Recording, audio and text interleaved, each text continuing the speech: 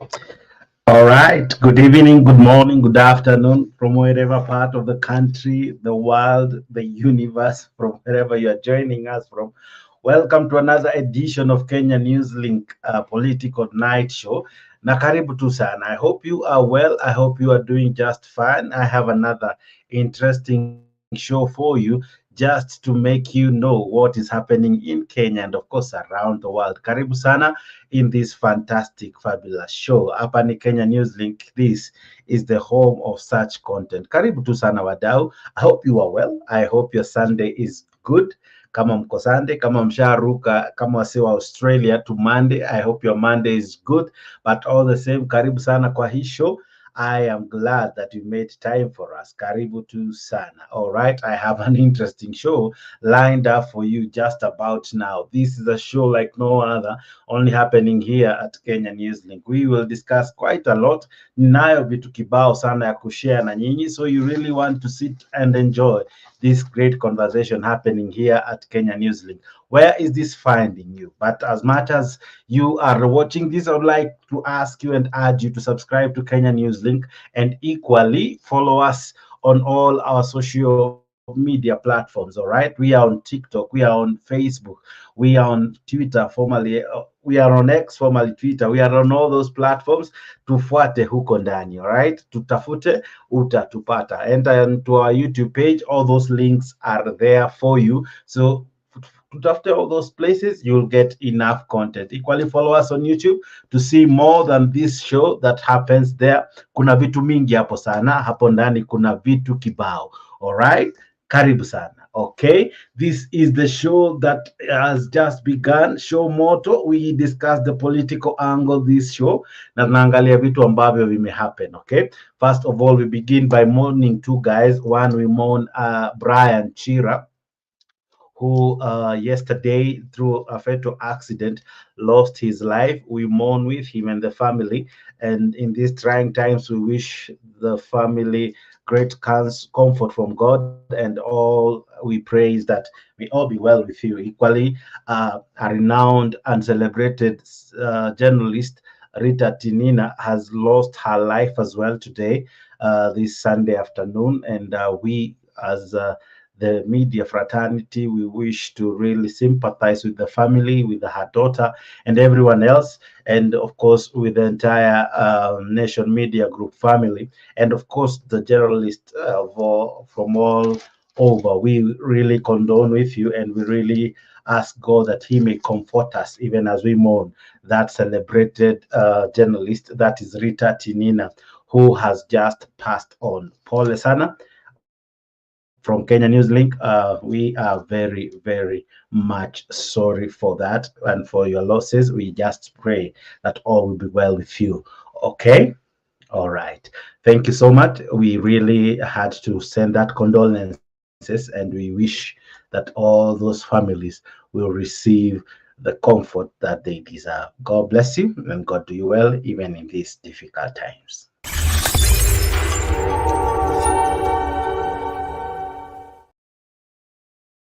All right. Now, in what appears to be a trend, in what appears to be a trajectory of how things are becoming uh, tough in UDA, another interesting thing is happening. You know, for quite some time, they thought Raila Odinga is their rival. For quite some time, they thought that they have no one to oppose them. But where kumbe nguruwe ujikaanga na mafuta yake. Kumbe the thorn is in their flesh. Kumbe the challenge that will really shake them is in their flesh. Of course, William Ruto has said, kuna time ya kutokuwa popular. But where the rate at which the unpopularity, that is English, is becoming to arise, it's interesting. I'm telling you, ladies and gentlemen, the amount of heckling happening right nowadays, it is on another level. This time round, it's not as your ordinary heckling. We have seen heckling in Meru. We discussed that in this show. We saw heckling happening in various parts of Mount Kenya. We were able to discuss that in this show. Of course, we'll take a look at them again. And then, just as though we thought maybe kuko na issue Mount Kenya, William Ruto, the president, chose to go to his stronghold, to his backyard. He went to Kericho the other day. I'm telling you, I'll be showing you what happened. Yesterday, he went to Bomet. I'll be showing you what happened. Until today, the deputy president, we don't have a vice president, the deputy president had to come out and tell the people from those areas, you know what? Manze, mnatuchomea mbaya sana, mnatuaibisha. I'll be telling you about that in this particular show. But equally, let me know where this is finding you, and also allow us to really engage with you through the comment section. And equally, if you wish to join us in studio, the links to join us in studio are appearing on your comment section. Hapo kwa comment section is where you get the links to join into this particular show. All right, the links send you to this particular show.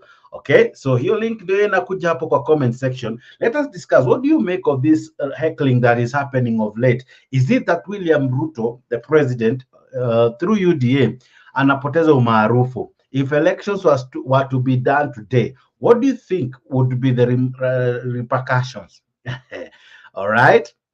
The other thing is, it has been interesting given that of late, even the story of UDA elections, which we were all anticipating that will happen in March, zimeenda chini. That conversation is not happening. So what is happening? What is cooking? Could it mean that probably all is not well in UDA? Could it mean that all is not well in the ruling party? Is all well with the president? Maybe we thought by sending one Raila Odinga to AUC, we have eliminated competition. But I think the time is ripe for anyone who has all that it takes to really take up the challenge. Because if there was a time that an opponent had everything going for them, it is now. Okay, let's speak up from this, and then we will continue. Of course, I invite you to join us here in studio. The links to this conversation are appearing there at the comment section. Equally, feel free to participate hapo kwa comment section. Maoni yako ni yapi? Yeah, what do you take of the issues that are bedeviling the president when he goes to places perceived to be his stronghold? Bomet is a region that voted to the man for one William Samoei Ruto. Kericho is a region that voted to the man for one William Ruto when it was time for the presidential election. If you remember, this is a place that almost everyone is from UDA, all the MPs, all the senator, the governor, everyone from this region is from UDA. So it is a place we can rightfully say it is a stronghold. It's the bedroom. It is where William Ruto enjoys massive support from people who live there, from people who vote from there. So it is rightful to say that William Ruto is receiving very interesting challenge in his own backyard. All right, we'll be looking at that and we'll try to see what that means. But before even I bring in the panelists, allow us to listen to this. I'll be playing equally how it all went down yesterday, Uko, maeneo ya Bomet na Kericho. But let's begin with how today began, by the statement by one Deputy President, Bwana Mr. Rigiji, the truthful man. This is what he had. Rigathi Gachagua has called Rift Valley leaders to order, asking them to stop embarrassing the president by engaging in what he termed as unnecessary supremacy wars. Well, in reference to the rising cases of heckling and hooliganism witnessed in presidential functions, as was the case in Kericho and Bomet, Gachagua told the leaders to respect the presidency and stop political squabbles. Two incidents in Kericho and Bomet have now left the head of state and his deputy furious.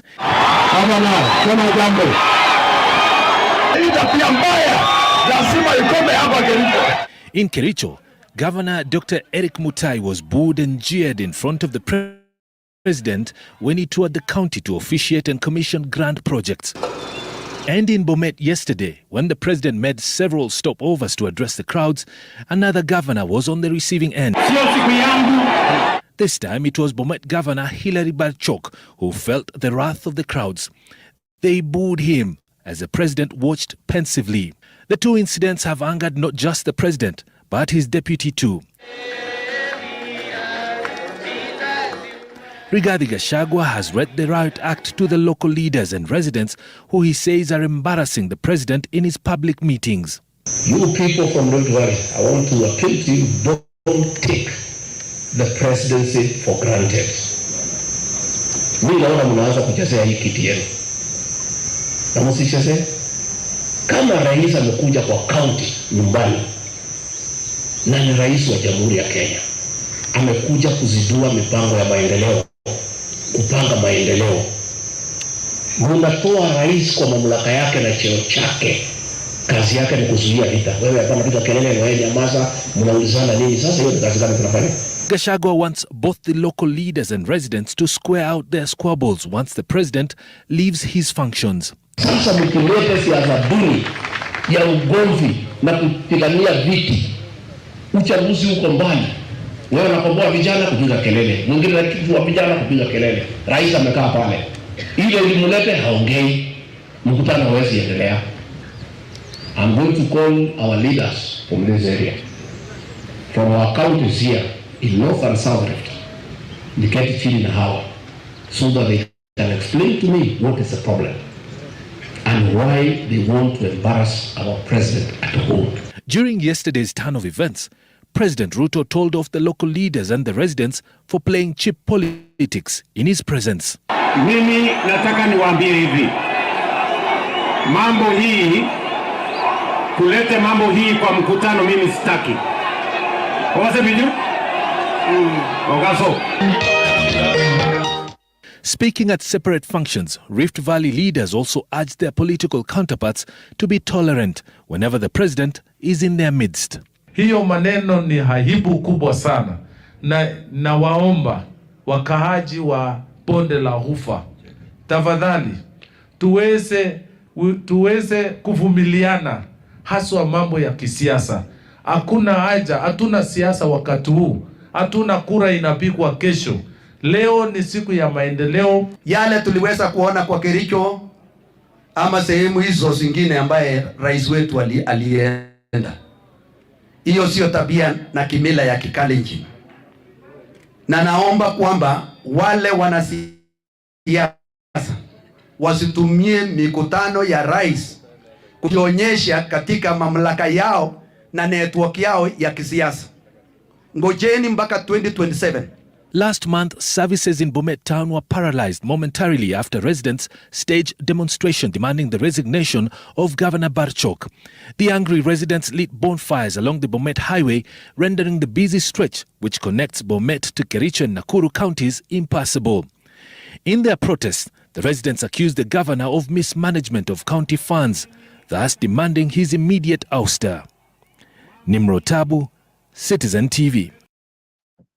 All right, I couldn't have put it even much better than Nimrod Tabu did, and we'll be looking at that among many other things. What do you see happening across Ruto's stronghold? He was in Kericho yesterday, or the day before yesterday, I think on Friday, and there the governor Mutai was unable to speak, because the residents there couldn't even allow him. He was booed to the ground. And as if that was not enough, the president tried to calm the crowd, but the crowd couldn't have any of it. You know, it's becoming interesting that this is the region that would sing bottom up. This is the region that would praise William Ruto. They would even help him finish his sentences. When he would say bottom, then they would say up, you know, where he came out so strong, and they showed him that we are ready to support you. And for real to their word, they showed him support. They came out to the man to vote for him. He received enough support from the region of Bomet, from the region of Kericho. These are regions perceived to be strongholds for William Ruto. If there is a storm in William Ruto's backyard, where is it safe for him? All right, those are the things we'll be trying to answer here in this particular show. What do you make of what is happening? There are people who are opining that probably watu washachoka, watu wamechoka, watu are tired, in the sense that they really placed their hopes and trust in this regime. They really had all their eggs in this one basket called UDA. Unfortunately, it was not good, or rather, it has not been for them. And this kind of heckling has been happening.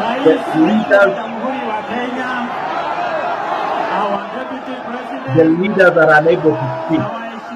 They are heckled down. Ruto Mato, Bomet, he tried to address the crowd. He tried to speak. He tried to speak. He raised his voice. The crowd could not have any of it. You know, they spoke and shouted, you know.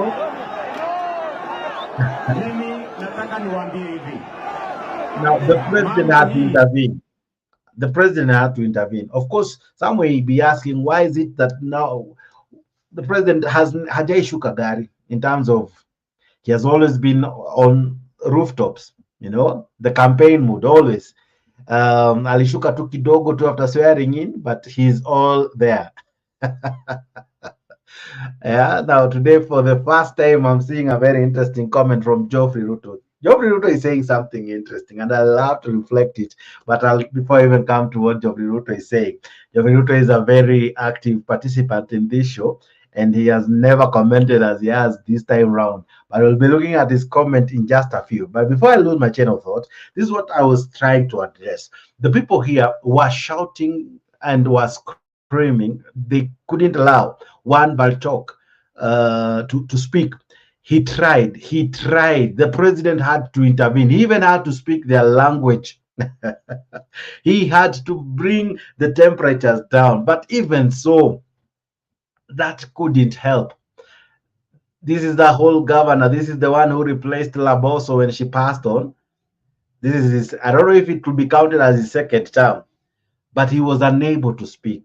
The crowd couldn't have any of it. They toned him down. They dressed him down. And just few centimeters, if not meters, away from him, the hand you're seeing there, the man trying to talk there, is the president. All these hands waving, I don't know, I wish I could have a point on screen. All these hands waving, trying to shout, trying to scream, are standing next to the president. In fact, the president, if he stretches his arms correctly, he might touch their heads. This happened immediately after Bachok was invited. Let's listen in kidogo before I even begin the conversations. Deputy President, na waheshimiwa members of parliament, na watu wa Ukape Sojo, tusalimiane. Bwana asifiwe. Tafadhali. Leo rais, sio siku yangu tu. Get him kidogo. Please.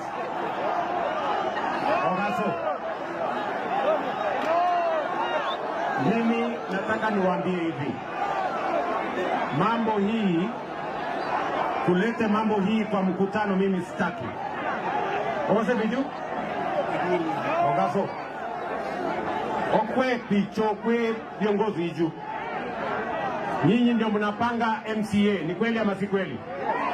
Nyinyi ndio mnapanga mjumbe, ni kweli ama si kweli? Nyinyi ndio mnapanga senator, ni kweli ama si kweli? Hata huyu governor si mnapanga? Nyinyi, mimi nataka niwaambie, nyinyi mtulize maneno. Mkuwe ni watu wa kusoma barua ikiwa ndani ya bahasha. Kama kuna mtu hajafanya kazi, mngojee siku ya uchaguzi, mtamalizana na yeye. Lakini kwa sasa tuko na mkutano, kama naongea. Asante rais. Amacho nafasi ni rais ataje mwenga. Ngoja yu umeza umerusa simu. Na tuko na shukrani nyingi kwa sababu umetupatia heshima, umetutembelea. Hapo leo ni kuongea mambo.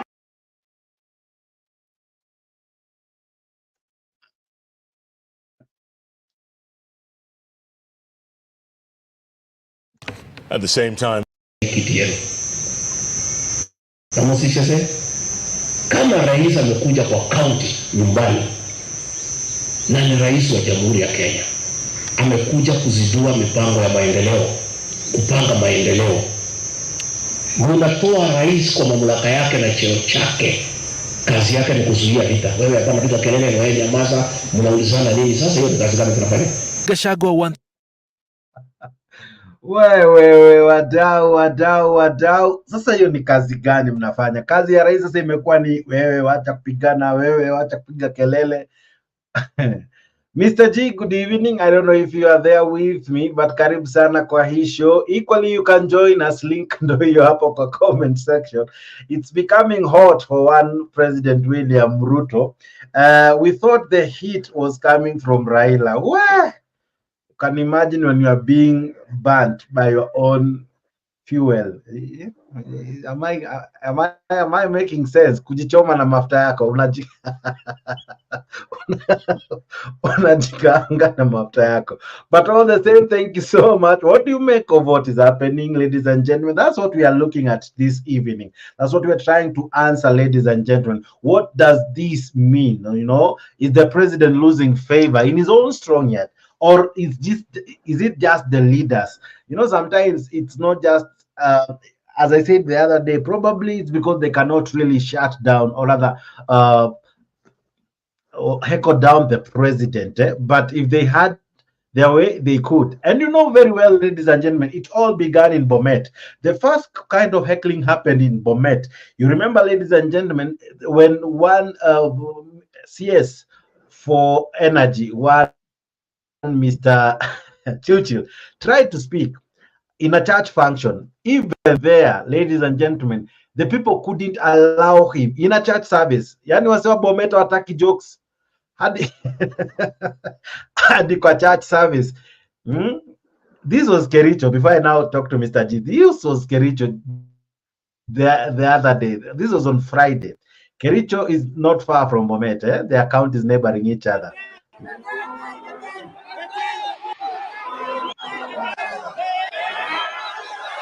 Asante sana rais.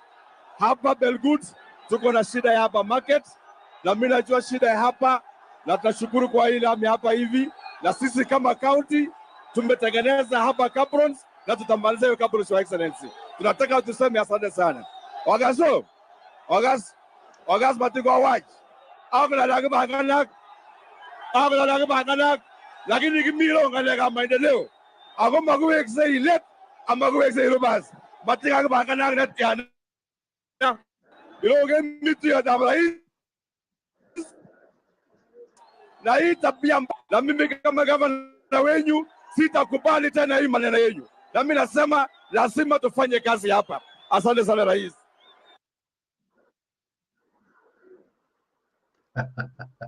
Hii tabia mbaya lazima iachwe. Yani Mr. G, what is happening? What could be happening? Okay, good evening, sir. I think good evening to you. Welcome so much. Yeah, I'll get you also our fellow followers on our comment section, all about they are watching us from their YouTube. Okay, on this issue, I think so many issues are rising up at the moment. Although there's a comment that today, Ruto, Mr. Ruto, our Ruto, not the president. Yeah, there's a comment. Yeah, our Geoffrey Ruto. Yeah, there's a comment. I comment, and boy, I don't want to comment on it. But let me just try to share what I'm getting on this issue. You know, Mr. Jakes, there is a law. When you read the book the 48 books of 48 laws of power. Yeah, I like that book. You know, when you go to that law number 19, the law number 19 says that do not offend the wrong people.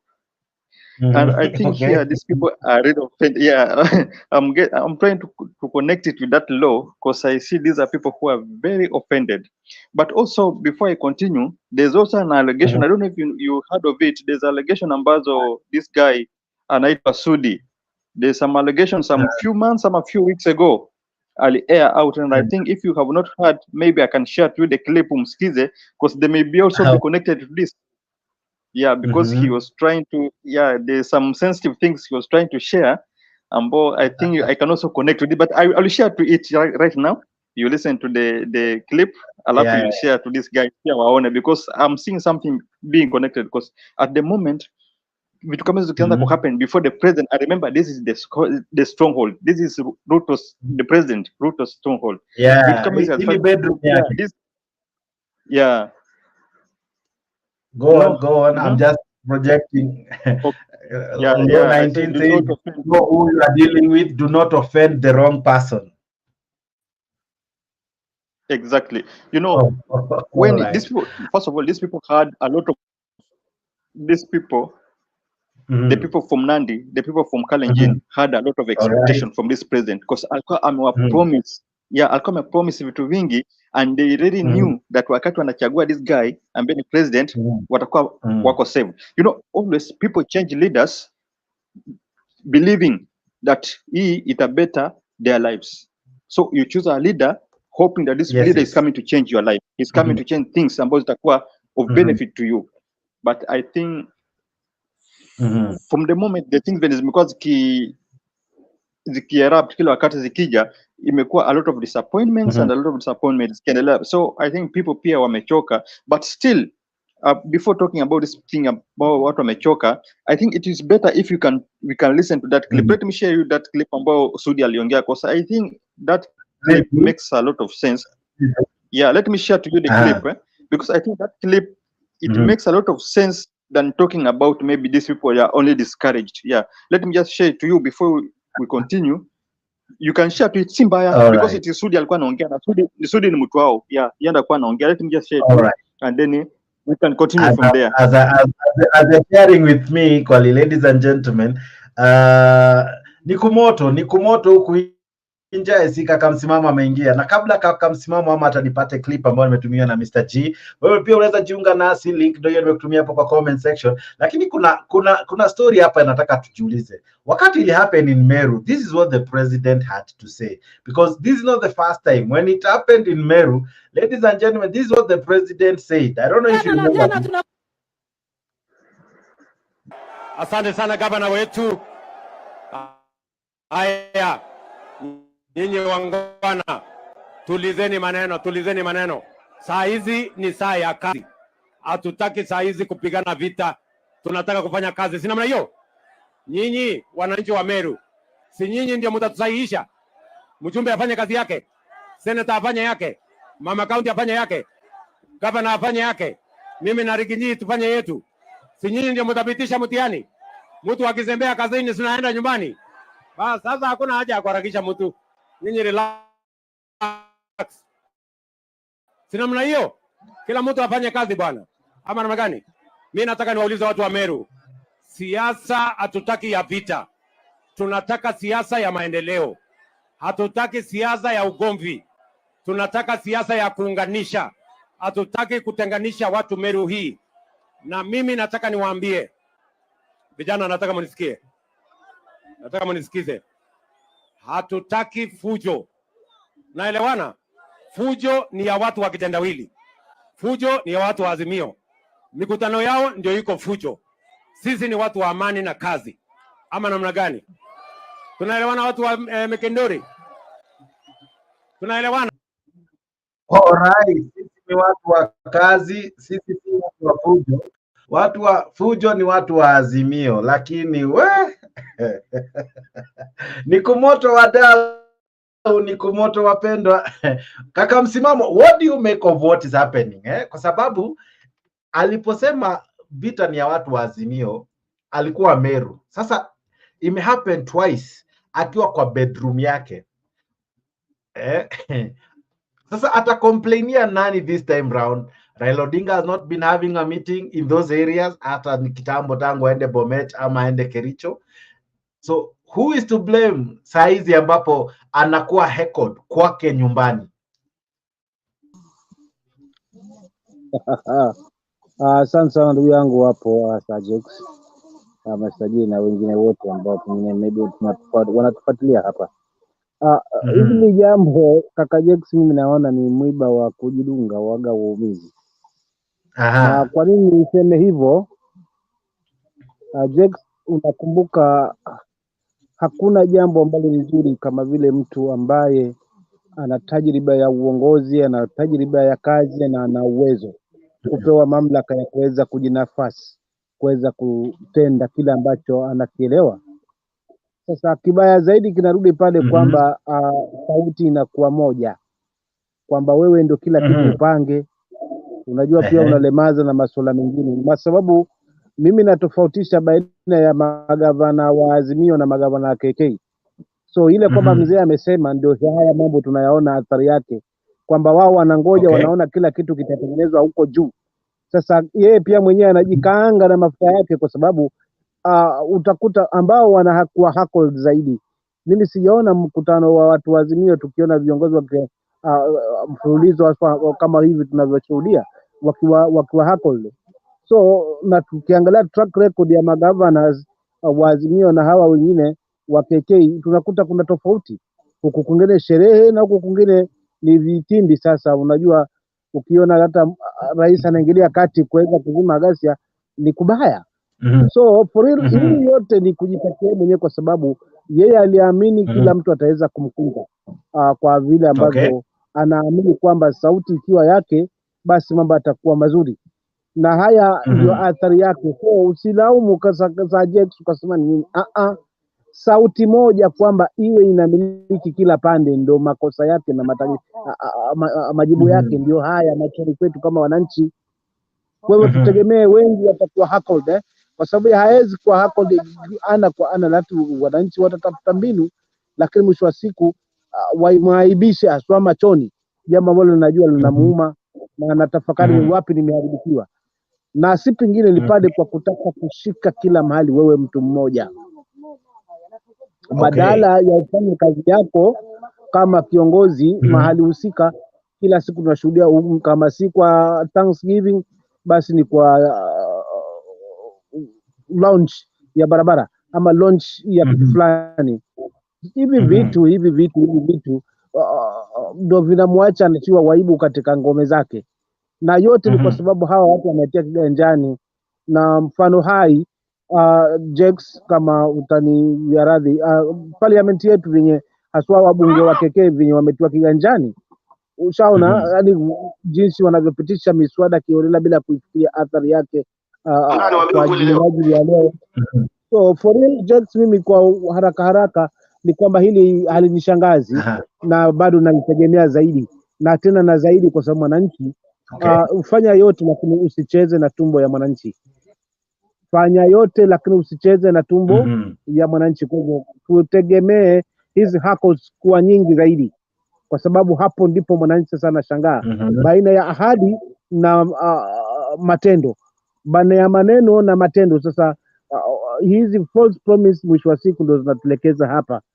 Kwa hiyo jamani, tutegemee mengi zaidi, na wote ambao wamekuwa katika huu mrengo samahani wamelemazwa kwa kutaka kusikiza mtu mmoja. Mzee amesema ama anasemaje boss? Sasa unashindwa na kujinafasi kufanya ile kazi ambayo inakupasa ufanye, kwa sababu wananchi wamekuchagua kwayo. Kwa unakwenda umetoka huku, tumekupa umetulalamikia na sisi tumekupa malalamishi yetu, tumekubaliana unaenda bungeni tufanyie hili, but ukienda katika nafasi husika badala ya utufanyie unafanya kazi ya mtu mwingine ambaye ni kidogo zaidi. Maana kwa tamaa ambayo ndio imetumaliza kama Wakenya. So mimi nitakwamia pale kidogo lakini nategemea mengi zaidi kaka yangu Jex.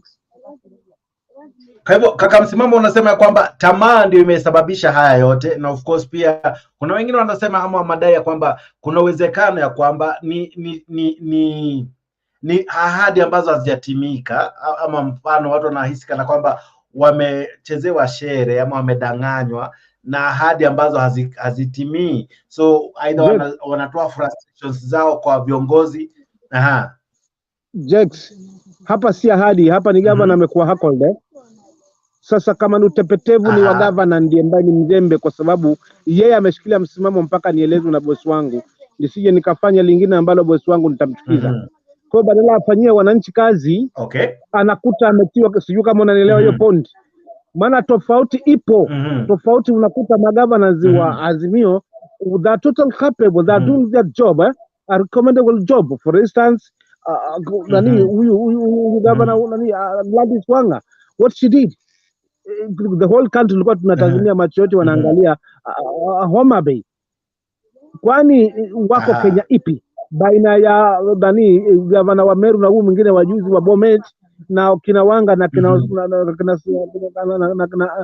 huyu wa Kisii na kina Sharifu huku Mombasa, wako wapi? Kenya ipi? Nini kinafanya hawa wanafanyia wananchi wao kazi na hawa wengine wanabaki katika sauti? So madhara ya kutaka uhuru Kenya kwa kutumia sauti moja kama tulivyokuwa awali, hapa ndipo ambapo tunashuhudia. Na nikimalizia akakaje, kuna utofauti wa sasa na juzi. Maana pale juzi vyombo vya habari havikuwa na uhuru, hakukuwa paruanja, hakukuwa naombea kama huu ulioletwa hewani siku hizi. Wewe jamba leo tu, kesho saa hiyo tu nusu saa lishatokea kwa mitandao. So hapa ndo kuna tofauti. So ukitaka kurejesha back to where we used to be inakuwa ngumu, kwa sababu wananchi ashakuwa mwerevu zaidi. Kwa hiyo nitachapa na yangu Julia ameingia. Alright, Julia kondani, asante sana Julia, lakini naja kwako Julia sasa hivi, lakini kuna point ambayo Mr. G alisema ataiongelea. Niambie ukweli leo. Hii video. Huyu koti mmoja na Mandago na DK yule Asoi waliibia kura Bitok. Hawa. Waliibia kura Bitok. Lakini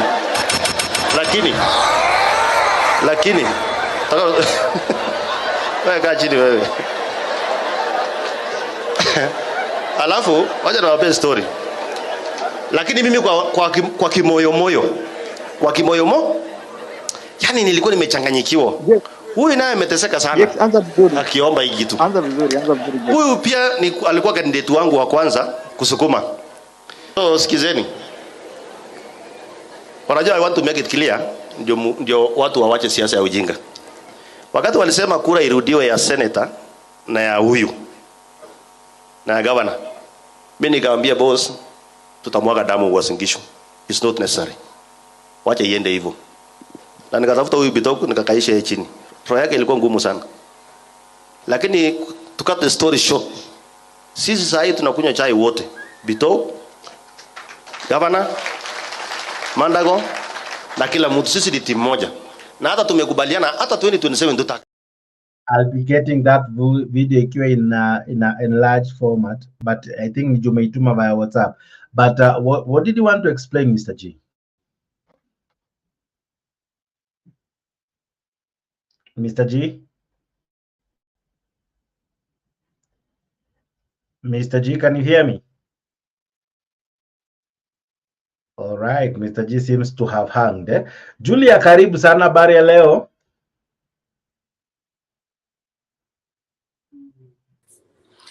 Mzuri je, habari zenu? Tuko salama kabisa. Naona kakaangu Mr. G amehang. Sijui kwa nini amehang pande ya kwake.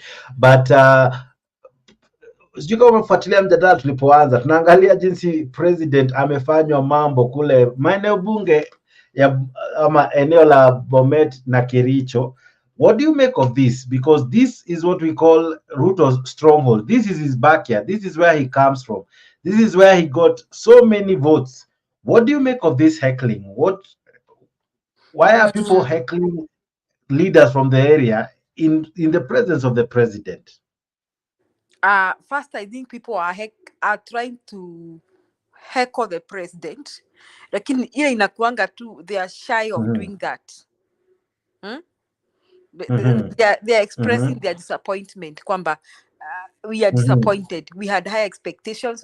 Sasa wanaanzia yule mnyonge, unaona kuna vile nyinyi mabwana mnaingilianga watoto badala ya mama ama mama. It is it's the other way around. Have you ever had not your wife Jake, have you had your women who pick a fight with children? Wanatukana watu, msimamo hujasikia hiyo story, wanataka kutukana watoto because they are frustrated with their husband. Na hamna akili. Wanasema mama anaanza kusema na hamna akili, mko tu kama mwenye amewazaa. She starts saying such things. She's trying to insult you. Why does your wife has to wait until you are home? Is when she starts insulting the children. What do you think? Ama anaanza kuambia na msinisumbue. Munafikiri ninatoanga mimi sina pesa. Muitishe mwenye anakuja na pesa. Mimi so that is what some women do. But they are trying direct message to the man. So this heckling is the children, or sorry, is the wife showing her anger to the children to spite the father. Yes. So she's anatafuta bwana yake. She's looking for him. And in mother tongue nasemanga anamtafuta I'm trying to do direct translation. Anamtafuta. Sasa these people are dissatisfied. Okay. Why they have to shout down their governors and their leaders in the presence of the president? If they respected the president, hawange fanya hizo tabia mbaya. Unaona? Lakini they are trying to tell the president we are dissatisfied with a lot of things. And also, if I were the president, I think this is very embarrassing, and I would go back. I call myself a meeting.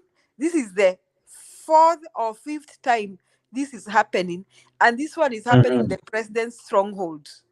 Sindio? So-called stronghold. So-called strongholds. Si alienda Meru, watu wakaanza kushautiana hapo. Siji Kiambu. You remember? Then now Kericho. Now Bomet. The next time, nakwambia utatukana president. I'm telling you. And when these things happened in Mount Kenya region, he was not believing. So president ameenda Rift Valley kwenye the stronghold to try and assert himself. He's not reopening projects. He doesn't care about these projects. He's just trying to assert himself. Like in the event of asserting himself, people are still disrespecting him. So mimi Jake, mimi naona walitaka tu kumwaibisha, na mimi nataka kuwauliza swali nyinyi na mzalendo. Did mliona statement ya Gachagua after that? Ni msimamo, I'm sorry, msimamo. Sorry, msimamo si mzalendo. Msimamo, mliona statement ya Gachagua? Leo. Alisema aje? Alisema wanamwaibisha, ndio tulianza nayo. Alisema wanamwaibisha rais maeneo yake ya utawala. So according to Rigiji, ni aibu wanaleta, wanamwaibisha president. Badala ya president afanye kazi ya kutulizisha watu, kazi yake ni ni kuambia wewe wacha vita hapo, wewe fanya hivi. So president badala alete kazi, president anafanya sasa kazi ya kutulizisha ama kurejesha amani. Did you see Gachagua was saying, sasa nyinyi mumeona magazeti, mumeona TV, nini ilikuwa kwa TV, president alienda kununua maendeleo, lakini badala ya kazi yenye president alifanya, nini ilikuwa kwa TV, ni vile mliaibisha president, ni vile mimi sitakubali mwaibishe rais wangu, nini, alafu akasema ati mumepewa kiti na hii kiti hamu appreciate. So me am asking myself, Jake, na msimamo. Jina ni mwingine ameingia. Ni kiti gani anajiita maendeleo ya bure? Tuseme mimi nimetoka Mount Kenya. Mniambie tu kweli kama mimi kuna kiti nimepewa na Ruto. Ama mniambie tu kweli tofauti yangu na nyinyi kwa hii viti. Mimi nafikiri mimi na nyinyi zote tuko hustlers. Kama kuna watoto tutalipa, mimi Julia msimamo akilipa, Julia atalipa. Bei ya kilo ya sukari yenye msimamo ananunua, mimi ndio nanunua. Hakuna vile kutasemekana ati mumepewa kiti ya deputy president, sasa bei ya sukari ya Julia iangushe chini. Will there be something like that? No. So I'm asking myself, what is this nonsense Gachagua is always saying? What is wrong? I seriously told somebody today I give up with Gachagua and his brain. Kwa sababu gani? For 2 reasons. First, you cannot force respect. If your wife does not respect you, msimamo, she will never respect you. She cannot change. Huko kwetu nasimanga mti hawezi rekebishwa kama mmeshakoma. Unaona? Kama bibi yako the day she entered, if she didn't respect you, she's not gonna change. At umepeleka mbuzi kwao na ng'ombe, she's not gonna change. So respect cannot be forced. Respect is earned. So Gachagua was saying, mimi nisisikie mkiambisha president. Mimi tutakushana na nini? Who was he lecturing? Are those school children? Who the H does he Gachagua think he was? Who was he lecturing? Are those school children? Haya. And then he said, tumepewa kiti. Hii kiti mtakana muappreciate. Nani amepewa kiti? Yeye na bibi yake anaitwa nani? Bibi ya Gachagua anaitwa nani? Dorcas. Yeye na Dorcas ndio wamepewa kiti na watoto wao. Na Ruto na Rachel ndio wamepewa kiti na Sugoi. Si. Sasa mimi Gachagua asitulete. Hakuna mtu amepewa kiti. Yeye na Dorcas ndio wamepewa kiti na Ruto na Rachel ndio wamepewa kiti. Sasa mwenye watu wamekataa kumheshimu aende akaulize hao watu wakini wamheshimu wasitulete. Asanteni sana. All right. Julia, asante sana kwa maoni yako. Najua umewasha moto kibao. Takuja kwako tu saizi. Naona na mgeni leo anaitwa Charles Keter. Karibu sana Charles Keter. Mr. G amerejea. Naona msimamo anainua mkono. Msimamo dakika chache tu nieleze.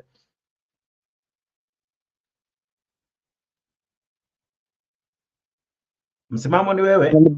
Asha sawa, asante. Unajua na wasiwasi mbona naweza nikatemwa nje. Nimsaidie kidogo kwa msemo dadangu Julia kwamba pale aliposema yani unapiga jibwa unamtafuta mwenye unapiga mbwa unamtafuta mwenye mbwa ama unagonga gogo kusikiza mlio sasa. Hiyo ya kwanza ndio ya kupiga mbwa unatafuta mwenye mbwa. Hiyo ndio inaingia sana. So our hecklers wanapiga mbwa wakitafuta mwenye mbwa. Alafu nimsaidie pia. Usishangae Julia kwa haraka naweza nikatemwa nje ndio maana na wasiwasi hapa. Lakini pia nitakuwa nimechangia. So mtanisamee ndugu yangu Mr. na brother hapo kidogo tu. Sitachukua muda. So ni VJX. Julia kwa masuala ya Gachagua yeye una masuala na haswa na cheo Kenya alikuwa anasema tumepewa kiti. Usisahau kauli yake ya kampuni ya shareholders. Maana shareholders ya Gachagua ilikuwa inamaanisha ni vyeo tutapewa. Sisi tutapewa na kina nani? Hebu tugawane hizo. Kwa hiyo baada labda hivyo vyeo wananchi ndivyo ambavyo watafuatia kwa sababu watakaa kwamba tuna makamu wa rais. Kwa hata kama tunapata tabu lakini tuko na makamu wa rais of which anayefaidi ni makamu wa rais, si mimi msimamo ambaye niko mlimba huko mbali huko. Alafu msimamo swali msimamo kabla hujaenda. Alafu nitatemwa Julia nitatemwa. Usitemwe. Niko na neno la kukuambia. Hebu kumbuka. Basi msimamo. Uliona ndugu ya Kibaki. Nyinyi watu mliona historia ya ndugu ya Kibaki na madugu zake? Ile hali ya maisha walikuwa naishi. Mliona hiyo story? Na Kibaki alikuwa rais wa wapi? Wa Kenya. Na ndugu wake na kaka zake walikuwa bado wanasumbuka na maisha. This thing ni ya mtu na bibi yake, mtu asituletee.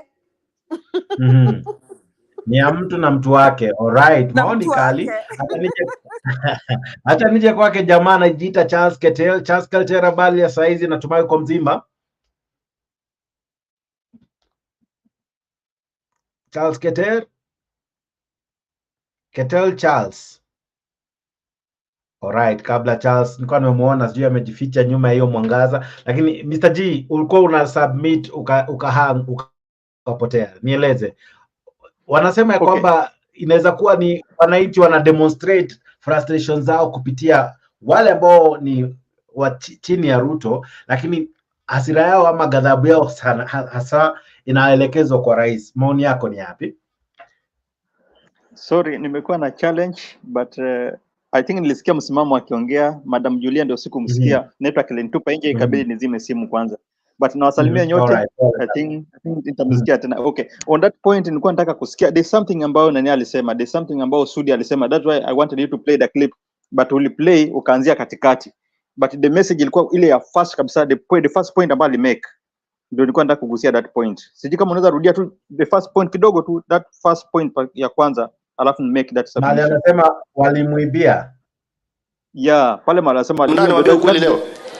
Huyu koti mmoja na Mandago na DK yule Asoi waliibia kura Bitok. Hawa waliibia kura Bitok. Lakini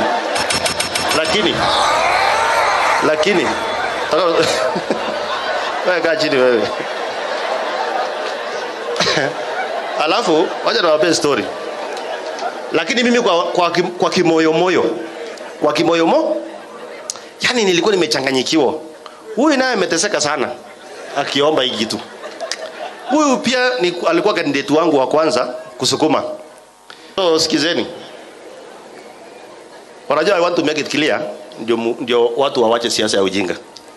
Wakati walisema kura irudiwe ya senator na ya huyu na ya governor, mimi nikamwambia boss, tutamwaga damu Uasin Gishu. It's not necessary. Wacha iende hivyo. All right. Hadi hapo? Yeah. Sa ukisikiza kitu ambacho Sudi anasema waliibia, which means hiyo kura haikuwa sawa kule kwao. Kura haikuwa sawa. So I wanted to connect it na kitu ambacho inaendelea sasa. Anaongelea UDA nominations. No, ameongea kuhusu kurudia kura. Ilikuwa ni kurudia kura wapi?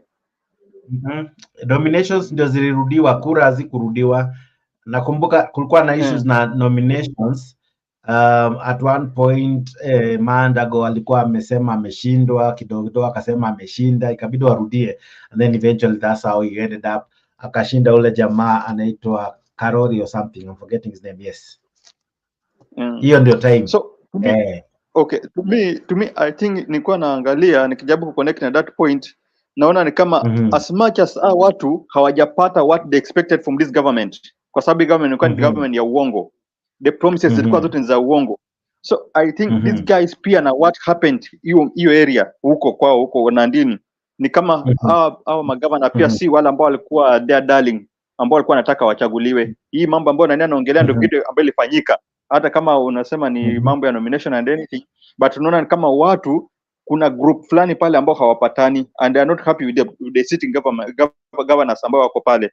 So inaweza kuwa ni watu wananunuliwa, inaweza kuwa ni watu wanalipwa wafanye hivyo, na pia inaweza kuwa ni watu wamechoka na hii uongo ya Ruto na government yake kwa promise vitu ambao hawezi fulfill.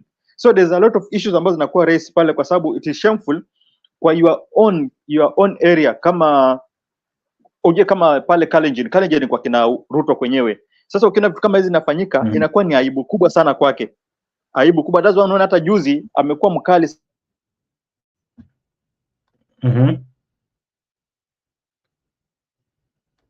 sana akiwa anataka kupiga kupatia mtu kiti.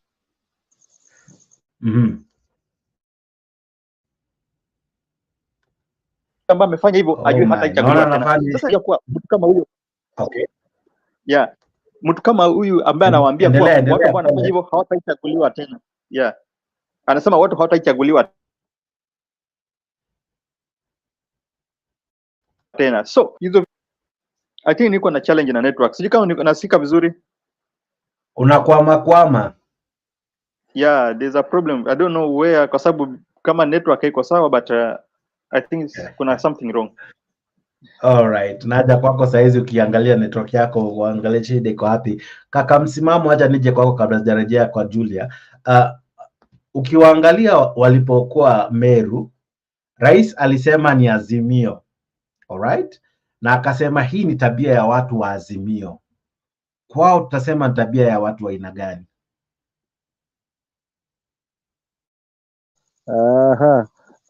Ndugu yangu, Azimio ilikuwepo Rift Valley, hiyo ndio wazi. Azimio ilikuwepo Central, that's the truth. Unajua siku zote haki haizami, kaka yangu Jex, huwa inaolea. Yaani mpaka ukaisukuma ndani ya maji, hata kama ni ya bahari, haki bado itaolea, itaonekana. Sasa ni wakati ambao ndo tunatofautisha hizi siasa kwamba hiki kikifanywa ni watu ndio wanaofanya hivi. Nao unataka nijiuliza kama hilo swali nimeniuliza wewe haswa, ushanielewa? Kuna watu wa kununua reli, mbona wana hustle? Yote ni kwa sababu wananchi walifanya uamuzi wao, mwisho wa siku maamuzi waliotegemea sio yaliyokuwepo. Ndio na maana unakuta Gachagua na nadi hizo cheo kwao, kwamba lazima muheshimu kwa sababu ya hiki kiti. Lengo na madhumuni kwamba akisha drop huyu naye lazima atachukua ya kwake 10. Ndio lililobaki katikati yake. Mwisho wa siku tutafikia hayo agreement kule kwamba tulikubaliana ni hivi. So utofauti wetu ndo hapo tunazungumza hata hapa kwa panel yako leo. Mimi kama msimamo kwamba tumesimama hapa tukizungumzia haki. Ndio maana tumesimama kidedea mpaka muda huu. Dadangu Julia, kakangu mjini, wewe Jack, kwa sababu tumeona umuhimu ni taifa hapa. Hakuna lingine. Muhimu ni taifa, wala si mirengo, wala si vyama, wala si ngome. Kwa sababu taifa likiletea kusiko, wa kulaumiwa ni mimi mwananchi, wala si mwingine. Maana hakuna wa Uganda atakuja hapa kulaumiwa. So kama tutanadi kabila, tutanadi dini, tutanadi nini, we are in for it.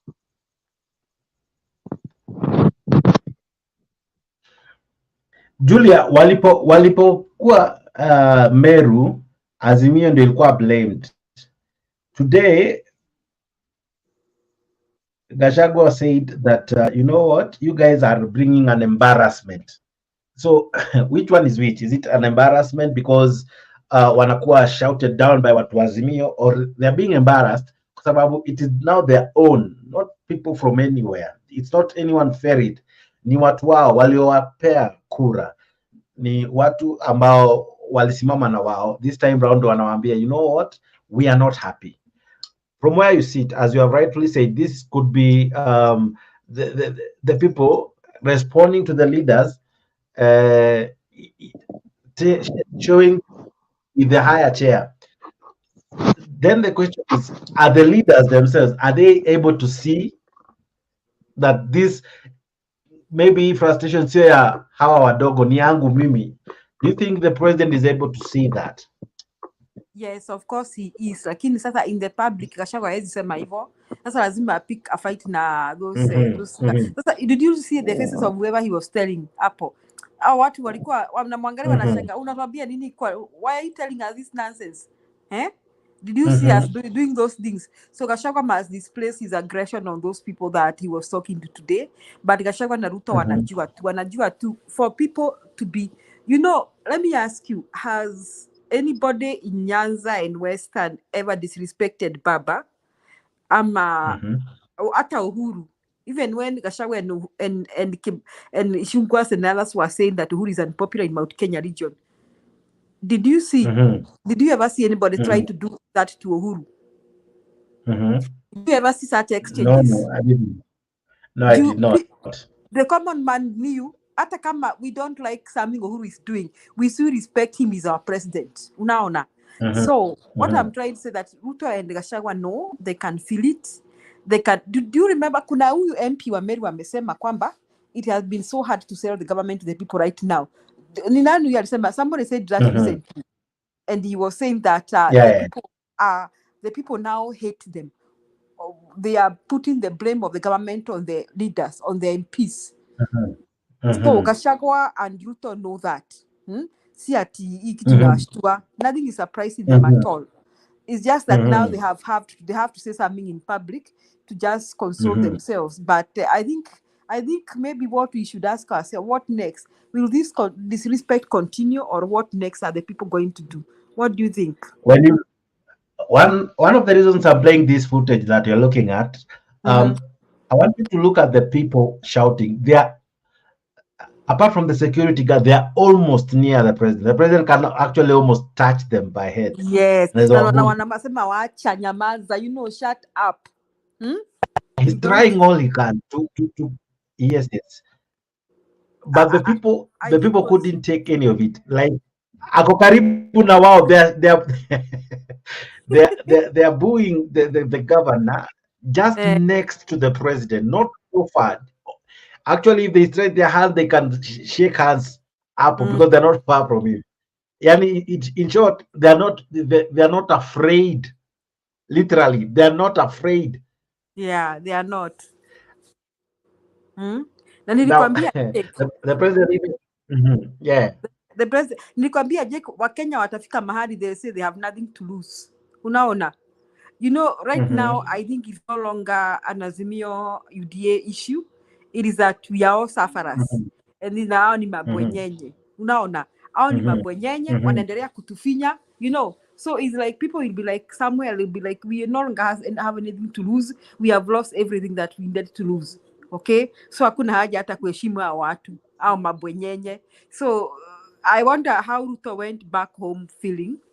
And I think he should rather stop. He should just stop his campaign things, because now he's campaigning, because he'll soon run out of energy. And unajua, I don't think he has the money that he used to buy people in 2022, unless he continues stealing to buy people again in 2027, which may not work the way it worked for him. So I get now your point. I want to imagine this. In this same place is being built today. This is the same ground that they celebrated him. You know, these were places that we would see mammoth crowd coming out to cheer and celebrate the president. Barely 2 years now, this has happened. What changed? It is, I want to think that these people really had high expectations of the government, and they didn't think, unaona kuna ile picha, kuna watu tu who really bought this thing to a god, na others ni kabila lao, others is their hate for Baba. So, and maybe they really thought that these people were going to, you know, they were walking around with wheelbarrows, kwamba sisi ni mahasras kama nyinyi, and tutaleta pesa mashinani, it will be the time for the hasra. But now they are surprised and disappointed, because life has become more expensive and life has become unbearable and everything is so expensive, hata masomo nini. So I think it's coming to the reality that hii serikali hakuna mali inawapeleka. So I think they no longer care, Jake, whether ni raisi ama ni mkamu wa raisi ama ni nani. They are like, we have nothing to lose, we have lost everything. And you see, when you look at the footage now, the president almost became angry, you know, where even his tone changed. He became angry because I don't think this is what he anticipated, and this was just in Bomet. In Kericho, just a day before, it equally happened. Some may say it's just wanakemea ma governors, but these governors, some of them are in their second term, some of them as much as their first term. They're only 2 years in office, all right? So really, as you rightfully say, is it that because the governors are not performing, or we can rightfully say it's probably the frustration is the government that has failed to deliver, and maybe the promises were made was from here to you know where, but they haven't seen any, so they are kind of showcasing that we don't want any more promises, we want you guys to deliver. What do you think could be the message they're trying to send? It is like, just shut up. Kama una cha kusema, just shut up, stop lying to us.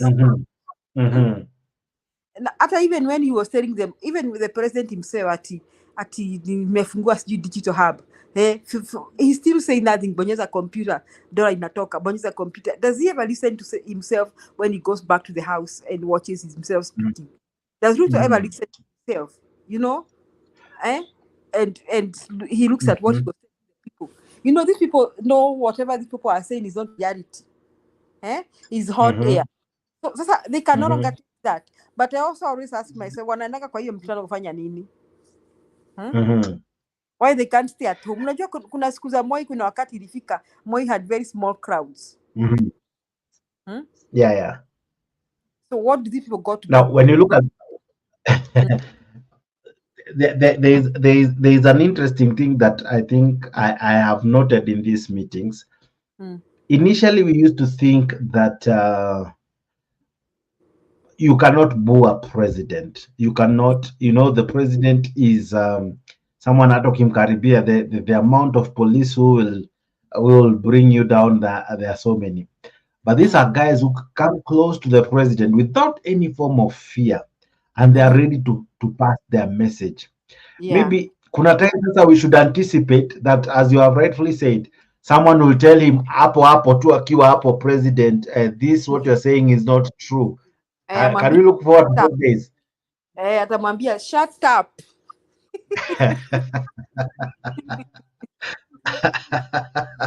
All right, ladies and gentlemen, we are having a great conversation here with Julia. Kujiunga nasi kupitia hiyo link ambayo nimekutumia hapo kwa comment section. We are looking at what? We are looking at how the president was having a challenge while he was in Bomet today, and equally what happened in Kericho. But to even bring you up to speed, allow us to listen into the entire bulletin, and we'll be coming back with Julia, and you as well can join us as we engage further. What could this have meant? All right, let's go on as we try to see what happened today. Political squabbles. Two incidents in Kericho and Bomet have now left the head of state and his deputy furious.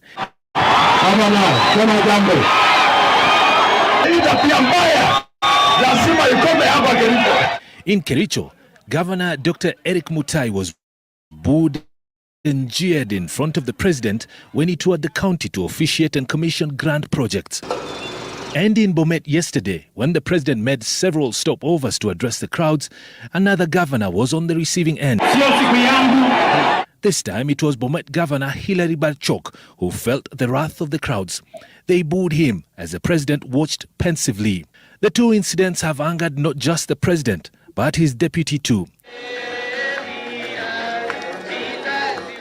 Rigathi Gachagua has read the riot act to the local leaders and residents who he says are embarrassing the president in his public meetings. You people from Rift Valley, I want to appeal to you, don't take the presidency for granted. Mimi naona mnaanza kuchezea hii kiti yenu. Na msichezee. Kama rais amekuja kwa county nyumbani na ni rais wa Jamhuri ya Kenya, amekuja kuzidua mipango ya maendeleo, kupanga maendeleo. Mnatoa rais kwa mamlaka yake na cheo chake. Kazi yake ni kuzuia vita. Wewe hapa unapiga kelele na wewe nyamaza, mnaulizana nini? Sasa hiyo kazi gani tunafanya? Gachagua wants both the local leaders and residents to square out their squabbles once the president leaves his functions. Sasa mkileta siasa duni ya ugomvi na kupigania viti, uchaguzi uko mbali. Wewe unakomboa vijana kupiga kelele, mwingine anachukua vijana kupiga kelele. Rais amekaa pale. Ile ilimlete haongei. Mkutano hawezi endelea. I'm going to call our leaders from this area, from our counties here in North and South Rift, niketi chini na hawa, so that they can explain to me what is the problem and why they want to embarrass our president at home. During yesterday's turn of events, President Ruto told off the local leaders and the residents for playing cheap politics in his presence. Mimi nataka niwaambie hivi. Mambo hii, kulete mambo hii kwa mkutano mimi sitaki. Wawase biju? Ogaso. Speaking at separate functions, Rift Valley leaders also urged their political counterparts to be tolerant whenever the president is in their midst. Hiyo maneno ni aibu kubwa sana, na waomba wakaaji wa bonde la Ufa, tafadhali tuweze kuvumiliana, haswa mambo ya kisiasa. Hakuna haja, hatuna siasa wakati huu, hatuna kura inapigwa kesho. Leo ni siku ya maendeleo. Yale tuliweza kuona kwa Kericho ama sehemu hizo zingine ambaye rais wetu alienda, hiyo sio tabia na kimila ya Kikalenjin. Na naomba kwamba wale wanasiasa wasitumie mikutano ya rais kujionyesha katika mamlaka yao na network yao ya kisiasa. Ngojeni mpaka 2027. Last month, services in Bomet town were paralyzed momentarily after residents staged demonstration demanding the resignation of Governor Barchok. The angry residents lit bonfires along the Bomet highway, rendering the busy stretch which connects Bomet to Kericho and Nakuru counties impassable. In their protest, the residents accused the governor of mismanagement of county funds, thus demanding his immediate ouster. Nimrotabu, Citizen. Now, Julia, if the people and the residents of Bomet and Kericho are unhappy with their governor, why don't they take their issues to the MCAs and the governor will be impeached? Why are they, if truly that is the case, why are they not impeaching their governors? I don't know. Maybe the MCAs have been bought, but I'm also asking myself, Jake. Let us assume that these are politicians fighting. How do they have the audacity of bringing people to jeer each other down in the presence of the president? How? So either the people do not respect the president, or the politicians do not respect the president, or both the politicians and the people have no more respect for the president. Then, if they can't impeach the governor, yeah, and the governor knows Akona issues in that area, what is the best way to go about it? Is it not of which is difficult to say they won't address the crowd, but how can the president prevent this? Because now this is becoming embarrassing. Meru, Kiambu, now in Nicho, Bomet. Is it just the governors really? And what wataanza kuona ni kitu poa, so the disease may spread. And you see in Meru they say it's because the issue between Kawena Mongaza and the people there, all right, and the leaders. And in Kiambu, what did they say in Kiambu? In Kiambu, they said Ishungwa was inciting the youth together with the Vika MP. Now, I want to really, I'm really keen to hear what is the narrative between in Bomet and in Kericho. And the town Ishungwa kafukuzwa, unakumbuka? Yeah, Kishungwa was equally heckled terribly. Yes, and he was so mad. So they're just refusing to accept the reality. Unajua kuna mtu hapa kwa comment section anasema kwamba sijui kama umesoma your comment ati Azimio panelists are joyous today. This shouting and castigating is making them excited. The issue is never about Azimio or Kenya Kwanza. Here we just discuss. Hata hakuna Azimio imetoka wapi tena? First baba mwenyewe alishaenda zake. Hata baba akienda zake bado watu wanamtafuta na Azimio yake. Come on. Now that's where the challenge is.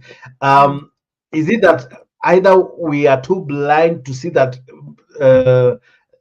issues have changed or things are changed? Mwananchi is not as gullible as he used to be. Amesha erevuka, you know, because I love the sentiments from the president that fools walisha Kenya, you know, the daddy ya wale ambao wako wanaambiwa hawajui wameisha Kenya. So you cannot always take them for a ride.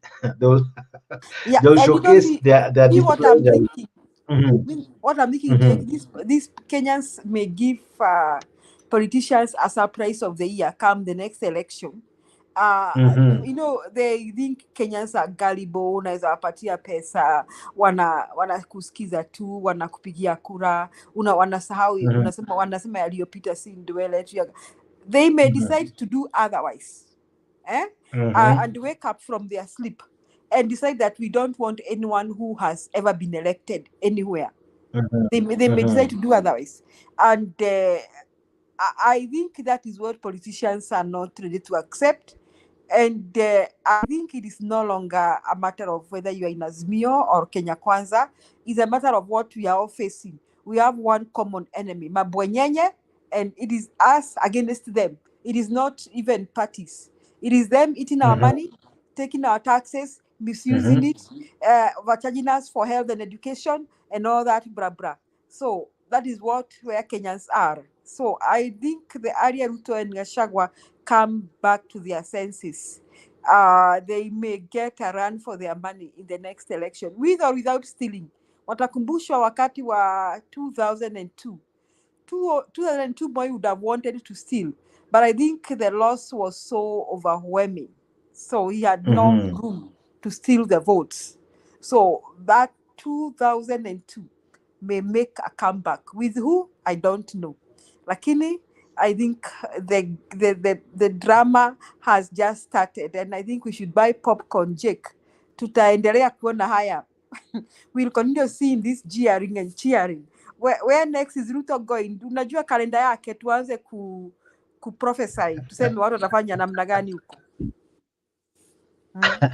You know, there are things that are interesting. For example, when Ruto goes to a place, he has to have this gathering. Of course, the excuse is anaenda ku launch maendeleo. My question is, must he have this crowd? Must he be on top of a car? Must he address the gathering in the sense that should we have this? Because a project kama ni ya wananchi wataiona tu, you know, Uhuru will do it. Of course, he will do the same thing. But is it time that this should change? Because how different will campaigns be if kama ni hivi tu tutasemanga president ameishi kwa gari, so hata tuta notice in time ya campaign ama, you know, there will be no difference. The president is ever on the top of his car, or ever, whether launching a project or whatever, he's always on top of the car. Is it possible that some of these projects, hata ziachwe ziwe launch na MCA na the area MP, a governor can do the launching? You know, it's not a must the president goes to launch a water project. It's not a must the president, you know, there are those we may say are groundbreaking, or rather a project that can change an area, you know, remarkably, you know, like a huge dam. But launching a borehole, what do you think? Yeah, alafu borehole inatoka maji chafu pale Kirinyaga. Not that I'm undermining the president, but I'm just saying, should he launch everything? Even launching things that are not from the government, like launching a classroom built by Safaricom Foundation.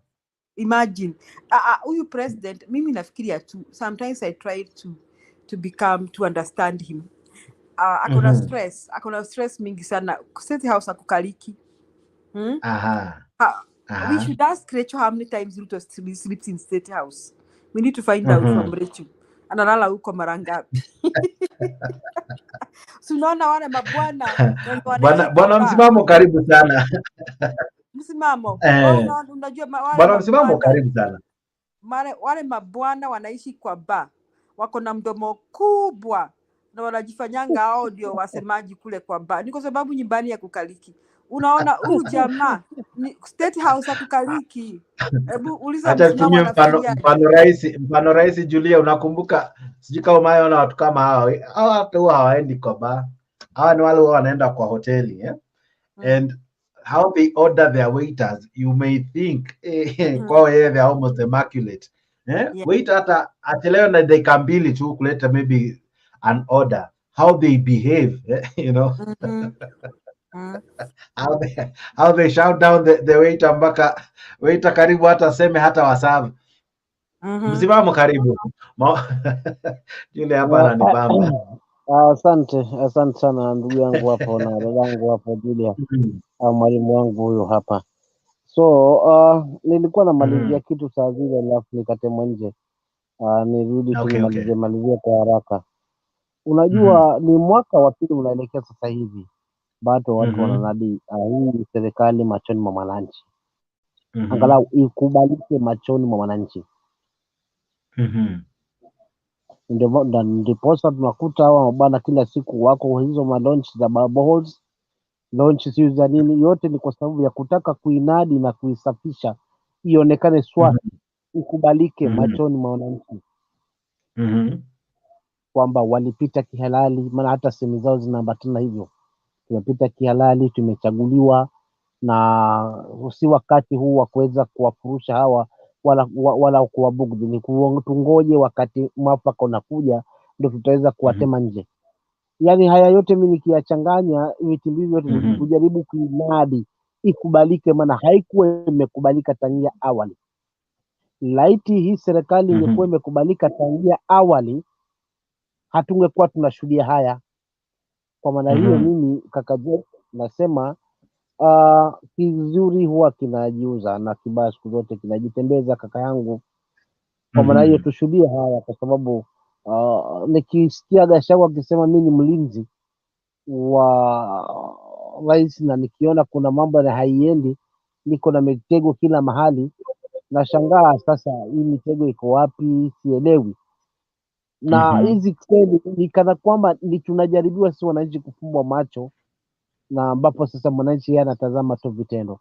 Je, nafaidika ama sifaidiki? La mwisho Jex, ambalo pia nataka nizungumze, kwa sababu mimi bwana naipenda nchi yangu, taifa langu nalipenda zaidi, maana sina mali kwingine. Kokote nitakakokwenda nitaambiwa wewe ni Mkenya tu. Kwa kuwa kwa sababu nalipenda taifa langu, lazima nijiulize, je, mimi kama mwananchi kosa langu liko wapi? Na kosa ni moja tu, kosa langu ni moja tu mimi kama mwananchi, haswa mwananchi wa Kenya. Haswa tunapokuwa viongozi, tukiwa na viongozi haswa wengi, haswa mfano jamii yangu iko na viongozi wengi katika serikali. Hilo kwangu mimi nakuta ni sawa, hata nikilala njaa, hata nikiwa ninakosa matibabu hospitali, hata nikiwa naona ninapata tabu kuweza kumpeleka mwanangu na kumsomesha, haijalishi, sioni, kwa sababu tayari nakuta serikali ni yangu, maana mtu wangu ndio yuko pale. So hii hali imeweza kutuathiri pakubwa, na tunatumiwa na hao wajanja ambao ni viongozi wetu haswa, wao kuweza kufaidi na sisi kuondokea kwa umaarufu tu kwamba tumekuwa kwa ndani ya serikali. Lakini ukiangalia wenye wanafaidi ni wale ambao wako ndani, na ndio hao ambao tunawafagilia sisi, tulikuwa tunanyonywa mfukoni, sasa hivi mfukoni tax. So kwa kweli Mkenya hapa ndiye ambaye ana hatima ya kuweza kulikomboa hili taifa katika hali ya usawa, ili kuweza kubadilisha mfumo mzima wa viongozi. Uongozi unajali mwananchi. Yes.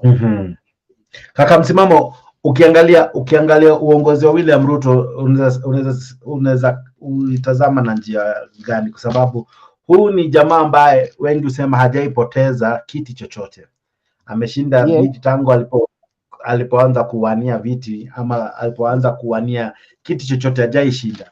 Je, wakati huu anaweza kuwa ana hali ngumu kuliko wakati mwingine wowote ule ambaye tafuta kiti? Hapana. Unajua shule kuna mwanafunzi anaweza pita kupitia akili yake yeye mwenyewe, na kuna gomba pia. Sisi tunaita gomba lile, na mwanafunzi akapita. Kwa kupita kwa William Ruto hakumaanishi ni kupita either kwa akili yake ama kwa masomo yake, kwa jitihada zake. Hata gomba lipo. Na maanisha gomba ni sio kama naeleweka. Hapo watoto wa siku hizi hao wa shule ndio wananipa hiyo misemo. Yani yeye anasubiri gomba na atapita mtihani. Kwa hivyo asome asisome atapita mtihani. So katika hali kama hiyo tusijaribu kujisahau tukasema labda Ruto hataweza kupita kwa sababu anakuwa Heckled. Maana yeye hayupo kwenu. Japo kikauli anainadi kwenu, aonekane yupo kwenu. Kwa masuala mazima ya kupita, aidha mtake msitake, kwa hivi vitimbi tunavyonavyo kama Wakenya, hata kutakuwa na maamuzi. Kaka Jex, usishangae 2027 ndio huyo amerudi. Na kwa kawaida wengi husema ilionekana kana kwamba kiongozi wa Azimio ndio alikuwa mpinzani mkubwa wake William Ruto. Jinsi mambo yanavyotokea, je, upinzani itakuwa kweli Raila Odinga ama upinzani itatoka kwake nyumbani? Unajua upinzani mkubwa ulio hapo ni mwananchi sasa. Maana ashagundua sasa siri ya urembo. Unajua ukila na kipofu siku zote usimguse mkono. Maana yake ni yapi? Maana ukimgusa mkono tu kosa, atajua huyu jamaa anawania zaidi, hapo hapatachimbika tu. Kwa sababu ukimwacha kwanza okote na wewe uokote kitamba kichangaa, sasa ndio hilo limeisha. Lakini ukishamgusa mkono tu ashakumbuka kwamba huyu jamaa hapa kila ilivyo anawania kivyovyote. Kwa hivyo nisipochunga na mimi, basi huenda nikaondokea patupu. Na ndio hali ilivyo. Mkenya sasa hivi kitu kibaya ambacho lazima achunge nacho ni Mkenya. Maana kama hata mkataa kikamilifu, hata kuwe na gomba la namna gani, itakuwa ngumu kuweza kulificha. Maana safari hii aliweza kuficha, maana youth walikuwa wanaongozwa na historia, yani hawana haja na historia. Wao wanaangalia tu yale ambao wameahidiwa. Nao youth wale ndio ambao sasa hivi ndio ambao wako mstari wa mbele kuweza kugundua njama nzima hasa na mpango mzima wa Bwana Ruto.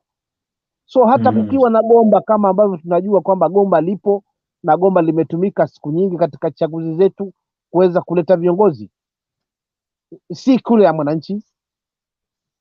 But this time around usishangaa 2027 kaka Jex, kura ya mwananchi ikatamilika zaidi kwa sababu watu wamechoka. Okay. Na sijui kama watu hawatajitokeza kikamilifu itatoa picha gani, na kama watajitokeza kikamilifu waseme sisi hatukutaki maana hatuja kuchagua kutokana na madhila yako na uongo wako na vitimbi vyako, sio itakuwaje? Kwa mimi nachukulia kali kama ile kaka yangu Jex, mimi kama msimamo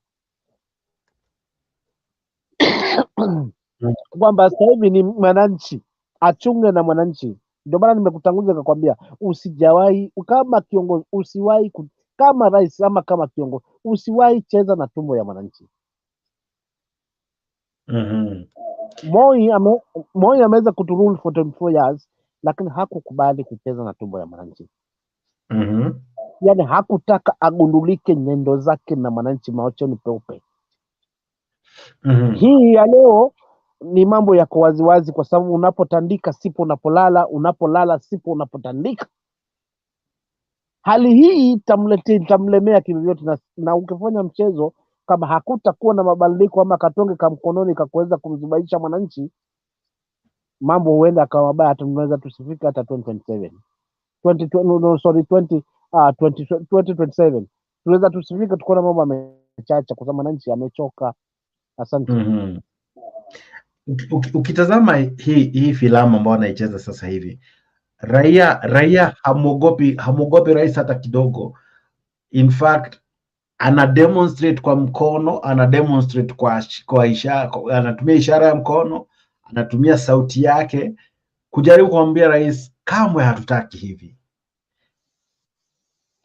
Na hii sauti inafikia viongozi kweli wanasikia hii sauti kweli? Unajua haya mambo si tutazungumzia vipi kaka yangu? Kwa kweli mimi nilichunguza katika huu mkutano, kulikuwa na pande mbili ambazo zilikuwa zinampinga gavana. Ukitazama upande wa nyuma kuna wengine ambao walikuwa wanamsupport, ukitazama upande ule mwingine kuna walikuwa na mhakola, lakini wengi walikuwa ni wale wenye wana mhakola. Kwa mfano hili hapa pa kwanza hapa ni Kericho. Ukitazama kidogo tu nikuonyeshe. Hii picha ya kwanza mikono imeenea, acha uone. Unaona hadi kule mbali watu wanamkashifu gavana. Hii ilikuwa Ijumaa. Hii ni Kericho. Unaona ni karibu kila mtu. Sasa hapa ni Bomet. Bomet ilikuwa tu hapo karibu na hapa bado ni Kericho. Ilikuwa ni karibu watu wengi, lakini Bomet ilikuwa watu kadhaa waliokuwa wamemkaribia rais. Je, pia kunaweza kuwa na uwezekano ya kwamba hawa watu wanaweza kuwa wamelipwa ili walete rabsha katika hii mkutano? Kwa mfano kama mimi msimamo na najua lazima utapewa nafasi ya kuongea na rais, na hakikisha nina vijana wangu kadha wa kadha, nawaambia msimame play strategic ili wakati msimamo ataitwa tu hivi muhakikishe mnapiga nduru na mnakuwa wazimu yenyu yote. Je, hiyo pia inaweza kuwa ni a possibility? Sasa mfano nitajiuliza Kericho na Bomet. Nani ataweza kulipa wananchi kuweza kuwako? Kwa sababu hizi ni ngome za rais. Kwa jambo zima kwamba wamekuwa wamelipa ndio maana wanafanya hivi, kwangu haliniingia akilini. Kile kinaniingia akilini ni hivi, wananchi kwa kweli wanateseka, wanajaribu kuonyesha hisia zao ili kuweza kufikia rais, maana huwezi mfikia hata ukamfanya kitendo kama hiki, itakuwa balaa. So tunapitia hapa kwanza kukukumbusha kwamba hatujaridhika kamwe haswa. Mimi nadhani huu ndio ujumbe ambao upo kwa wananchi. Hakuna venye ambavyo kuna mtu ana sponsor kulipa watu kwa sababu kuzomea gavana kwa sababu ya nini? Na hizi ni ngome zake, na hakukuwa na watu huku, hakukuwa kusema upinzani huku mimi kwangu haliniingia akilini hapo. Aha. Maana leo alikuwa Narok. Leo alikuwa Narok. Kwani kuna watu walifanya hivyo? Na Narok ni watu Narok hakufanya hivyo. Kwani ngome ya nani? So mimi sioni kama Jex hapa kuna hongo inatembea. Hii ni mawazo ya wananchi, wamechoka kwa kweli. Ukitaka kujua wamechoka, tazama nyuso za Gachagua hapo wakati akizungumza haya mambo yake. Tazama tu hata wao viongozi wenye wamemzunguka, jinsi nyuso zao vile zinaashiria nini.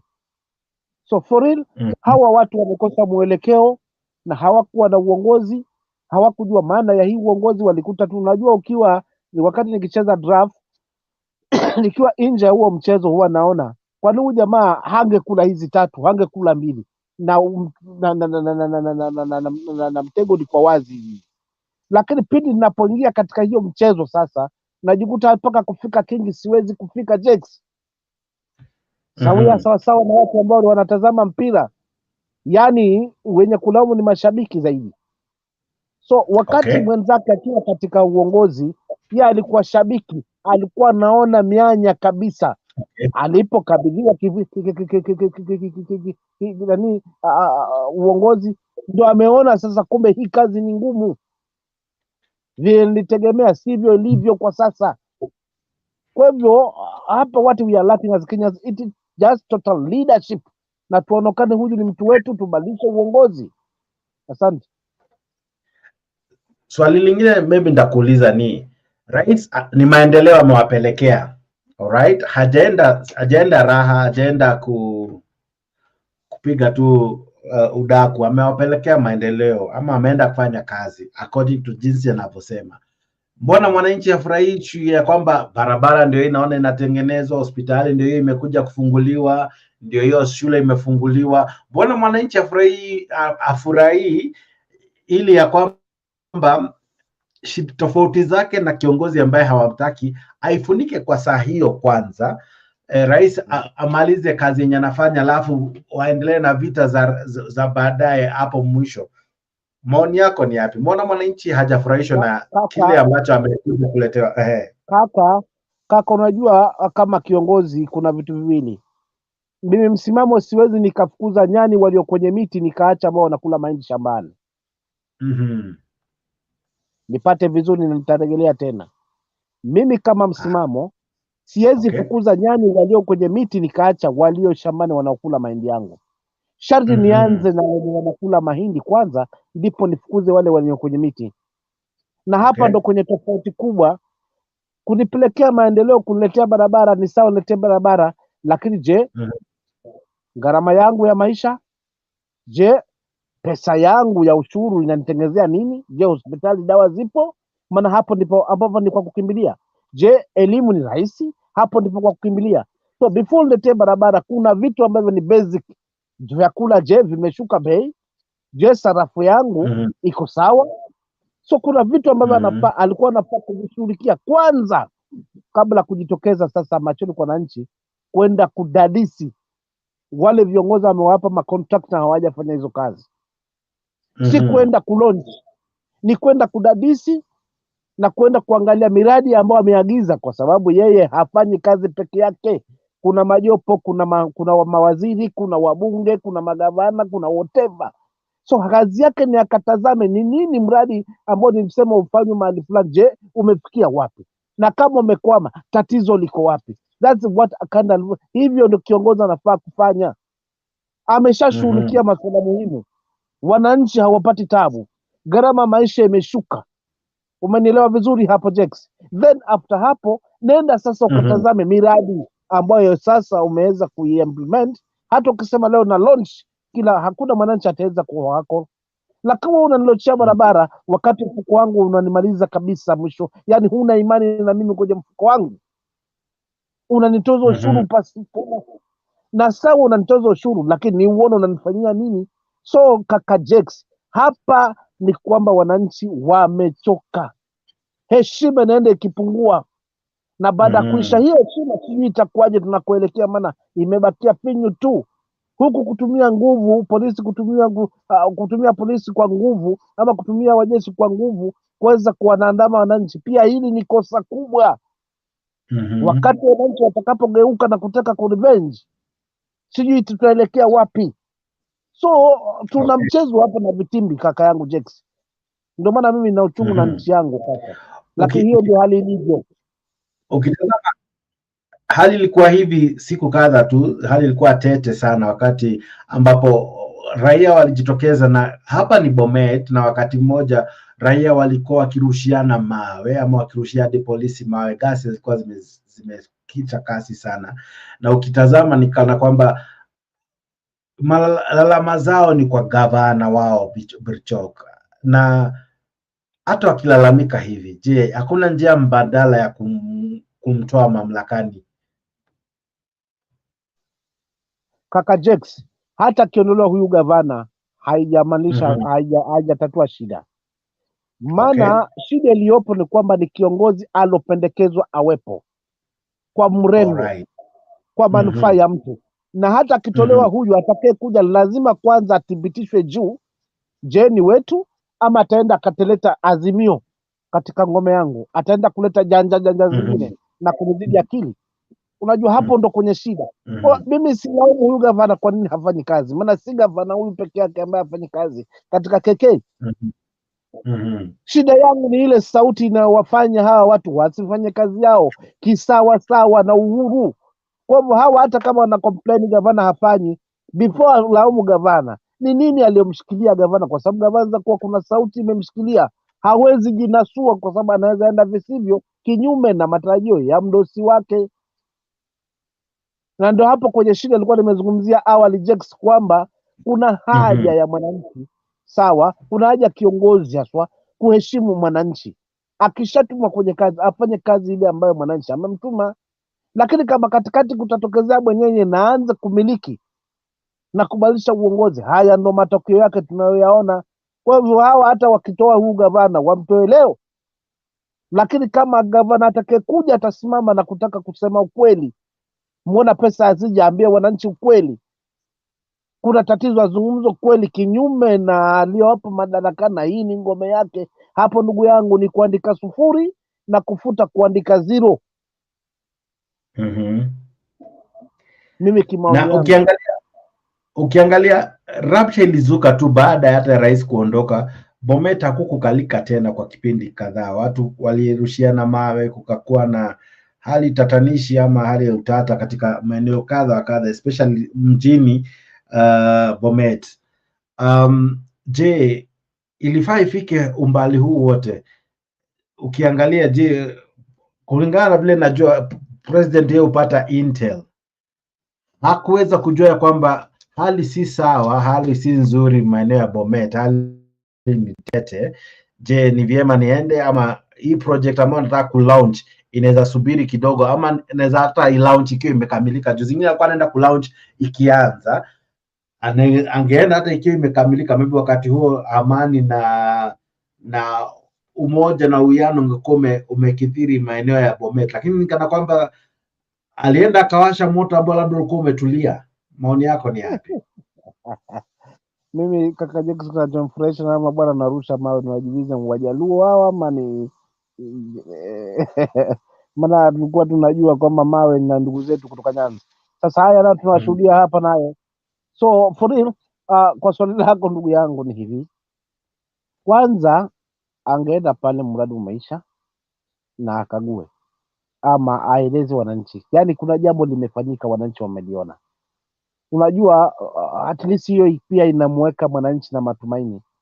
Huku kulunch na ulikuja tena juzi kati ukasema tuna lunch hii, huo mradi haujafika popote, umerudi tena umesema umelunch hii, umerudi tena umesema Thanksgiving, hivi vitu ndio vinamtamausha mwananchi kaka Jex.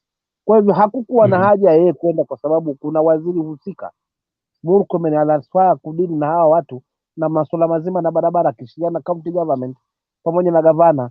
Lakini kama gavana yeye ni ule wasawa mzee, maana akijaribu kutoka nje tu ya mada, yeye hayupo katika hii kampuni ya shareholders. So this is the difference between shareholders na wale wengine wa upinzani wenye wanafanya kazi zao, wanakusanya ushuru na wanafanya mambo yao katika miradi yao. Hapa kitu kinawakanganya hawa ni sauti ya mtu mmoja. Je, hiyo kitu nielewe vizuri, sauti ya mtu mmoja ndio mnameza huyu gavana, na hata wakichagua gavana mwingine atakuja tu kuleta kidogo kama kamwasho fulani, na tuishwa siku atamezwa, maana lazima utii kama mwana shareholder. If you don't tii, usipo tii, basi wewe unakuwa ni wewe ni hadui. Wewe ukileta mambo yako yatakuwa ni mambo ya upinzani.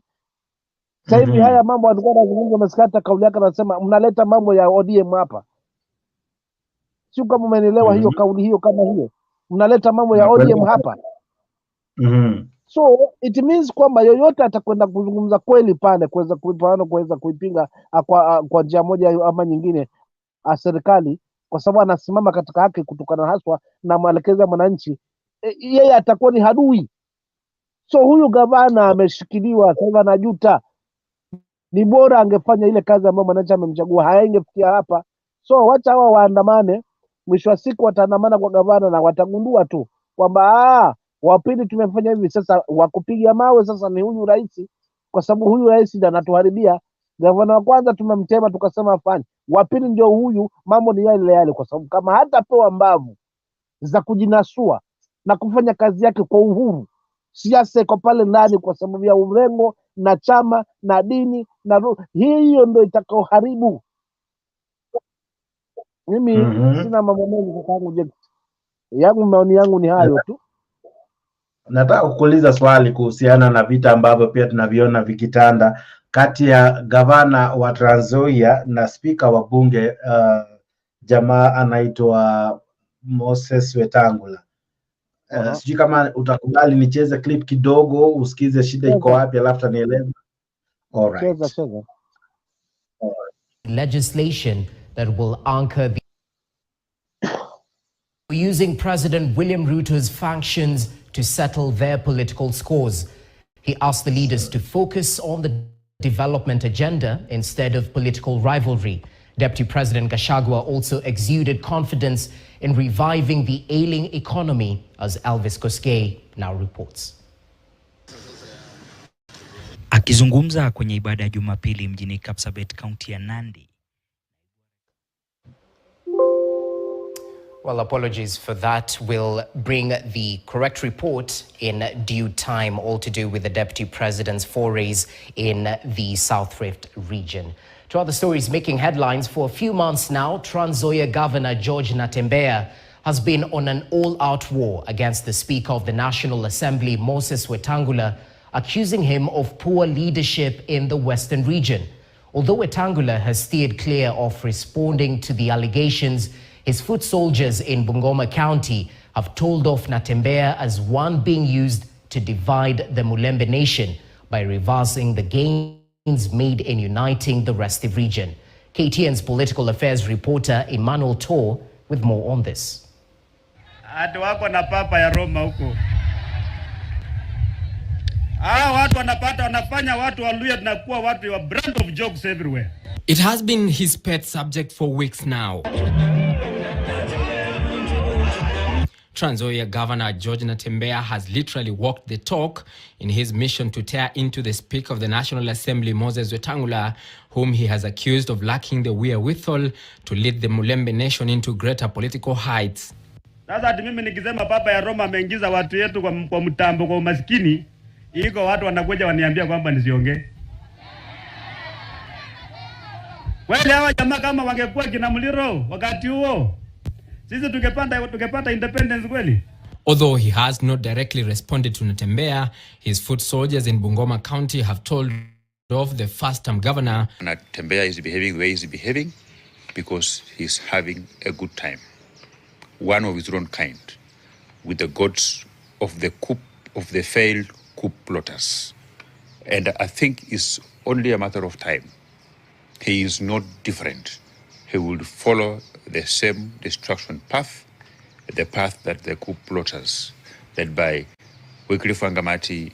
Mambo ya kutukana party leader, mambo ya kutukana chama cha Ford Kenya, ikome kuanzia leo. Ikome kuanzia leo. Kama ujui ujue, utapata cha mtema kuni. The legislators now want the DAP Kenya governor to cease the attacks on their party leader. Completely inconsequential. You cannot be consulted on anything. May I believe in the poem of Paul Simon and Art Garfunkel called The Sound of Silence. I will believe in the sound of silence. Na leo pia nimeeleza ndugu yangu Bwana Natembea ya kwamba hatungependa kuona siasa ya kupigana na siasa ya matusi. The latest developments now threaten the unity of the region, with reports indicating Wetangula and the Prime Cabinet Secretary and CS for Foreign and Diaspora Affairs Musalia Mudavadi are jostling to be the region's kingpin. Badala sisi kupigana sisi kwa sisi, tupigania watu wetu. And that is the brand of politics the late Wamaga Kijana practice and the late Mathira Black practice. Wetangula was elected Speaker of the National Assembly a few years ago. And for us to crystallize, or rather evaluate, how he has used that position to benefit the people from our backyard, is that we will do it by 2027. Wetangula is said to have... All right. Msimamo, Spika wa bunge ndiye aliyekuwa chairperson ama kiongozi wa Ford Kenya, na sasa yeye ndio spika wa bunge, ndiye kiranja mkuu wa bunge, spika wa bunge, sorry, si kiranja. Kiranja ni prefect. Ukiangalia shida yake na jamaa anaitwa Natembea. Shida iko wapi? Sijaelewa hii vita vizuri, lakini inaelekea ni kana kwamba ni vita ambayo itakuja kuwa moto hivi karibuni.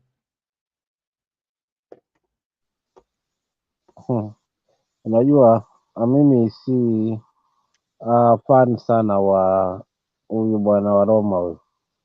Alafu Papa wa Roma. Papa wa Roma. Sasa pili pia siasa ya kule sijaikita sana mizizi haswa ya Western, kwa sababu sijaikita sana mizizi. But nimefuatia baadhi ya kauli za Natembea. Nimeziona sometimes upande mwingine zina make sense zaidi. Upande wangu nimeziona zina make sense zaidi kuhusiana na swala zima la hiyo region. Na unajua, unapozungumza ukweli siku zingine sometimes ni mchungu. Ushanielewa? Hivyo tu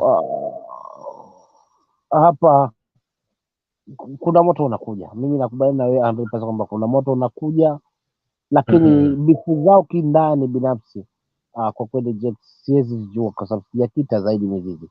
Ingawaje tu naamini baadhi ya maneno anazungumza Natembea. All right. Now, kuna hii swali moja tu naweza kukuuliza. Je, hii vita Natembea na Wetangula, uone kama inahatarisha ile yenye wanaitanga Luhya unity umoja wa Kiluhya? Ni kweli, lakini unajua ndio inagawa. Maana hata nimeona Wamalwa naye pia akizungumzia hilo. Nimeona mmoja anasema mimi mambo yangu kimya tu, Natembea naye ndio hivyo. Wale wengine wa chama Ford Kenya ndio hakuna, kama wataendelea hivi siasa nzima ya Western itakuwa imeharibika, kwa sababu kila mtu pale ana wafuasi wake. Kuna wafuasi wa Eugene, kuna wafuasi wa Natembea, kuna wafuasi wa Papa wa Roma, lakini la msingi hapa ni kauli. Nani anazungumzia vitu ambavyo vina hit masikioni kwa wananchi? Kwa haijalishi hata kama ni mwanasiasa mchanga, lakini anazungumza vitu ambavyo kwa kweli vinamtouch mwananchi. So hapa ni kutafutana umaarufu. Vita viko hapa ni kutafuta umaarufu wa hii ngome. Nani ataweza kukomboa ngome yake kwa style yake? Maana kama na kina Wetangula tumewaona michezo yao since before. Hakuna jipya. Kama na kina Dismas Badada tunawaelewa tayari. Kina Eugene tumewaona wakiwa mawaziri. But mimi wana focus zaidi na Natembea ni misimamo yenye yuko nayo, ni maneno anayozungumza mazito yenye mashiko, ndio unakuta nasimama na yeye. But mimi all vita hivi ni kila mtu ni utafutaji wa umaarufu katika kingpin, nani atashikilia kingpin wa Luhya.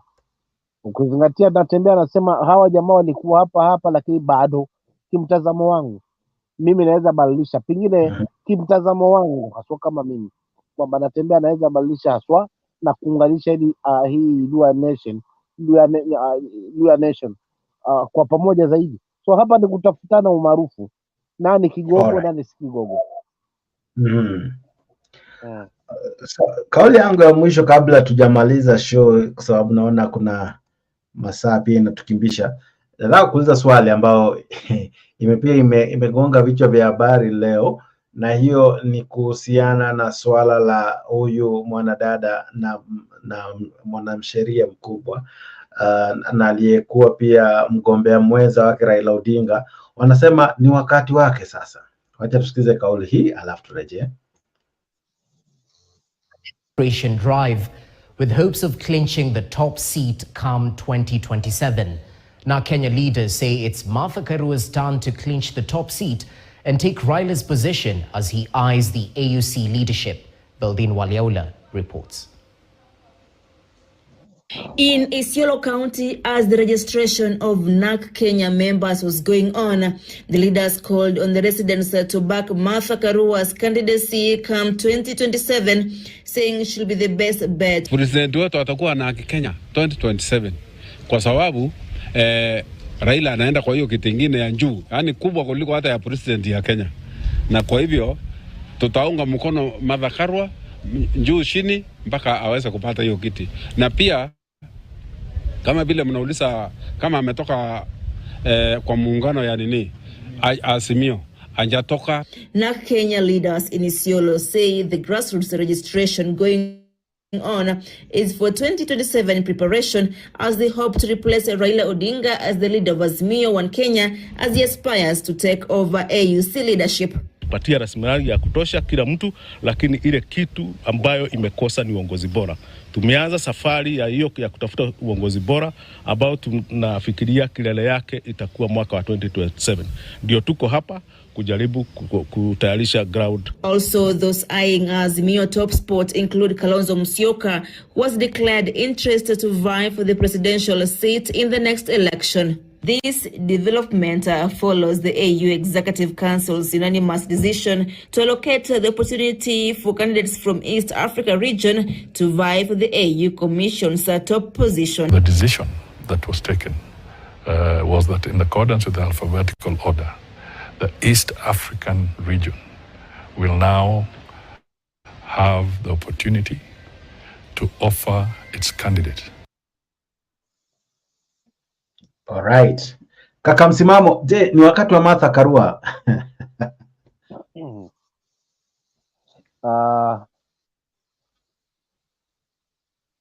Hilo swali ni gumu kiasi, lakini anyway nitajibu vile nita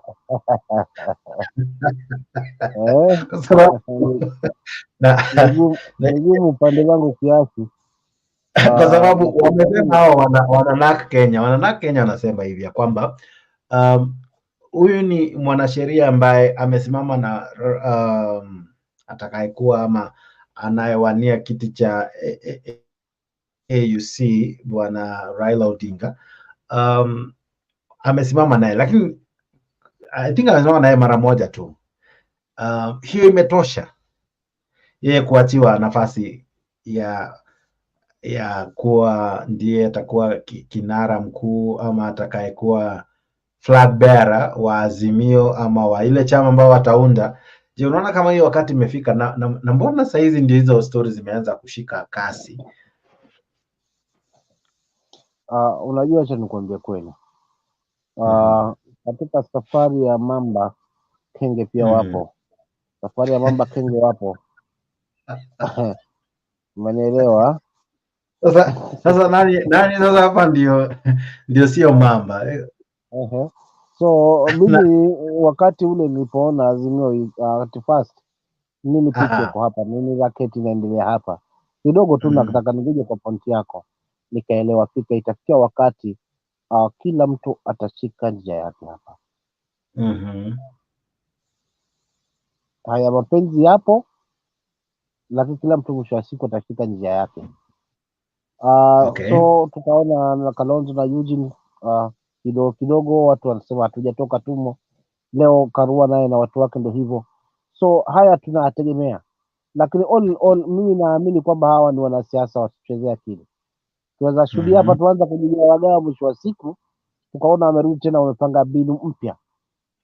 Wao tena. Unaona?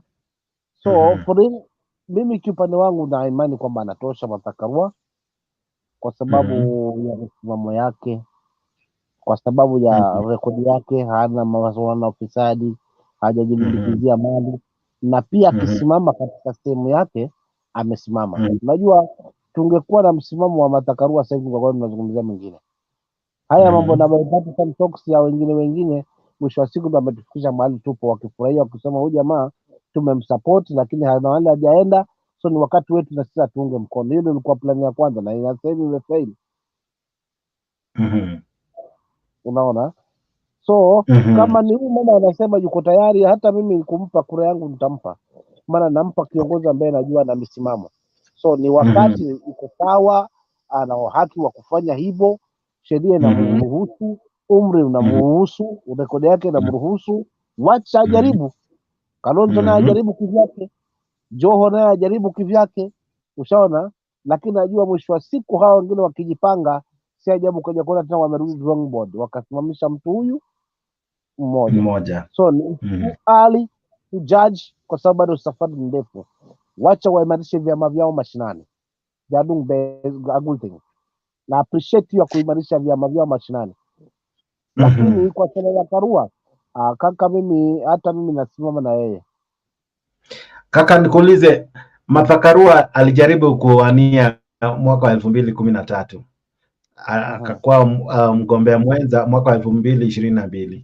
Sasa je, kipindi hicho je amekomaa, amekuwa, amegrow, amechange? Nini ambacho anahisi sasa nimekipata ambacho sikuwa nacho 2013 ambacho sasa ninaweza kuwa niko nacho na kinaweza nifanya niweze kuwania na pia niweze kumpiku Rais William Ruto, ama kama atasimama 2027 ama kama atasimama 2032 itategemea yule atasimama wakati huo.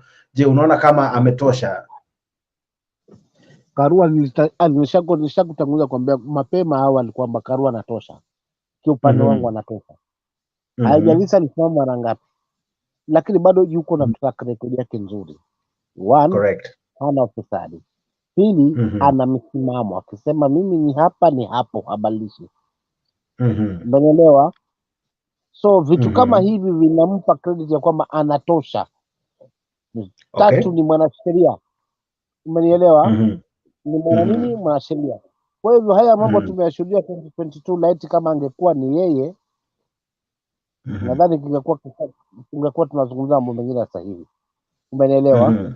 So upande wangu naona anatosha, anafaa kusimama 2027, whether apite asipite, lakini kusimama anatosha kabisa. Sorry.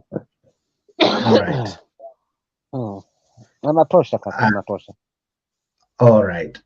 Je, mvutano sasa kati yake na Kalonzo unapozungumzia, je, unaona kama yeye kuonyesha ari yake ya kutaka kuwa rais, na Kalonzo pia amejitokeza kuwa anataka kuwa pia yeye rais, na lazima wote wawili wabishania hichi kiti. Je, wote wawili wakijitokeza, huoni kama watagawanya kura ambazo zingemaybe fanya mmoja wao aweze kumpiku rais aliye mamlakani?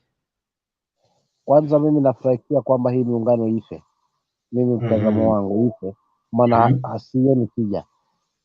Wacha chama kisimamishe mgombeaji wake, akipita mpite. So Wiper wana uhuru wa kufanya hivyo. Umeelewa? Lakini cha msingi ambacho unakuta unasema kama kuna mgawanyiko upo kwa sababu Kalonzo hajasupport wenzake kikamilifu. Acha nikwambie.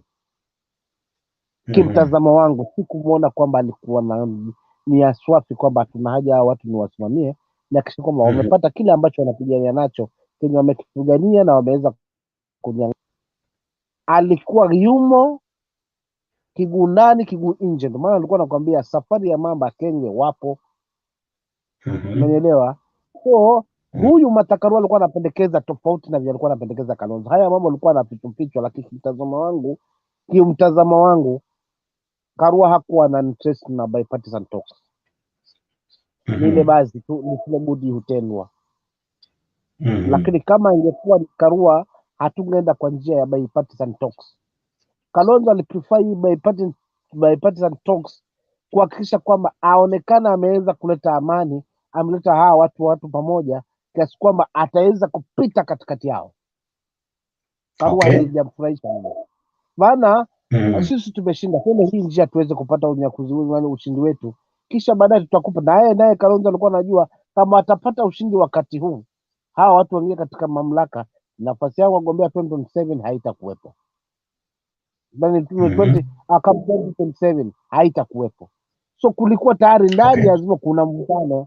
Kwa hiyo kaka, usistaajabu Karua, wacha asimame kivyake, wacha Kalonzo naye asimame kivyake, tuone ni nani mwenye kidume ambaye ataweza kumpick Raila Odinga kuweza kumobilize watu.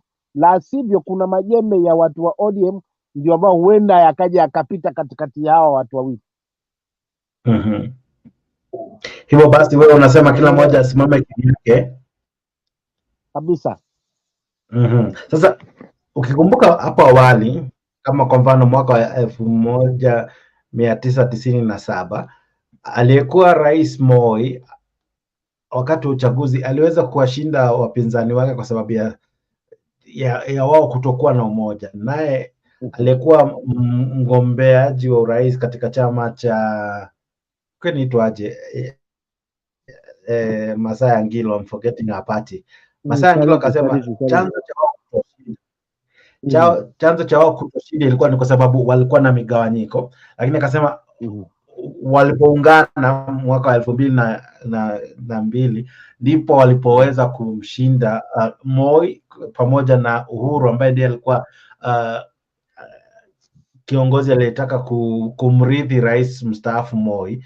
Je, ukisema turejee katika hiyo aina ya uchaguzi ambapo kila mtu anasimama kivyake, auoni kama hiyo ndio itakuwa njia rahisi sana ya William Ruto kushinda? Sababu hamtakuwa mmeweza kugawa maeneo ambayo akona uzito, kwa mfano kwenye anakotoka yeye mwenyewe, that is bonde la Ufa, uje katika pia mlima Kenya, kuna bado na usemi kiasi. Je, watagawaje hizi kura? Na kati ya hawa viongozi wengi hawatoki mahali ambapo kuna idadi ama kura nyingi. Kwa mfano Karua, yes, anatoka mlimani Kenya, lakini hana uzito mlimani. Ni kweli ndilo nalolizungumza kaka, lakini hakuna haja ya kwamba tunasimama katika umoja kaka yangu, na tunapokuwa tunakuta tunaelekea katika kutafuta ushindi, tumesimama katika hali ya umoja. Yaani unajua sioni ukinielekezea kuliko kuzuri upande wangu, yaani kiguu kimo ndani kiguu hakipo. Hii jambo ndio ambalo limeaffect hii miungano, ndio maana unakuta ni nani sinya. Maana mfano kama hili swala la juzi la uchaguzi, sawa hawa viongozi hawakusimama kwa nia moja, na si uchaguzi huu tu, uchaguzi wa 2017 hawajasimama kwamba tunatafuta haya mamlaka tumpe huyu hapa aweze kusimama ili atimize hili na sina tuje tumize letu. Wapo kishinda sawa, tupe nafasi. Na hata ukitazamia tukiangalia haswa kaka Jex, hii uchaguzi 2022 Kalonzo ilikuwa ngumu sana kuweza, ilikuchukua muda sana kuweza kurudi katika Azimio, kuweza kuungana naye na hao wengine, yaani ilimchukua sana kiasi kwamba alikuja tu kuja kuhitimisha, isije tu ikaonekana, ushaona. Lakini kwa kweli hakika watu, kila mtu ana nafsi yake na kila mtu ana roho yake kaka. Huu miungano hii ya twende wapi na hatujaagana, Ushaona? Maana nikikwambia Jex twende na uniambia twende zetu tumeagana, lakini ukikwambia twende alafu nikuuliza twende wapi, hatujaagana. So tunakuta tumepanga jambo, tumeenda katika chaguzi fine. Pengine kuna tatizo katika suala zima la uchaguzi, wacha tupiganie hivi vita vyetu kwa pamoja. Wengine wanaenda kwa bipartisan talks, wengine wanaenda kwa pande mwingine. Sasa hapa ndo kwenye kizungukuti kwamba hii miungano hainipi tija, maana ndio imetuchimbia kaburi mahali tupo, maana kila mtu ana ile hamu ya kutaka kuongoza. Kwa hivyo kifeli, mimi nina kisingizio tu Jex kwamba nimekusaidia, ni wakati wako na wewe nisaidie, jambo ambalo halina tija. Kwa hiyo miungano haina maana yoyote. Kwanza hizi chaguzi zote sijaiona ikiwa na maana. Wacha kila mtu asimame kivyake bana. Alright. Naona kakangu na rafiki Stone PK amejaja. Stone, hujambo? Sinjambo bro Jex, habari bana. Na habari msimamo? Salama sana, karibu. Polo, umekuta Kiswahili kimeshika, lakini we can always shift anytime. Kiswahili ndio lugha yetu hiyo. Kujidai vizungu that's hiyo ndio tuko ma slaves mpaka wa leo. Kizungu sisi wengine wetu tunazungumza kwa sababu tu lazima tufanye kazi na kizungu, but it's ni nonsense. Kiswahili ndio kabisa. Yes. Karibu sana kaka. Pole, nimekuwa kuna mtu amenitumia link. I remember ulikuwa umenipatia siku nyingine nini, sijawahi pata time ya kuchungulia hapa nione panaendanga aje. Sana, lakini karibu. Asante, lakini nimekuta kumbe mchezo ni ule mshawekwa box na Ruto kabisa. Box tofauti.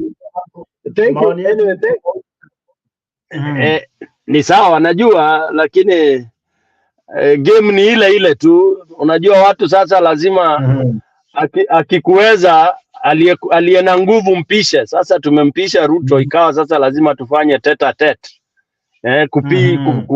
Kupitisha wakati, kuzungumza kama sasa yale ninasikia yakizungumzwa. For me I think total sum ni 0.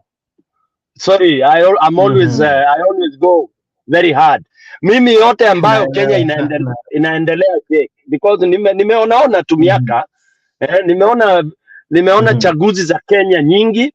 Nimeona Kenya namna imetransform because once you over 50 years going 55 56, wewe ni mtu umekomaa na una authority ya kusema kitu. Manake kama mimi huwa sibahatishi, unaona, ingawa ni opinion yangu, na yote yale mimi huwa naona nasema kwa kweli yanapita, yanaenda. Sasa kama umeona Kenyatta kidogo ingawa sasa hizo ndio tulikuwa sisi tukiwa formative. Umeona Moi kabisa miaka 24 ukiwa mtu mimi si kunywa maziwa ya Nyayo, kwa hivyo nilikuwa mtu na meno yangu na nilikuwa nilikuwa nasoma gazeti. Unaona, kwa hivyo na nasikiza redio, namuona rais tukimuita Baba Moi, tukimuita the Prince of Peace, tukimuita hayo yote nimeona miaka 20. Mtukufu rais, kila news ilikuwa inaanza mtukufu rais Moi, na picha yake kwanza lazima. Sasa hiyo tumeona na tumeona wale wakali wakiwa wanapambana na Moi kisiasa.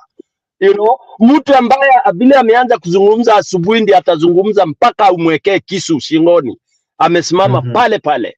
Yani unaona msimamo kamili kama jina la ndugu yangu. So we have seen that, and now we have seen that has been washed away.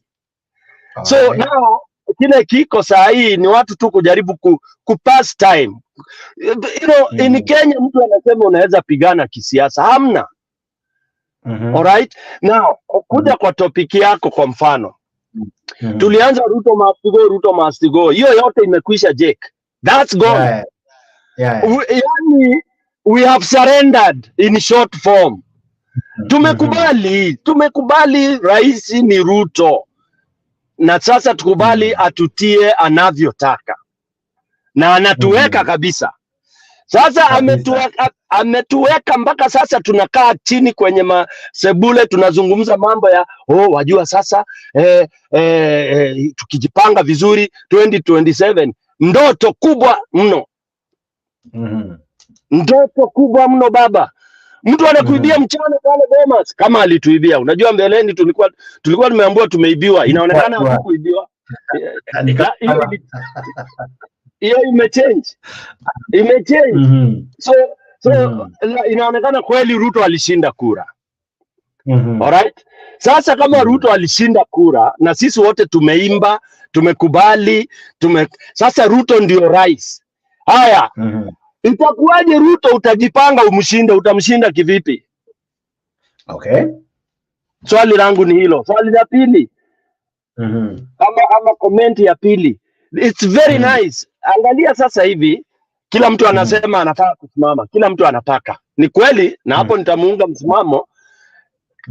Kila mtu aende. Stone PK, I'll be there 2027 for president. Jake, msimamo.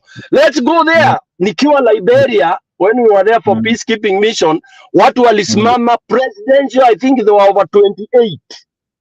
Okay. Mpaka wimbo moja ilitolewa na msanii Liberia, it was very very funny. Ilikuwa nitaitafuta siku moja nikuchezee ama nikutumie kwa simu yako. That young man aliona akaangalia hii ni comedy. Watu 28. Wanasimama kubwaga ati the president that was there. I mean, walifanya chochote kweli? Nini? Kipi? Utafanya nini? Where? Ulisikia America inasimamisha watu? You know, Jakes, we have to learn sometimes from the people who are grown ups. Lazima umheshimu ndugu yako mkubwa, manake aliona jua mbele yako na kuna kile aliona. Sasa America si tunawaitanga ni ndugu wakubwa. Look at how they do their things. Umeona mbona hao ufanye president wawili watatu na mara ikifika mwisho unakuta ni wawili. Hao wengine wanajaribu kumea feathers, kujaribu kutafuta jina ndio kwa siku zijazo.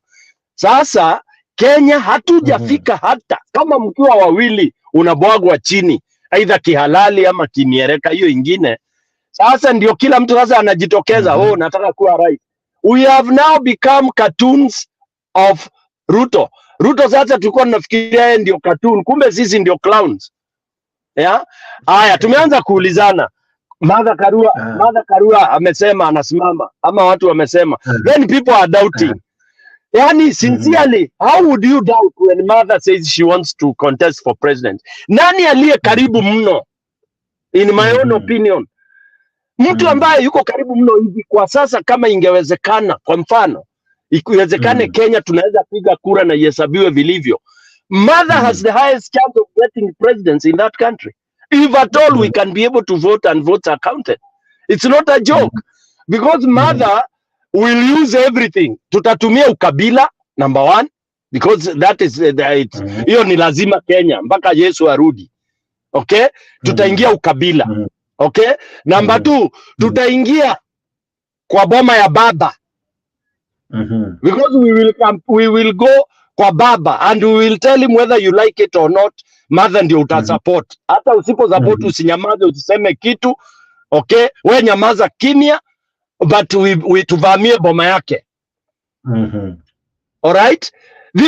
Tell me as of today, boma ya baba ikipewa all those who are saying watataka. Tell me Jake, upime siasa. Where do you think people will go if worse comes to the worst? To nani? Wataenda kwa nani? Anyway, keep that. Keep that. Now, when you look at, nimesema kitribe, kituende kikabila. Na Jake, hata mtu akiniambia Kenya ukabila itaisha, it will never end. Nimekuambia I'm over 50 years. Ukabila, ikiwa mtoto amezaliwa 1990, saa hii, they are aligning themselves in terms of ukabila. So, it is not the next 3 generations. Ukabila itaisha, I don't know. It will take too long. Okay? Because that is what huwezi kumaliza hiyo. Huwezi kumaliza ukabila. because ukabila is not meant to be kitu kibaya. You never chose to be born a Mkamba. I never chose to be known to be born a Mwembu, a Mumbere, and then to be called Stone Pike or whatever name. These are not our choices. So anything that is not your choice, you have no control over, and you should not fight over it. Yes, I was never chose to be born in Kenya, so you cannot crucify me for being a Kenyan. But you can praise me and appreciate me for being who I am and where I've been born from. So let's appraise you, Kabila. Kabila ziwe. Na in fact, sasa nataka Kenya disintegrate into tribal corners so that we sit and negotiate. Tusimame tukuambie Martha ndio tunataka, kabila ya Kikuyu, kabila ya Wajaluo na wale wengine. Kabila at least 3 ziseme tuna support Martha. Wewe usupport ule mwingine. Alafu election kama inaweza enda vizuri isabiwe, then we see who will win. So badala ya watu kusema Martha has no chances, sijui nani, hakuna mtu ana chances in Ruto's regime, Jake. No way, because whether you win or not, the kuras will be stolen, and that is not, hiyo si ku lose hope. It is what is it? It is 60 years since independence. We've not been able to get it right, Jakes. So when shall we ever get it right? What formula are we having today that we can sit here and have hope for an election that will be free in 2027? Not even free, an election that will be counted and the winner pronounced the winner. What formula do we have? Formula ni tunaambiwa sijui NADCO sijui nini, garbage. We have many reports.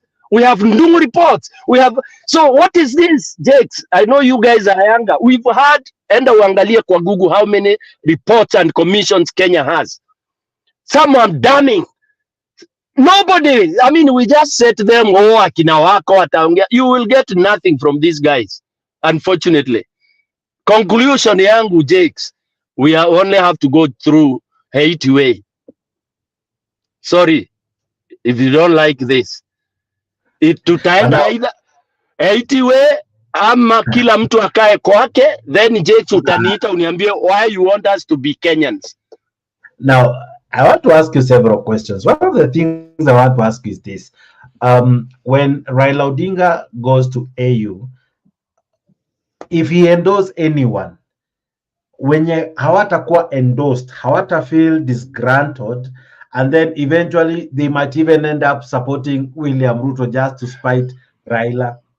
That's okay. That's good. And by the way, what I'm saying, I'm not saying Raila to endorse anybody. Hakuna watoto. Kila mtu ana meno zake 32 wengine zimengoka. All right? Why do you need endorsement? What is this nonsense of being endorsed? Si Kalonzo aingie kwa kiwanja. As Kalonzo Musyoka. Steve-O. Stone Pike ingia. Why do you need to be, by the way, ni ujinga. Sijawahi sikia duniani mahali watu wanasema wawe endorsed. Endorsement. It is garbage. It is nonsense. But you see, even in US where you are, I see akina Obama wakisupport akina Biden. You know, it's never a bad thing to, you know, offer a helping hand, or rather equally show your support to a candidate. Does it not even add some mileage? Kuna wase wanapenda Biden, kuna wase wanapenda Obama, but because of Obama pushing the narrative of Biden, what do you think? Don't you think inaongeza mileage to Biden? Jake, we sometimes we misinterpret things. You see, you know, in Kenya, we are still too young politically. There is nothing wrong. By Raila will have atakuwa na mtu wa kusupport. Si ni Mkenya. It is us who become so glorified. We start thinking, like Baba has supported. Are we idiots that Baba must support somebody in the You see, when you talk of America, Obama has to be with the person who was his running mate. Of course. And because by the way, they were together because of their principles, their belief, and all this kind of a thing. Okay? And it's no big deal. Then somebody else will support the other one. And all. It's only in Kenya where it becomes so huge. And for those who feel bad that Baba will have to align with one person or another, and he will vote anyway, then you go your way. Get disgruntled and go to Ruto. Because either way, Either way, as I say, if elections are, if it's not very well designed, if with the corruption that there is, we will never have people who are elected to be pronounced. That's my belief. We've never had not transparent. Elections are transparent, but the stealing is so easy. It's so easy when you have Kamangos coming to mess your systems and all that. So we can't have a proper election in Kenya unless something very drastic happens. And for me, what I believe happens is we disintegrate to reintegrate. We go back to our cocoons. Then I arm myself both with my head and physically. And when you call me on the table, we are discussing why you want me to be partner with you.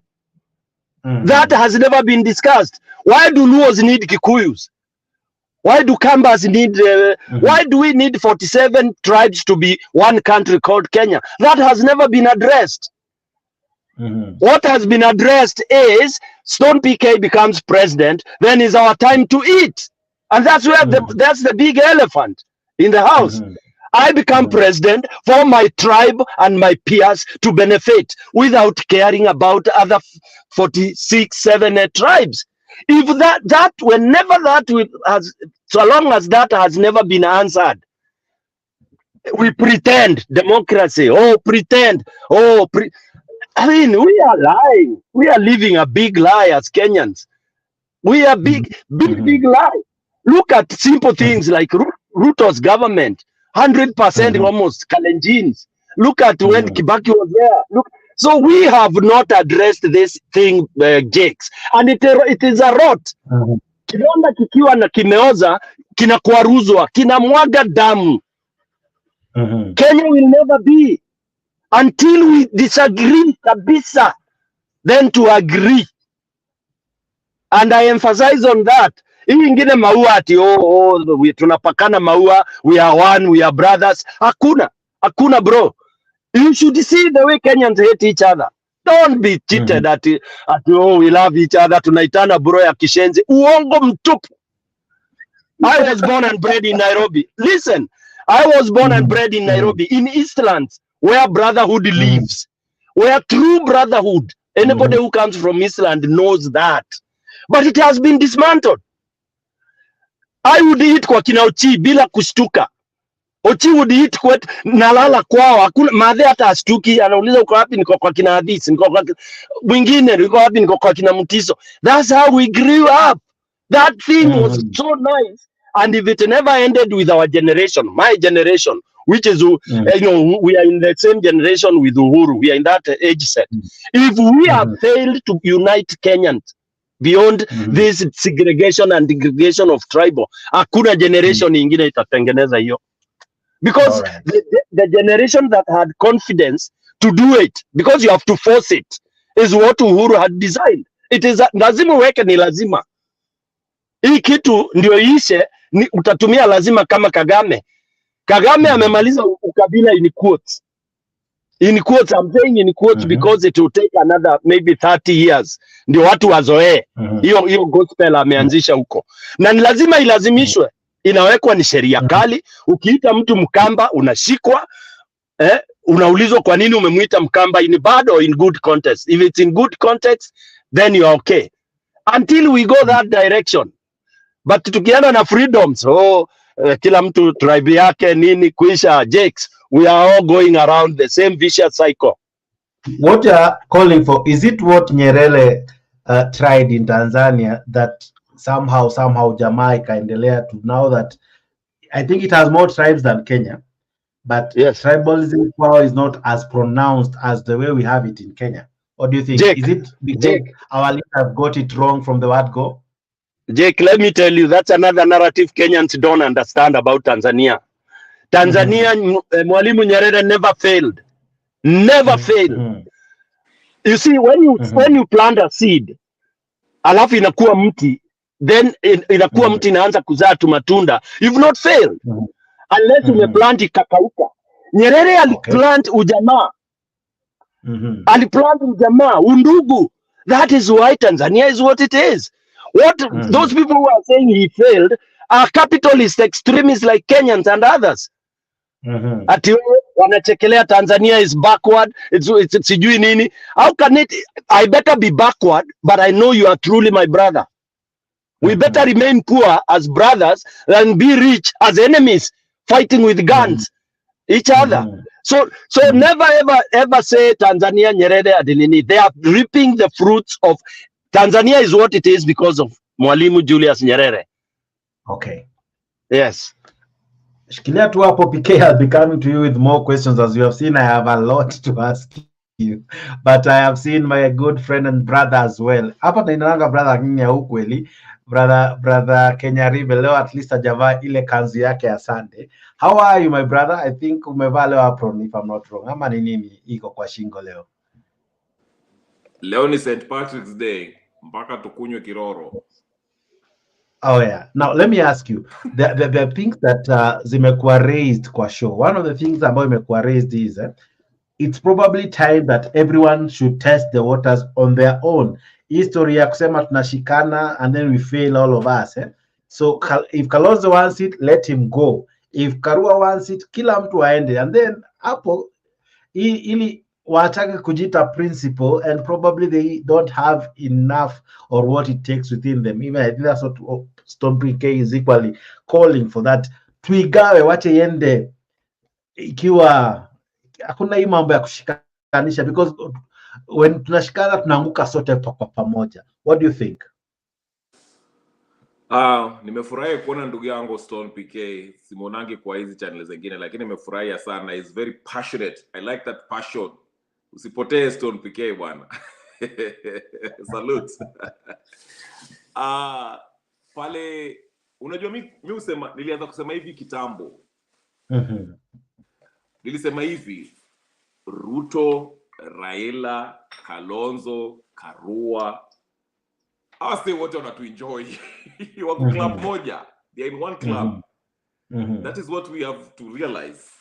Ni tu vile mpaka waipange in a way tusishuku ati wako club moja. Kwa sababu mimi na PK tukishikana pamoja, tukasema hawa say tuwatoe, that is the biggest threat that they are afraid of. Unaona? So mpaka wajaribu kuweke PK, let me make him think that unajua aikuje huko Azimio ama UDA ama sijui huko. Niliona Bomet ilikuwa jana majuzi. Leo.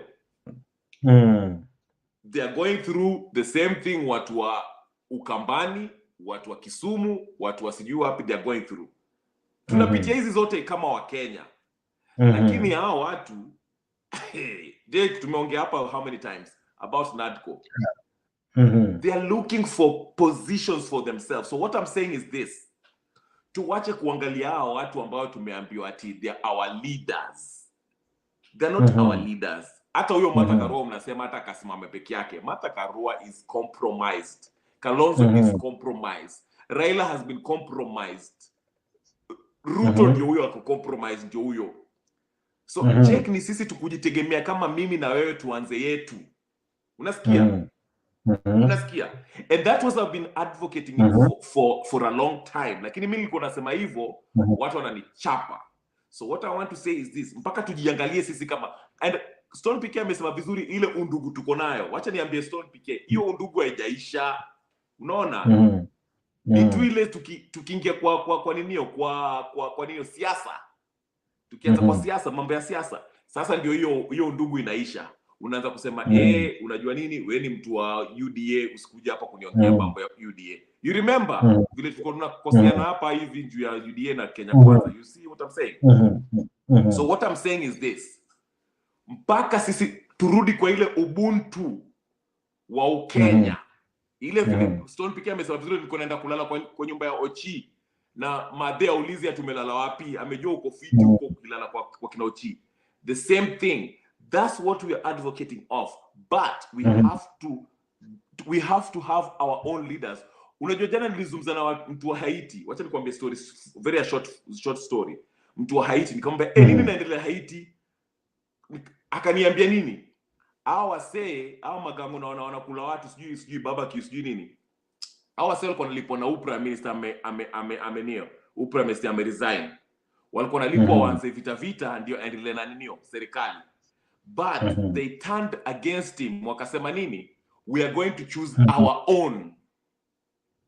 Unaona? So what they even started naming names of the people who are sponsoring them. So mimi nasema hivi, the same thing sisi wa Kenya mpaka itafika pahali tuache kuangalia hao wakina sijui wakina Wamalu, they are all corrupt. Sijui nitawaambia aje, they are all done.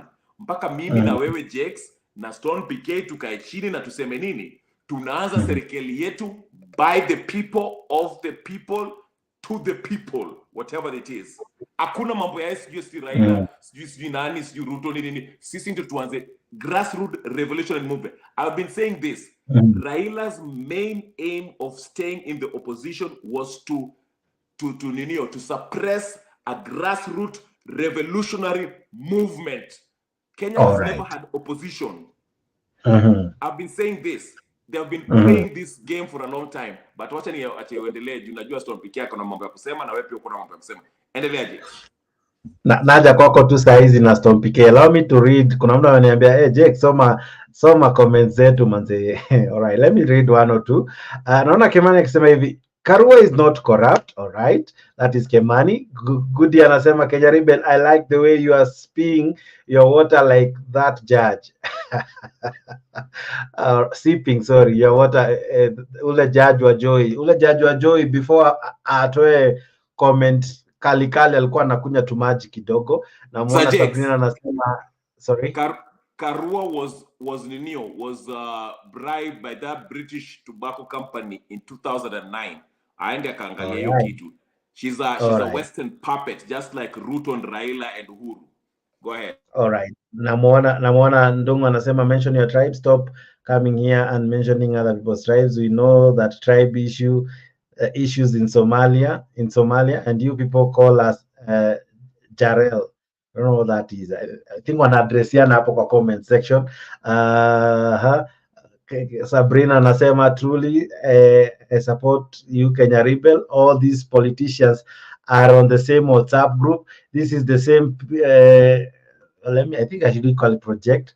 This is the same Martha Karua who was the center of the eye of the storm in 2007. They can't fight for our greatest money, that is cancer. Amen. Naona mwingine asema Uhuru should give Martha Karua Modhengi. I don't know what Modhengi is. Comments ni kibao. I cannot go through them all, but thank you so much for the comment section. Geoffrey Ruto, I see you. Sabrina Asante, Kimani, I see you. Maggie Odeng, I see you. Na wengi ambao mna participate kwa comment section so that we continue with the show. But I'll make sure before we end the show, as we go on, rather, I'll be projecting your sentiments. So let's go on with the show. Mr. Stone PK, I want to ask you something that Bwana Kenya Rebel is saying, that probably after the solution see us focusing on a certain leader, probably we need to focus on ourselves so that tuseme sisi wenyewe sasa tumechoka na nyinyi, mumetuahidi ever since. You're talking of 60 years. What we have done, these politicians, the best thing they do, they change their parties, all right? Anakuja na NAK Kenya, next time atakuja na UDA, next time akuja na Jubilee. So they only change the vehicle, but the monkey has always been the same. What if this time around we say, we won't deal with the monkeys, we won't deal with the parties or the forest. We, as the people who have suffered all this while, we are going to relook at how we vote, relook at who we elect, and maybe probably sponsor one of our own. Tuseme kwa mfano, tuseme Omtata for example, hana chama chake kwa mfano, hajaisimama urais, lakini the people wenyewe waseme, we want you to, for example, to be the president. Can that one work? 1 pound. Jake, Kenya Rebel brother, thank you. Habari gani masiku mingi? Nilitoka kwa hizi channel kwa sababu nilikuta tuna msemo ya Kikwetu kwa mbele. Ile kinu huwa inatumika kwa kukongoa mahindi, kutenga mtama nini, you all know that. Lakini sasa Kikwetu huwa tunasema ukianza kuweka maji upige kwa kinu, you get nothing. Kwa Kikwetu tunasema ukima manje na andere. Yani unakima maji na hiyo kitu una expect msosi. Si maji unapiga inamwagika. So I realized tumeingia hiyo league sasa we are not actually we lost it. You know the way mnatakiwa kufunga goli pande ile mnaanza kuzunguka. Unaweza zunguka unacheza carpet nzuri but the end of the day lazima uscore. Hiyo tumeshindwa. Hivyo Jeka nauliza, you've just indicated. Hii sasa mahali imefika hakuna cha wale ati leaders wale wa zamani ama nini. Na hakuna kungojea ati sijui watatuonyesha. Naona comment zingine hapa ati Uhuru apatiane Muthige. Muthige ni Kikuyu ni ile stick. Ati sasa aseme huyu. Tutoke huko. What we need to do saa hii, tunataka sprouting of rebels. I'll use that strong term. Wale rebel ni ukikataa na ujinga. Tutokeleze, mimi nitoke na grupu yangu wherever it will be. Kenya rebel utoke, Jeku utoke. Hivyo Haiti imefanya, they are on the right path by the way. Ukiongea na Haitians watakwambia wako on the right path. Juu ikifika sasa ulikuwa mfuazi wangu urudi uniambie pote mbali unanionyesha ujinga. It means nimechoka na upuzi. Look at what they did and they mean it. For me, I don't care whether wanakula watu ama wanamini. It's because this thing has lasted for too long and a solution has to come. So Kenyans pia, hii maneno we are diplomatic, sijui tunainua mabibilia, sijui tunafanya nini, hapana. Groups zitoke in your style. Utoke kwa njia yako yoyote ile. Organize your small group, hata kama ni watu 10. Start your thing. Let's uprise from all corners of that country. It will take us long, it may take us short, but uprise. Organize your small group vile unaweza na ukatae. Nisikiange Jeka ako sijui ya Jeka anatoka wapi. Huko nisikie Jeka huko amevuma na ana watu wake 50. Ametoka Burubusiti. Whatever it is. Na uko na watu wako 50 unasema hatutaki ujinga. Stone naye, Kenya rebel naye. Kona pembe zote tuache moto. That is the only way. That is the only way. Alafu hao wanataka kusimama, you don't even bother about them because wanatuingiza box tu. Don't bother. Yes. Wakisimama wakijidai president tunawatoa. Hata afadhali tukae bila president. Yes. Nimeuliza hii swali for the last so many years. What benefit is it of us having a president called a president of Kenya for the Kenyans? Ni faida gani? Tunajidai ati we are law binding, sijui tuko nini. What benefit? Jake. It should take stock. Yes. Take stock. Bado ni Ruto sasa 24 years Kalenjin ndio wali benefit. Ruto Kibaki akakuja. We will continue in that vicious cycle which is so terrible. The best is we disintegrate. Kila mtu akue kwake. Yeah. The issue of, for instance, changing the presidency, and maybe here I'll ask you in this format. At times we blame a whole community, yet it is the individual who is rotten. You see, like for example, how, for instance, there's this deputy governor who was just impeached the other day. It is him who was brought to task, who we were shown that this person is wrong, these are his mistakes. Don't you think equally, at times when we are looking at these people, the president, the MP, the MC, when they come to us, if amekosea kama yeye, tunadili na yeye in the sense that yeye ndo hapewi kiti, we don't bastardize a whole community because of someone's rottenness. Because as Julia had said in this show earlier, who is in power now is that man and his wife. They're the one getting the benefits. We are not getting it as much as they say ni mtu wetu. We don't get it in any way. So when we look at the rottenness of either Moi, of either Kibaki, or either Ruto, how can we remove the community from that blame, given that these people, when they mess, when they steal, they don't bring it to the community. Otherwise, Kikuyus wangekuwa mahali pazuri sana. Kalenjins wangekuwa mahali pazuri sana. Today, as Kenya Rebel has said, watu wa Bomet wana protest.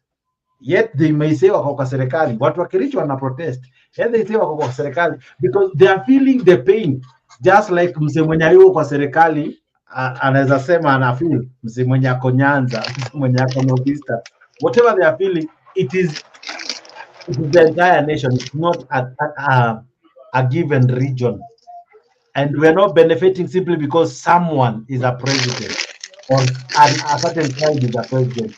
It is that individual who benefits, him and his family. That's why you hear the first daughter, the daughter of the president. But I cannot be called the son of the president. I cannot. I don't benefit from him being the president. So my question to you is this, Bwana PK. As much as we are talking, we need to solve his story. What do you call this? Ukabila. Can we equally solve hii story ya semanga mtu fulani akitoka kwa jamii fulani, hiyo jamii imekuwa na urais? Jake, hiyo again, hiyo ni watu who create hiyo narrative, na hiyo narrative iwezi isha, iwezi just you see when you are spraying for mosquito kwa nyumba, uziambiangi ati zikae kando nini, you kill every other insect in that house with the insecticide you spray, okay? So kujileta kuanza ati kutoanisha ati president atoki kwa kina Stone PK, hiyo si narrative, sijisumbue na hiyo. Ule atakuja asabu watu vizuri ndiye atamaliza hiyo narrative, and I told you earlier Uhuru was trying to do that. Okay, alijaribu when he said president anaweza toka popote Kenya, alijaribu but he didn't know how to pursue it. He did not know how to really do it, because he messed it when at all he decided to give presidency to somebody who he thought or he said was a thief, and if it is true he stole. So he messed all his good thinking. Yeah. So hiyo hatuwezi separate. Ule atakuja na atasabu watu vizuri, Wakenya wata appreciate irrespective of which tribe he comes from. All right. Number two, hiyo tusijisumbue na hiyo, tujisumbue na hii. Huyu individual amekuja, then what happens? What is the picture we see? Tunaona nini kikiendelea? Tunaona appointment zikienda vipi? You cannot stop when people see 10 out of 20. No. 8 out of 10 are from the same tribe. You will not stop people from blanketing the entire tribe. That is normal. Not only in Kenya, it's anywhere else. But it's a leader who is supposed to mitigate that. The leader is supposed to mitigate that by making sure that you as an individual, you are the one who provides leadership and guidance to the people. People don't lead themselves. This is where people go wrong. Hata hii tunasema rebel nini, tuamuke nini, hakuna, ni mtu atatokelezea hivi. Kama huyo unaona huyo anaitwa barbecue. Huyo ana group yake, huyo mwingine na group yake. All right? We may not have to go extremist that way, but what will help us is when we have individuals watokelezea, people we even don't know, by the way. But they let them have the guts. But hii maneno ya round table kusolve problem ya Kenya, forget it, my brother. These round tables, what they have done have not benefited Kenyans. If NADCO is the latest thing to go with, sorry. You look at it, it only gave us more positions, meaning more people in those prestigious positions, and nothing to do with mwananchi.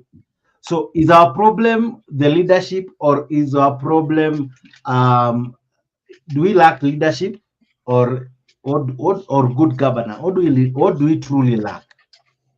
We lack everything. We are docile. You are being led into the ditch, but you go and your eyes are not folded. You can see that's the ditch. Then you end up there. Yeah. We are told we believe elections were stolen. And we are told, oh, now let's go to High Court, let's do this. We did that, docility. Okay. Otherwise, if we all had rebelled, go to the streets, irrespective of whether Raila was there or not, we wouldn't be where we are. We should have defied him. I defied my dad 3 times. 3 times. The first time politically. The first time was when I realized Kanu was dying. I told him, I called a family meeting because he was a diehard Kanu man. I told him, Daddy, I've never opposed you. Today, I'm telling you, mimi nimetoka kani. Ithiriu mkwajo nikahepa. He couldn't believe it. Yes, but I told him the truth. Yes, people should have spilled into the street with or without leadership ya mtu yoyote to say, no, this is not the leader we wanted. Yeah, so we will continue to be enjoyed like that. Actually, tumewekwa tu kwa box moja, kwa ring moja na Ruto. Hapo ndio tuna box each other. Yeah. Yeah. So there is no need of blaming at leaders and all that. When you don't have a leader, just go. Who tells you you can't go where you want to go because you have no leader? I said to leaders, tudogo tutokeleze. Jake, start leading your people. I start leading my people. That's what I'm calling for. Kama zamani ilikuwa ukienda Embu unakuta kingpin. Siku hizi nasikia wanaitwa kingpin. Ukienda Ukambani kulikuwa Mulu Mutisia. Akiongea hivyo Wakamba wote walikuwa wanainama, as much as they were laughing wakimwita illiterate. But he would be able to fill a stadium with the people. A leader is one who can call a meeting and you have people in kwa kiwanja. So if you can call up to 500 people, then you're okay. You're good. Yes. Yeah. Interesting. Yeah. So tuache to blame watu. Let's take it. Let's take it in our own way. Yes. Plan your own thing. Other people will follow you.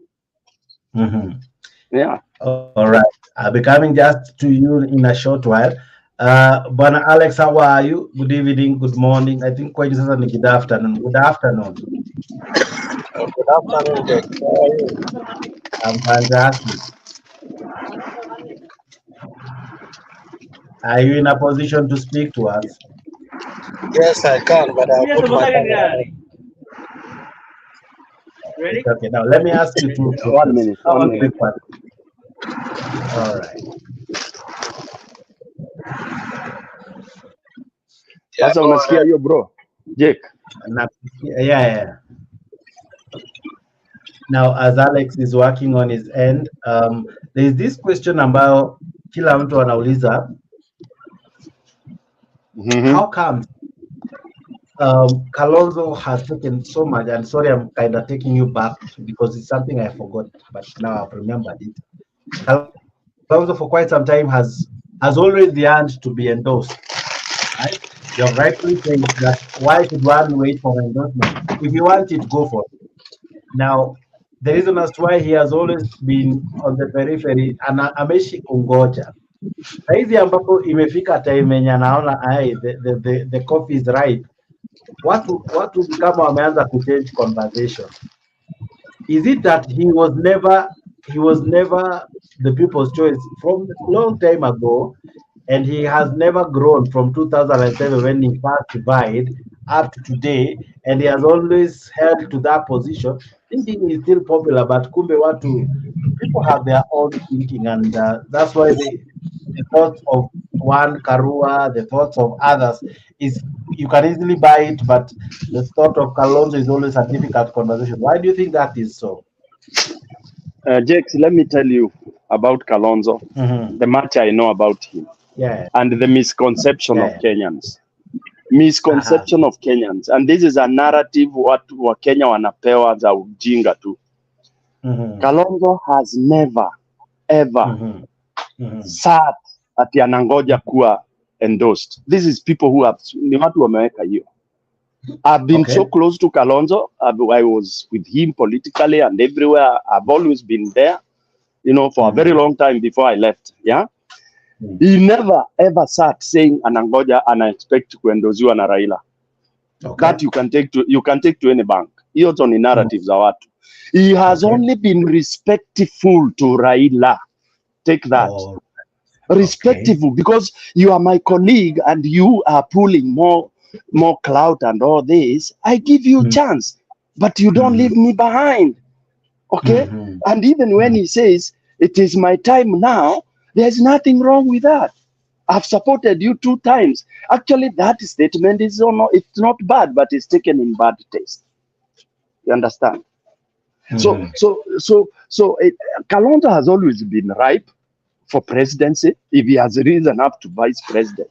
What cannot make him become, be a presentable candidate for presidency? You may like, you may not like him, which is normal, and then he'll be voted by those who will vote for him. But instead of could discourage, ni watermelon, there are even more watermelons than Kalonzo, by the way, in the country. Only that Kalonzo is very open and is very naked. Yeah, there are more watermelons there. Wale wako chini kwa chini. Watu wanauza inchi chini kwa chini. So as far as when it comes to that level of whatever, I don't think Kalonzo is what people think he is. Fine, they say ni muoga. It is true. And uoga yake is because, of course, ako kwa Biblia, anasema hataki umwagikaji wa damu, which that recipe and leadership might not work for him. Okay? But let him command those who believe in the Bible, those who believe in peace. They will be his followers.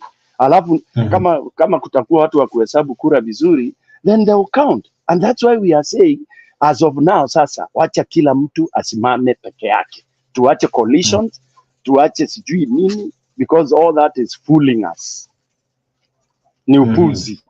Ni upuzi mtupu. Yes. Ni upuzi mtupu. What we should be fighting for is, can we hold elections in Kenya that can be credible? Period. In fact, hiyo ndio vita tungekuwa nao. Nadiko, sijui Nadiko, garbage hizo zote, those are nonsense. Nimekuambia kulikuwa na kina master of all reports, Ndungu report. Kulikuwa, I can't name them right now. Deadly reports. Wako. Yeah. So Nadiko is just like any other. Yeah, it's past time. Kupita tu wakati. Zinaitwa either, kama you've ever worked in UN, unaweza jua kuna vitu tunaitanga, buying time and delaying tactic, which looks very technical. Jake, I can delay your whatever you are something you are due for, but you will not feel pain. Nitatumia kizungu mingi, technicalities, law, labda you are claiming your dues. Takuonyesha, this and that. Nakupatia narrative, nakupatia 12 pages to read. Yeah, we buy time, you buy it, and that's how the world operates. So until you break away from that, again, I say, like Haiti has done, like Kagame did, break away from that norm. Kagame broke away from this, you cannot lead rebel group, UN is here, international community will do. He said to hell with all that. Yani alitoa kila kitu kwa meza. Akasema sasa ni mimi na kwa meza peke yangu, na wale watanisupport niunde nchi yangu. Up to today, that is his principle. He doesn't give a damn what you say. He doesn't give a damn what you think. And anapepea tu, anapepea. Mnamuita dictator. Mnamuita. Anasema ni shauri yako. Wewe una country yenyu. Same thing with Museveni. As much as people don't like him, bado anapepea tu, na Waganda wanaendelea na shida zao hizo ndogo ndogo, juu hakuna siku utapata shida. So hii yetu ati sijui tuko Democrat imenisinya is what has led us to where we are. Wa kwanza tumekuwa wa mwisho. Jake, and I keep saying, our formula ya Kenya is not a winning formula. Hatuwezi win. Yes. Hatuwezi win. Poverty will continue. Corruption will continue. Elections will never be right. Because ile pin yenyewe hatutaki kuispin. That's the truth. You can have all commissions on earth. You can have wako. Sasa wako atakusaidia na nini? Wako. Sahi, today. Atakusaidia na nini je? Mr. Alex, I don't know if you're able to hear me.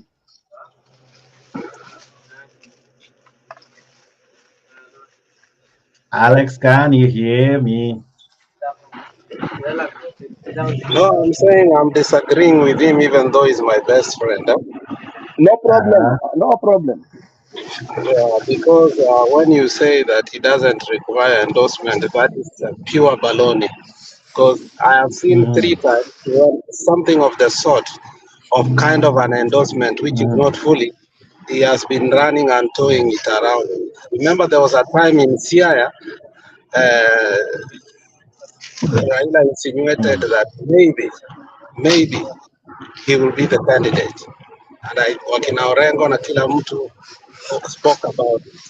Then it went down. The other day was in Makueni or something of the sort. Again, when Mutula made some sentiment that upende msipende wakati huu. So to manage the crowd, Baba had to do what? Say hata yeye anaweza. Then the guy was so happy, he started going to rallies in Meru, Embu, so on and so forth.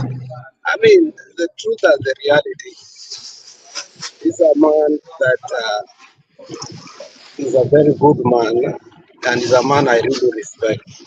But his stamina when it comes to progress is a little bit down, because these things are not won by negotiation. They are not won by being kind. They are not won by being nice. These things are won by becoming the best you can in a world of man-eat-man society. So for him, I believe this time around it depended on the goodwill of the people of Nyanza and others to come together so that he can counter.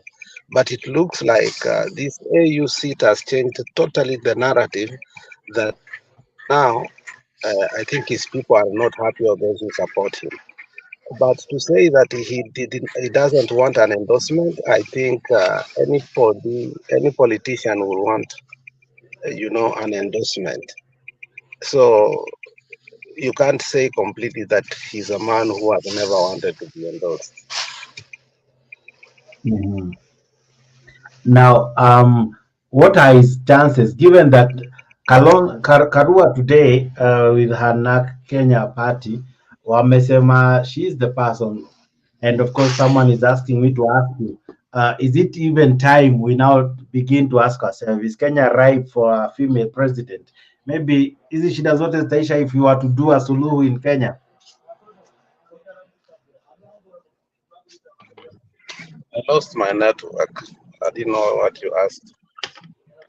I'm asking you, the talks for Martha Karua have now begun, and her party today said it will begin grassroots recruitment and everything.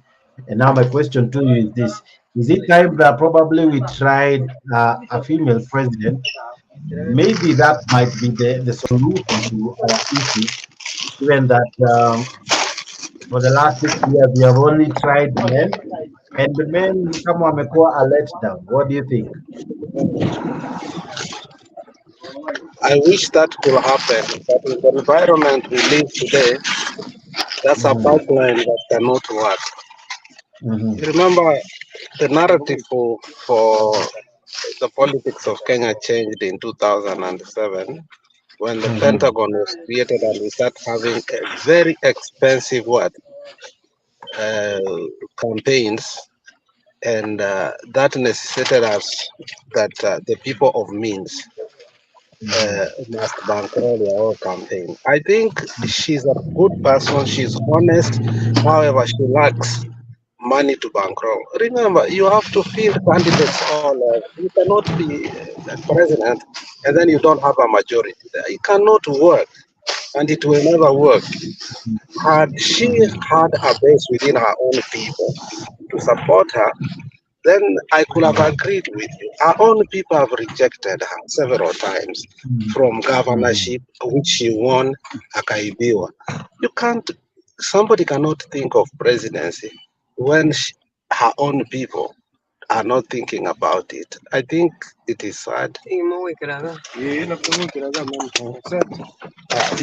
is sad thing for me. Thank you.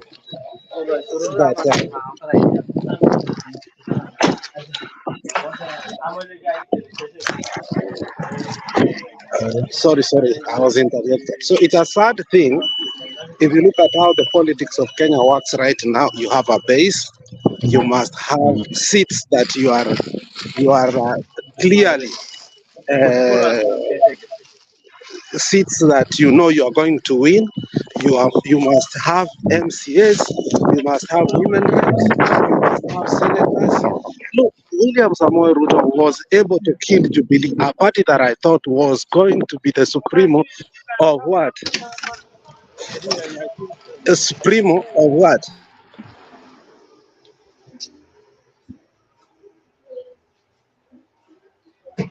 Oh, sorry. We are drop, but same question to you, PK. Could our issues probably be solved by changing gender? Because for 60 years, as you rightfully said, we have been ruled by male-dominated politics. We have been ruled by only male presidents, and we have never even had the opportunity to have a female deputy president. With changing of gender, or the gender narrative now being pushed, do you see it as a win-win for Kenyans? Jake, again, Kenyans they are being diverted into non-issue. You see, leadership is not about gender or whatever. It is not. You understand? It is not. Yeah. That is tired. You know, that is a tired kind of reasoning by people who are trying to say that now, you see, gender will make a difference. It is the character. It is the person. It is the person that is the person that leads. It's not whether I'm a man or a woman that makes me lead my people. So Karua could do, any other woman could do, any other man could do. All right. So we should not focus on gender anyhow. No. In fact, gender, we should only bring in gender when now we go into that mobilization of votes. Only that. That, oh, women now gangs against men because they have numbers, and only that. Hiyo tu, lakini si ati automatically now it must be a woman, or we are tired with men. Let's look at Martha Karua as a person, as a leader. What do we think she has? Which people already know. By the way, let me tell you, as much as Alex is saying Martha was rejected in her own background and all that, those are the political kind of games that are played by the men.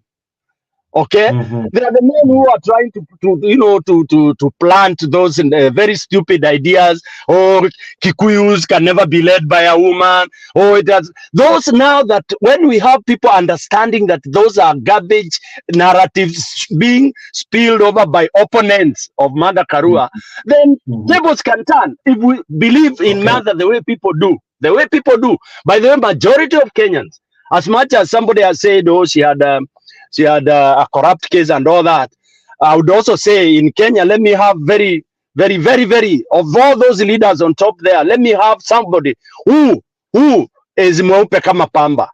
All those leaders, all of them. So I tend to think sometimes we go tired way, yeah. But if we believe, and the way Kenyans are talking and have been talking when Mother was running with Baba, Jake, I'm sure you followed. People are like, yeah, she will make the best DP because in case of anything, she will prosper. She will put forward what Baba has been fighting for. Why were we saying that then? What has changed? What has changed, Jake? I mean, hata sisi pia lazima tujue kuna watu wanajaribu kudrive hii siasa. Okay? Mwananchi, I can assure you, mwananchi ana faith, ana believe in warriorship of Mother Kalonzo. I mean Mother Karua. Mwananchi wa kawaida anajua Mother what she can fight for. But the fellow politicians, they know how lethal she is to them. That is it. That's the thing. That's the secret. She is no nonsense to any politician in the country, including Baba. Yes. Yes. Including Baba. She can tell him off if he's off the cuff. That is now what you need for this country to transit. Somebody who can come very close to Baba's beliefs and prosper. Because Baba believes in fairness, believes in justice, believes in... who else does that? Who else does that? So Kenya, we have to really hit hard. We have to call it as it is. What is naked is naked. Let's fix that situation that we can hold elections in Kenya. That if we have not fixed that, leave it, forget it. Forget it. If we have not fixed elections tuache maneno mingi, whether Karua, whether Kalonzo, whether Stone PK, whether nani, we will not make it. But can we fix it? And how do we fix it? Jake, why don't you address that question? Why don't you do your show one day? Waambie Wakenya waongee vile wanataka to fix election. Hiyo tu, we speak the whole day. Watu watoe solution. Yes. How do we make sure hakuna kamago, hakuna nini? Kusema mobilization nini na nini, and you have no commission sijui itafanywa nini. Kwani tutatoa watu kutoka heaven kuja? Sini hao wa Kenya. Hao IBC tunaambiwa tuende tulinde kura. Sini hao wa Kenya. Yes. You're right. Exactly. So let's if we are not ready for that, then we forget about elections. Okay. Just hold on. I'll be coming to you just now. I see Maendeleo. I'm unable to read the last name. I really hope she'll help me. But hapo chini amenisaidia, ameniandikia Maendeleo Oyudre. I am not sure if I'm able to read that word, but I'll try. And equally, I'm joined by my good friend and sister Ashley. Now, let me begin with you, Maendeleo Oyudre. I hope I'm reading it correctly. Yeah, that is how the way it should be. How are you? I'm fantastic. Good to have you in the show. Good to see you. Are too. really Good to see Stone PK, and also Ashley has just come in. Thank you very much for seeing you people. Yeah. You have timed the conversation when it's so timely. The question of female presidency, could that really help Kenya? Because we have tried men for the last 60 years, that is 6 decades, and we seem to be rotating the same issues, same problems, corruption, blah, blah, blah, name it. Could a female president, as much as PK says it's not about the gender, it's about the person, could that help? In fact, I'll say yes. The only person who is going to help Kenya this time is a female president. Because Raila has tried so many times with all his whatever, imekata. They don't like male who is straightforward. So a female president probably is going to help, because we need a different sex now. The males wameshindwa. So female, let's try the female. I had Stone PK talking about Mathira. That is the best option we have right now in Kenya. Because with Mathira, Kenya will be where we want it to be. She is a no-nonsense person. Hata wakiweka whatever, wakiweka maneno gani ati ye nini, corruption ya Mathira ni wapi? Where on earth have you had Mathira ameiba shamba la mtu? Mathira amechukua hata nini la mtu? Yeye mambo zake all the time is hakika, hakika na ukweli. The first female, the first woman to walk out of office because of her no-nonsense attitude. Uniambia hata hawa wanawake wako hapo saizi, wakisikia tu ati Ruto anataka kuwafukuza, watalia na waende wa kneel down. But with Mathira, she would take any nonsense. She will leave you that office because she knows what she wants, and she wants to be a straightforward person. The only person who is going to occur Kenya right now is a female president, and me, I will propose Mathira to be our leader. Anyway, hakuna cha kusema sijui nini Mathira nini Mathira nini. Please, the men wameshindwa. Because hata ukiangalia all the men, hata wenyewe sasa wanapigana, ninasikia Joho anataka kuwa president, Oparanya na nini. Those people are so weak. Look at them. They are very, very weak actually. But with Mathira, at least my votes can go to her, because she is the only person who can correct this country and to bring it. Maybe she will not bring in 10 years. Maybe she cannot bring it, bring everything in a straight line, but she will try, because she is a no-nonsense person. Yeah, she doesn't take. All right. Yes, for a ride. She doesn't take yes for a cup of tea. She doesn't take anything. If she doesn't want, she will say no. And even if you give her that cup of tea, she will tell you, no, I don't need that cup of tea. My answer is no. And that is no. Yes. Yeah. Now, for Karua to succeed, equally, she would need to have people from her party equally win seats. How would she go about that, given that at the moment she has been ridiculed and mocked severally because of her not having any person from her party? What can she do? Rebranding, changing the party? What are some of the ways she can look into that may help her cause going forward? Because I think her having members of parliament and even counties and even governors from her party would equally be of benefit to her. What do you think? What can Martha do to improve her chances? I don't actually go for the parties or things like that. What Kenyans should look at is a person and his or her personality. Because what is a party? Look at the party you are calling Kenya Kwanza. What is happening there? Yeah. What speciality do they have as those people who have been elected and they are the majority or the things like that? Who are they? Yeah. Let's not just take somebody there because she has a whatever. If she can win that seat of being a president, that's enough. Me, I don't go for things like those things you want to go for at a party. What is a party? If we can find a way to back up Martha go there, win that seat of presidency. She's the one who is going to operate by herself, and she knows whom to put here and whom to put here and whom to put here. Because I don't think looking at a party is anything. And those parties, our wanaume waizi, they are really trying so hard kufanya nini, kusuppress wanawake so that they don't get anywhere. And that is what is happening for Martha even right now. Don't think that she doesn't hawana watu wanaweza kuwin. Ni vile tu hao wanaume wanamsuppress mpaka she can't even breathe. But we hope one day, one time, she's gonna breathe. And she's gonna get it. So, hii mambo ya party, she doesn't have MPs in the nini, she will get. Let that thing ring in Kenyan people minds. Let it be that this time we want Martha. She was gonna be the running mate ya nani walishindwa, right? But why don't we try her?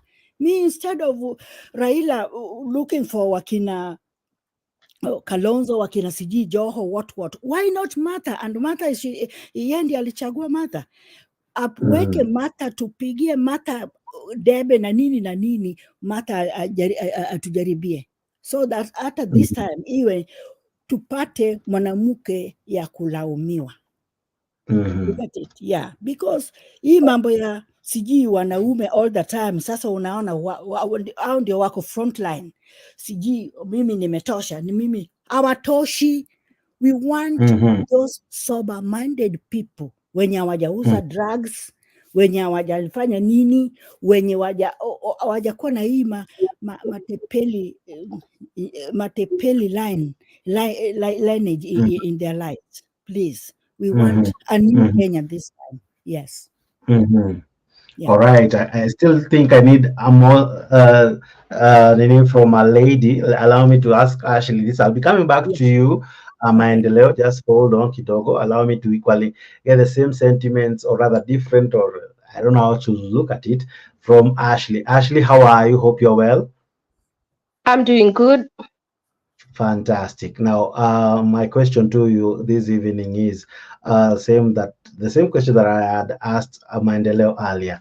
We have had male-dominated politics, or rather presidents since 1963. Are we ripe for a female president, and could that equally maybe change what we have been going through under the hands of men? because we have seen some leaders who are female, once they get these dockets, they have done exceptionally well. Like Gladys Wanga has really tried to transform Homa Bay in the few short days she has been a governor in Homa Bay. What do you think, from where you sit as a lady, could our issues probably need a woman's touch, and that can maybe probably solve our issues here in Kenya? I'm going to answer it, but a little differently. I don't think that it is male leadership that is failing, because at other places in the world that are successful, they also have male leadership. So it's leadership in general that we have, or are choosing the wrong leader. Because I don't know why we won't give someone like Okiya Omtata a chance. He's a man, but I wish we would give him someone a chance, because he has proved to be unwavering of the constitution. He's not like Raila, who sways cold and warm and lukewarm, depending on who he's up or what time of the day it is. So I don't really think it's the male leadership that's the problem. It is that the males that we are choosing are the problem. It's not the men. It's the kind of quality of leadership that we're choosing.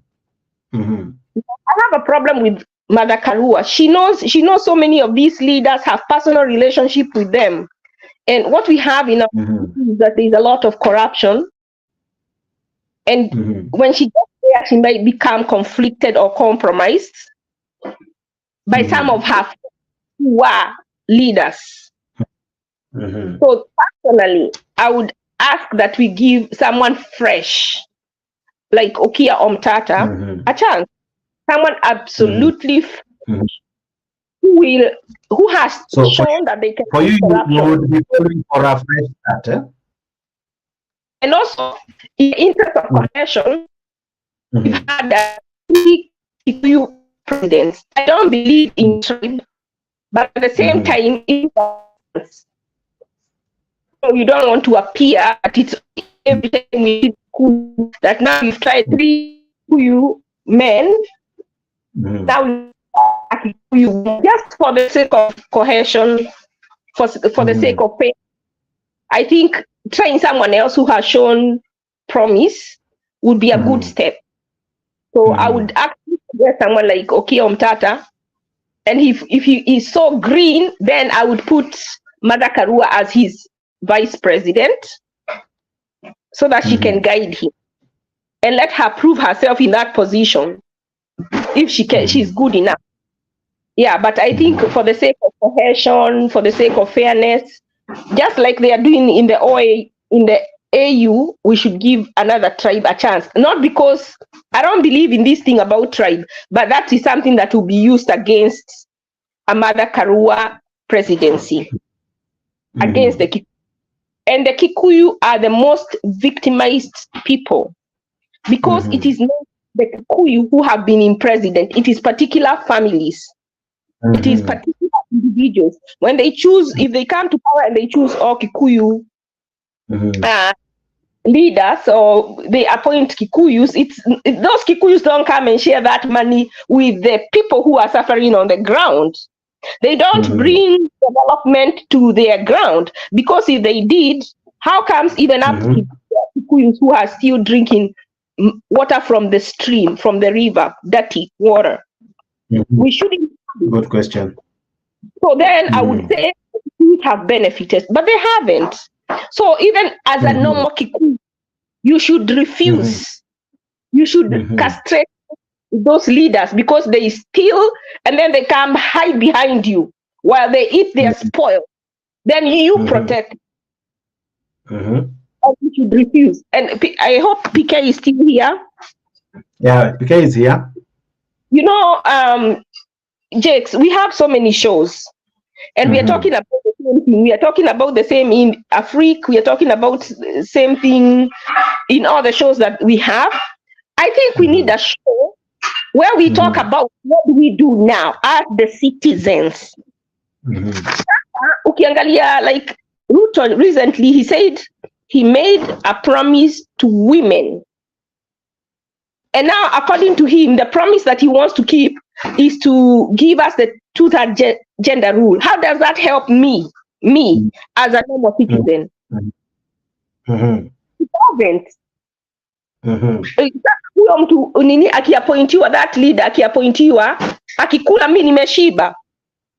Akikula that woman who has dropped out of school due to pregnancy, atafeed huyo mtoto wake.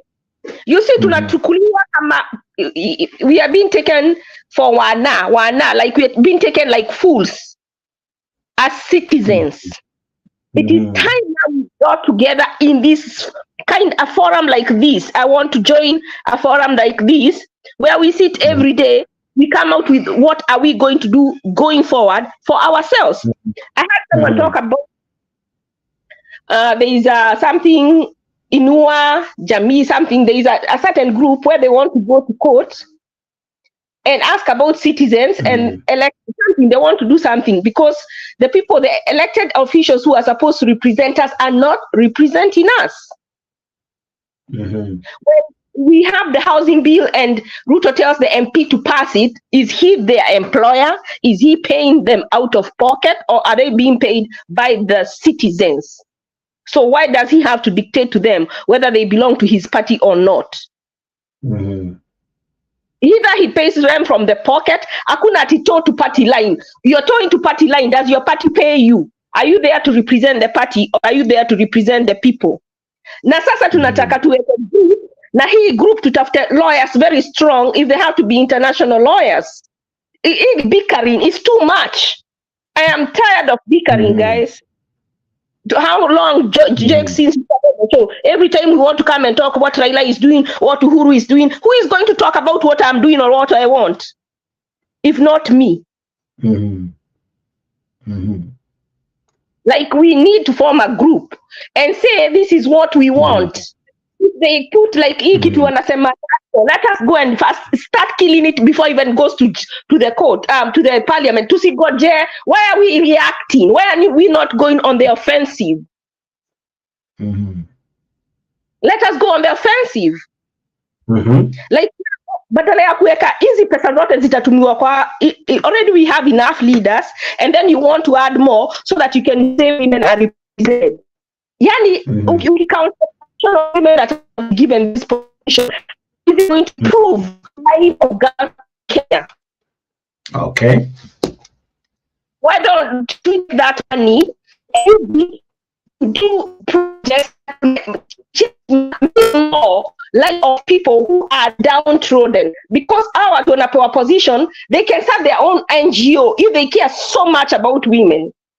They don't need to be under government payroll. Why don't we take that and put it to the ground? Kuna nimekutumia ya Gachagua. Please, I want you to play it. All right, let me see it. All right. Okay. Yeah, I'm downloading it now. I don't know if you're through, because I wanted to ask. I'm not through. Let me finish, and I won't take. I will let someone else talk as much. Gachagua was asked. He was talking about something in that clip, and he said we are not discussing positions because positions are not the problem. We want to discuss economic matters. When they went to Nyeri, when they were doing the contract with Ruto, they said other presidents. That right now we have a president and we are suffering. It was Uhuru who was in power, and they said so. The fact that we have a president who is from our tribe doesn't mean we don't suffer. That's what I'm talking about. So these people are not foolish. We said someone should tell them they are being misadvised. How come siku hizo alikuwa so coherent? And suddenly he's out of touch. It's not selective amnesia.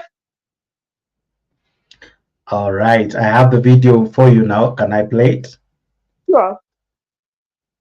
All right. Maendeleo, Honorable Alex and Ashley, allow us to play this one, and then we will be back after this footage.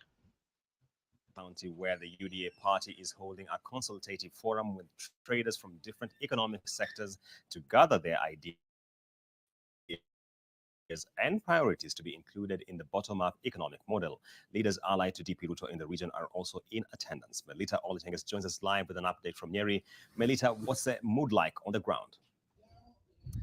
Well, Julians, the mood is that thousands of traders have gathered here at the Brook Ridge, and you can see the anticipation here, just waiting for the Deputy President William Ruto to make his way here. Remember, this meeting concerns traders from Nyeri County, different economic sectors gathered here for a consultative meeting with a UDA economic team that is led by Professor David Ndi, who is already here. But just to actually put this into context, I'd like to speak to Mathira Member of Parliament, Rigathi Gachagua, who is here with me on set. Thank you so much, Mheshimiwa, for joining us.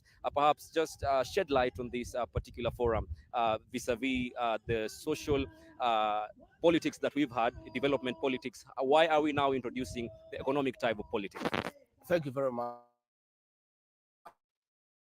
So we are having an economic forum for Nyeri County for the purposes of collating views from our farmers on what they would want the next government to do for them. The views that we collect today will be used to prepare an economic charter for the people of Nyeri County to sign with Dr. William Ruto as a contract for 5 years. That Dr. William Ruto, if we elect you as president, we want you to do the following. The issue of guaranteed minimum return for our coffee, for our tea, for our milk, biashara fund for our traders, not evicting our people and all that. Once we have agreed on what we need to do, we'll prepare an economic charter that will be signed with the Dr. William Ruto at Rorengo Stadium before the people of Nyeri. And that will form the basis of a social contract between the people of this area and our presidential candidate. Why we are doing this is because we elected our president and we have suffered. Never again are we going to elect anybody without a contract. And it must be a documented contract signed in public. And that is why we are meeting today to collect the views of all the stakeholders in this county. What is it that they would like the government of Dr. William Ruto to address in terms of economic revival, in terms of economic empowerment? Once we do that document, we shall have a public signing ceremony in this county. And the same will happen in all other 11 counties in the region. Of course, Mheshimiwa, I cannot let you go before asking you matter succession politics. This is something we expect that perhaps will take center stage today as well. And you've been mentioned as one of the top picks that perhaps Deputy President William Ruto might pick as his running mate. Perhaps have you had this discussion on your side? No, we are not discussing positions. We are discussing matters economic. We are in agreement that our problem is not position because we have the presidency, yet we are in trouble. We are impoverished, we are suffering, and we have the presidency. We don't think positions will sort out our problem. What we need is an economic charter with a presidential candidate and the next president of the Republic of Kenya. Thank you so much. Mheshimiwa Rigathi speaking to us here in Brook Ridge. All right, so that was during the campaign era, and even the president made such sentiments that it's not about wananchi, si mambo ya kuongeza veo, ni wakati wa sio mambo ya viongozi, ni wakati ya mwananchi. But as soon as they joined power, I think the story changed. Ashley, if you can comment about that before I come back to Akina Maendeleo and Honorable Alex. So shortly, he said positions will not solve our problems. We want to see those contracts that were signed. Before they implement the NADCO report, they need to implement what they said and promise those people in those contracts about economic empowerment and economic reform. Then, after we have finished that, whatever money is left, we can do the positions because that is luxury. That is where we come in. That is where we come in. That's why we go to court. That's why we go on the streets. We need to get lawyers. We need to keep in court about these things that they are saying. He keeps saying he wants to implement the housing because that is what is promised the people. We need to hold him an account. You know, like we shouldn't just be as spectators. We are not. We are not spectators. But we need to hold them accountable. And then on the seats, on the 2/3 or 1/3 gender rule, let us, the citizen, it is more profitable to use that money for all those seats and all those offices, whatever the amount will cost. Take that money, take it to the ground. Let's open where women who have had children and dropped out of school can go back to school, help children, help mothers have access to childcare, free childcare. That is how you help women. Okay. That is how you help women raise. Not giving us a few leaders so they can keep going abroad and using our money. It is coming to the ground and doing things that actually make sense. Thank you. All right, I'll be coming back to you, Ashley, because there are things that Gachagua has said. I want you to help us understand them even better. But before I come back to you, let me go to Alex. I don't know if you're able to talk to me. Yes, I'm ready. Yes. All right. Now, Ashley and Mandeleo have raised agreeing on equally conflicting statements. One seems to agree it's time for a lady. The other one seems to say, yeah, it can be time for a lady, but equally we can try a different person, a different man, where we have a fresh start, because the issue is not gender. It's because we have always had failed leadership. And my question now to you, from where you sit, where do we always get it wrong? Because it never goes wrong. It always either starts wrong, or the idea is always changed midway, hence everything goes wrong by the end of the day. How do we go about it? Do we change the male? Do we change the female? How do we now begin to get it right? Because it seems we have always gotten it wrong from the very start. Because right now, as Kenya Rebel was saying earlier on, right now we're not talking about tribe. But kuna mahali tafika, I'll now start seeing you as a different tribe from mine. I'll not call you brother, as Tom PK was equally saying. Then I'll remember my tribe, all right? And then eventually I'll put into power someone who does not have me at heart, and then I'll suffer for the days huyo mtu atakuwa in office, and then tarudi nikumbuka ya the brother in Alex, but by that time I've already made a mistake. So how can we get it right as early as now? Ashley is calling for people, for the citizen, to ask themselves what can they do, how can they come together so that they, we save ourselves, since it seems no one can save us. What do you think, Bwana Alex? For me, I like looking things from a practical point of view and how we have carried ourselves over the years, like for elections. Let us not lie to ourselves that who we prefer or who we want to vote for is the one who wins. It has never worked. More especially right now, Jex, look at it from this angle. Okay? Something that is appalling to me, that we don't have a functional IEBC until today.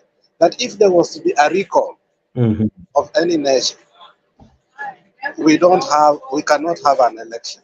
So, and the reality is, after the pact of Baba and Ruto, more especially on Baba going and retiring to the AU, Ruto continuing, I think they have already chosen, to me, they have already chosen the IEBC. They are just waiting for the right time to unveil. And that IEBC will always be compromised. You understand? And in the compromise, it will be bought and told that this is the work you are going to do, this is the money we will give you, and this is the security we will give you. So negotiations are on the way. And that's why you find people who know more, like Ahmed Nasir. Right now they have woken for that deep slumber whereby they used to support people blindly. I don't see anywhere near soon women can become a president of the Republic of Kenya. It will not happen very soon. More especially when we have now a one-man show. We opposed the housing levy. It is there. We opposed the finance bill. It is there. We opposed the shift, the one that is an alternative to NHIF. It is there. This man is going to have a free pass, okay? And he is going to rule until he wants to get out of power. Don't think Ruto is a man who will, when he disagreed with Uhuru Muigai Kenyatta, he refused to resign totally and completely. Is it now you are going to take this man out? Yes, I learned something a couple of years ago that was a little bit sad. That in politics, you must learn to betray somebody and you must learn to be betrayed by yourself. So there are going to be political betrayment in the future. It is just about time to start. And when that time will get, people like Gachagua are going to be shut down. Remember, these are people who are in power for 24 years. They were the only begotten son. And they used power to their own words, advantage. Kulikuwa na Nyayo wards, Nyayo T-zones, Nyayo buses, everything. Ruto is going to use that narrative, whereby everything he isn't going to call things Nyayo, but he's going to call things different names, change names, so that Abaki and Obama Namam. Yes, to run a campaign, an effective campaign, I swear to you, you need a lot of money. For instance, the court pronounced or declared that a governor can use 1.2 billion to campaign. That is 1.2 billion, just something that you easily get in 4 years without stealing. So we want Martha Karua. We want her what? We want her character. We want somebody like her to rule that country. But do you think it's practical? The reason I say it's not practical yet is this one. All people who are government officers and have posts up there, at some point they have been corrupt. So for them to risk to choose a person who is very clean, they know that their feet will be cut someday. So they rather vote for a corrupt person to keep their homes. Because they got their own. I'm having a challenge to hear you properly, Alex. Okay, can you hear me now? Yeah, but there's a lot of... Let me make this point quickly. If you get me all right, it's just 30 seconds. All right. Right now, as we see it, the only thing we could have done to change Kenya was a revolution, which we have been disappointed by a person we believed in. Easy vitu zingine ati we will go voting and somebody will win and Okia or Mutata. It cannot work in Kenya today. 4 elections in a circle. The person who won was never declared. So it is not, Kalonzo can go to the election and win, but who is going to declare him? He was not part and parcel of the negotiation of what is called what? IEBC. So that's the problem we have. We must totally overhaul our system in order to get justice. But with the present the present structure, it's a waste of time even to go to vote. Okay. All right. Now, before I come to you, Storm PK, allow me to come back to Maendeleo. And I'm sure Storm PK, you have heard what Alex has said. He equally seems to agree with you that we need to first look at the electoral process and the electoral system, because all these things else that we are saying here could actually not amount to much. Now, Maendeleo, let me ask you this. Alex is raising an interesting sentiment that the people who are in government or those who hold some of these positions, some of them are so corrupt that the thought of having someone who can go after them can make them not allow it to happen. Hence, someone like Karua cannot probably win an election because there are people who wouldn't wish to have her there. Equally, they have equally said that Ashley said this point, and I think I picked it so well, that we don't need the 2/3 gender rule. We need to create policies that benefit all women, all children, the public, in a way that when a woman goes to the hospital and she's able to give birth with a working Linda Mama, with with doctors being there, they're not on strike, with all those things, with policies that work, with a country that is working, it's better off than having the 2/3 gender rule. From where you sit, what do you make of sentiments from one Alex, and equally what Ashley had raised earlier? Of course, I'll be coming back to Ashley with some of the things that she has said and what Gachagua had said. But coming to you, what do you think are the issues that may bedevil Karua's chances? And equally, the 2/3 gender rule, can't we just create policies that benefit most of us or all women? Because this position will go to few women, but the majority of the women are the ones who have no access to clean water. They're still fetching water from streams and dirty places.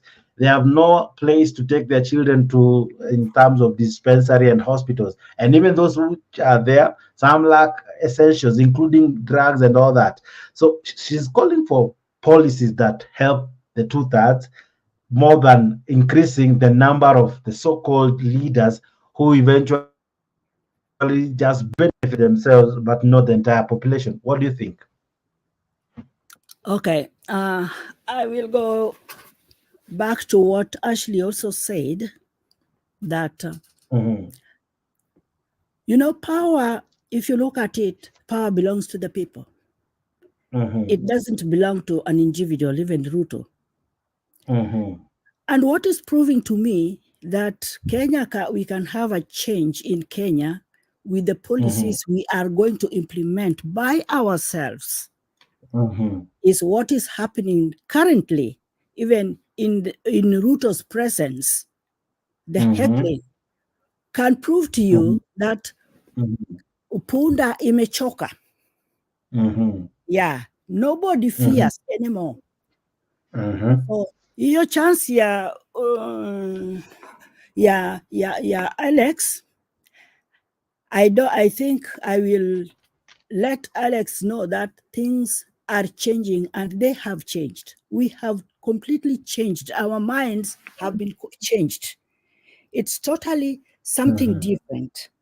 I'll go by the Ashley's idea of forming a policy on what we want is what is going to happen, because we are the people of Kenya. We should not be manipulated. We should not be guided like, enter this side, enter this side now. So we should be. What I want is what is going to happen, because I am the one who is electing you. Hii mambo ya CG, we have tried, yes, we have tried many times, but you're trying very many times imefanya kila mtu in Kenya wamechoka. They know, and they have that what is, I'm not going to be used this time. I think that is what is going on in Kenya now. So if we put it down and we implement it, and we just put the policies, ifanye kazi the way we want, because what he was saying, let those they promised come to work. Not that we just brush them off.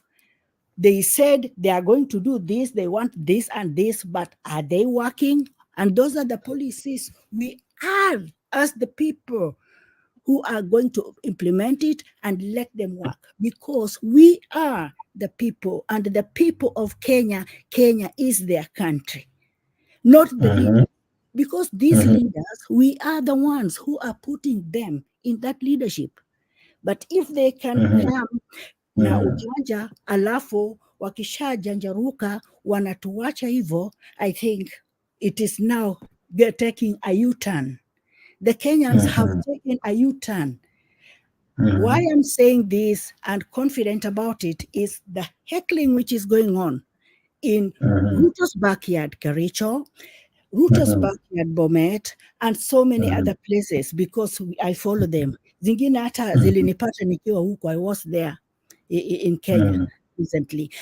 But I know it can work, and a U-turn is there. So putting water there, as I said before, it can, if we want. If we people of Kenya want Martha to lead us next coming election, she's going to lead us. Whoever we want is the one who is going to lead us. Hata kama ni Kalonzo ndio tunataka, hata kama ni nani, but not Ruto, because we are going to form a policy which what you are telling us is what we want you to go and do for us, not cheating us, and then ukifika huko unabadilika, sasa ujui bottom up, unajua tu mambo zako zingine. Yeah. Okay. The other question that probably I'll ask you, just a quick one. Ashley spoke about a fresh start where we don't consider tribe, because in any case, it has only benefited an individual's home. Because as you have rightfully said, when they heckle, those were places that William Ruto scored quite high in terms of those people who supported him. But even there, they feel disgruntled, they feel shortchanged, they feel they're not happy. You cannot heckle someone if you're happy. You cannot boo someone if you're happy with them. Probably something that is wrong. So actually it's calling for a fresh start where we look at a different candidate, a different personality. Is that what Kenya needs? A different start? She even has proposed someone like Okiya Omtata, even saying she can't be deputized. He can't be deputized by Martha Karua. What do you think about that? Is it something that can work? Okay, a fresh start can only work with because you know this was your question. You brought it so nicely. A fresh start, I think, is gonna be either can we this time try a female? That is a fresh start, because we have been led by male all along. Yeah. Even Okiya Omtata, I'm not refuting him, but he is a male.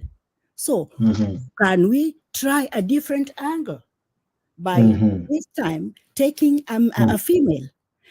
And a female, it's not that we are going to look for somebody somewhere. Yeah.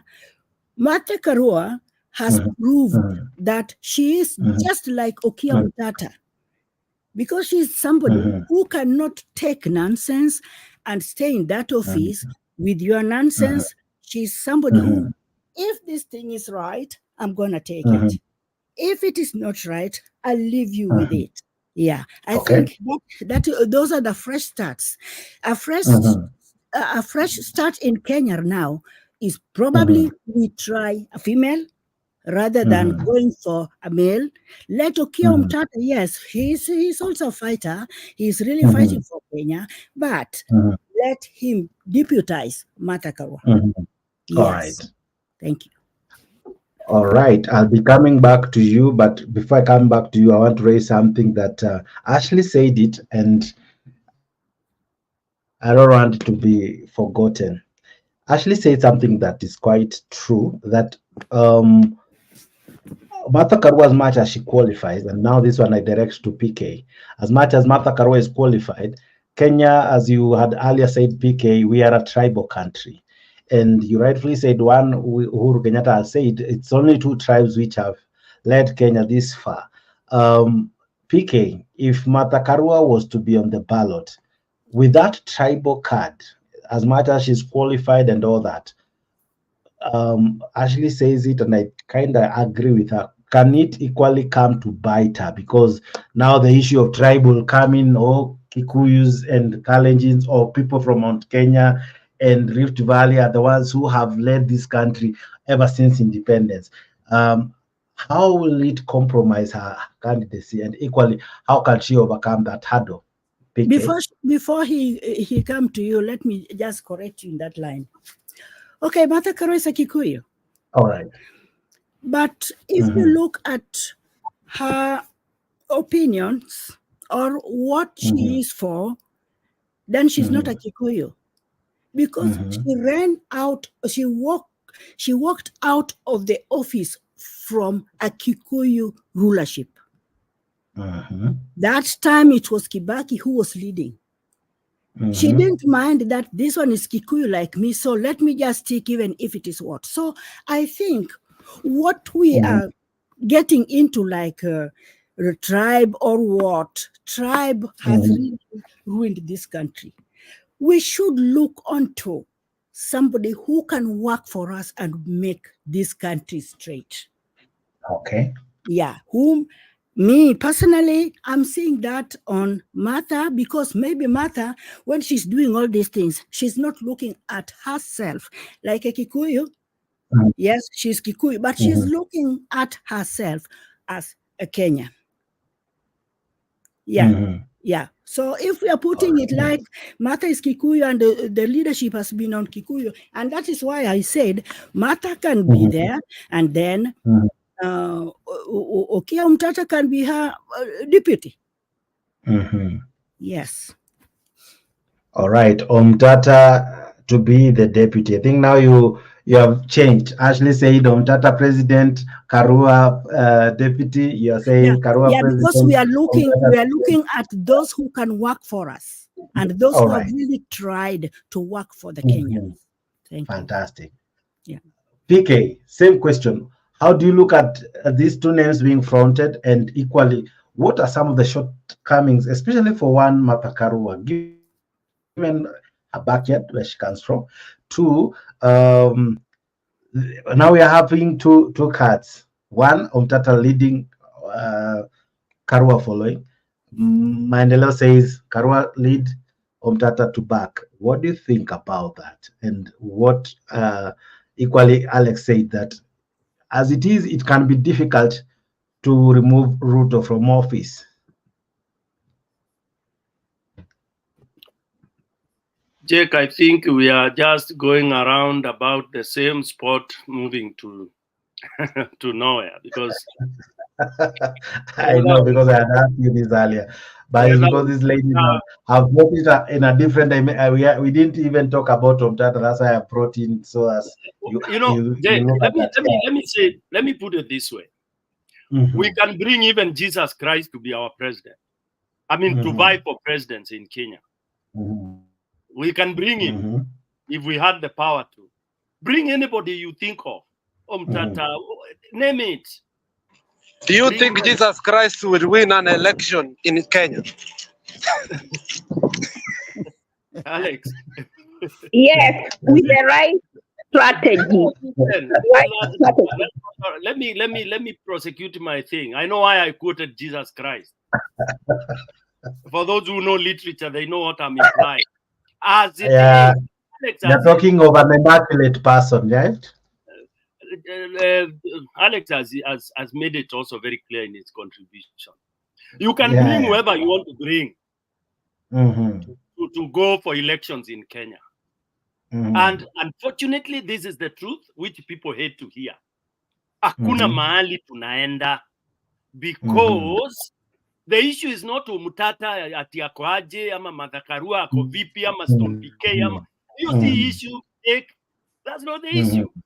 After the issue here, the power of the people. Now we have known people have no power in Kenya. Guys, let's face that. Let's swallow that bitter pill. We have no power. We, the people, have no power. It is only on the book. It's only on the book. Because if we had power, Jake, we would not be here. Here we would be debating Stone PK is not doing this, Senator so-and-so is...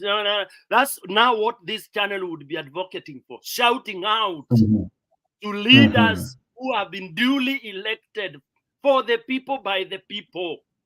Then they would listen to what you guys are saying. They would go debate. They would disapprove wrong bills. That is where we would be had we gotten that power we claim to have from the paper called Constitution. So we the people have no power. And until we the people get the power, and the power will not be brought to us by anybody. It is coming out within us, popping out, oozing out. And it doesn't ooze out when you are holding your Bible. I'm not a Christian. Why I keep on talking? Because that is where we go wrong. That is what has killed us. Our faith in the next world is what has made us suffer in this world. We've been made to think and believe sisi hatuwezi pigania haki yetu ni kuenda kwa maombi. Then already tumeingizwa kwa devil worship. I mean, we are totally off kabisa. And Ruto, this is what he had geared to. By the way, today, Jake, if you want to go and win election in Kenya, start being devilish. You will get it. kuwa tu mtu wa shetani, fanya vitu zote zile shetani anafanyaga. Ukienda na maJesus, you are done. Vaa nguo ya Jesus, lakini ufanye kishetani kabisa. Usiku unanyonga watu vizuri. Okay? Then you will survive. Anyway, quickly to your question. Until we decide to dismantle, and this has to come from some individuals, dismantle what there is in Kenya today. You may call it rebellion, you may give it whatever name you want to give it. It might be called all the ugly names. But until we get that ruthless leader, ruthless in the name of political ruthlessness, take over, whether it's through a coup, whether it's through whatever method you will be able to take leadership, then you guide, and you should be honest, then you decide all what people have been denied is what I'm giving them. Then if they screw it up, it's up to them. And how do you do this? Take power in whichever way, throw out all these idiots, all these liars, disregard all of them. I can tell you in Kenya, you have very credible people seated who when you give them role, they will play. Take that leadership by force. Then let Kenyans appoint a national transition committee, representation of all the counties. Let them rule the country for as long as they can to put things straight. What does Mwananchi care for? Mwananchi cares for the child is going to school. I don't care whether somebody has taken the country by coup or by whatever it is. I just want to know I can go to work, youth can get their jobs, people can get bread on their table, children can go to school. That is all what I care as Mwananchi. Mwananchi does not care about Omtata going to court. Those numerous courts have no benefit to Mwananchi. Those are long term. Because those Omtata things are just what we call, they are by the law, for the law and all that. While Mwananchi aendi shule, anakufa njaa, Omtata anapigana kotini, koti inasimama. You know, it has no direct impact to ule. It's just like the way the gender rules and all that have no direct impact to the common mama kule kwa ground, just as Ashley said. So we have forgotten, and this is what Jake has been an issue. We are detached from the common man. Where are we? Mwananchi hakuna mahali yuko Jake. Hizi mnapiga ni masomo tu until we go to the ground and say, like, whoever takes by force anachukua civic education right to the ward, kuambia wananchi why nime overthrow hii serikali. And of course you do that through very, very committed people, and saying I'll be here until we put up an electoral commission that is credible. You can even decide to have, as long as possible it is, to go through due diligence to get people, because they are there, to run an election. We have people in every corner of this world who can stand and they can sign those votes as per the counting. Of course, we have very many of them who are corrupt, those who can be given money and they do that. But I believe there are people of credible character. And I tell you, the first election, we might go 60% right. Okay? Then the next one, we go 70, and then we go 80. Once we reach 80, we are good. We are good. And it's a journey that needs ruthlessness. This, I stand there. That we need somebody who will come by force and say, this is the medicine you are going to take, Kenyans. You may not like him 100%. Hakuna mtu anapendangwa 100%. Hata nikichukua na nguvu unipende 55% na niwaletee commission ambayo itachagua watu vizuri, you will love me later. I'm telling you, we've had coups that have been they have been impacted, and then they have turned out well. Some have gone, of course, haywire, but they have brought some changes to some effect. Round table, I keep on saying, negotiations in Kenya. You don't negotiate when you are negotiating with wolves and hyenas. That's yani, je, kata mimi nacheka sana na nyinyi.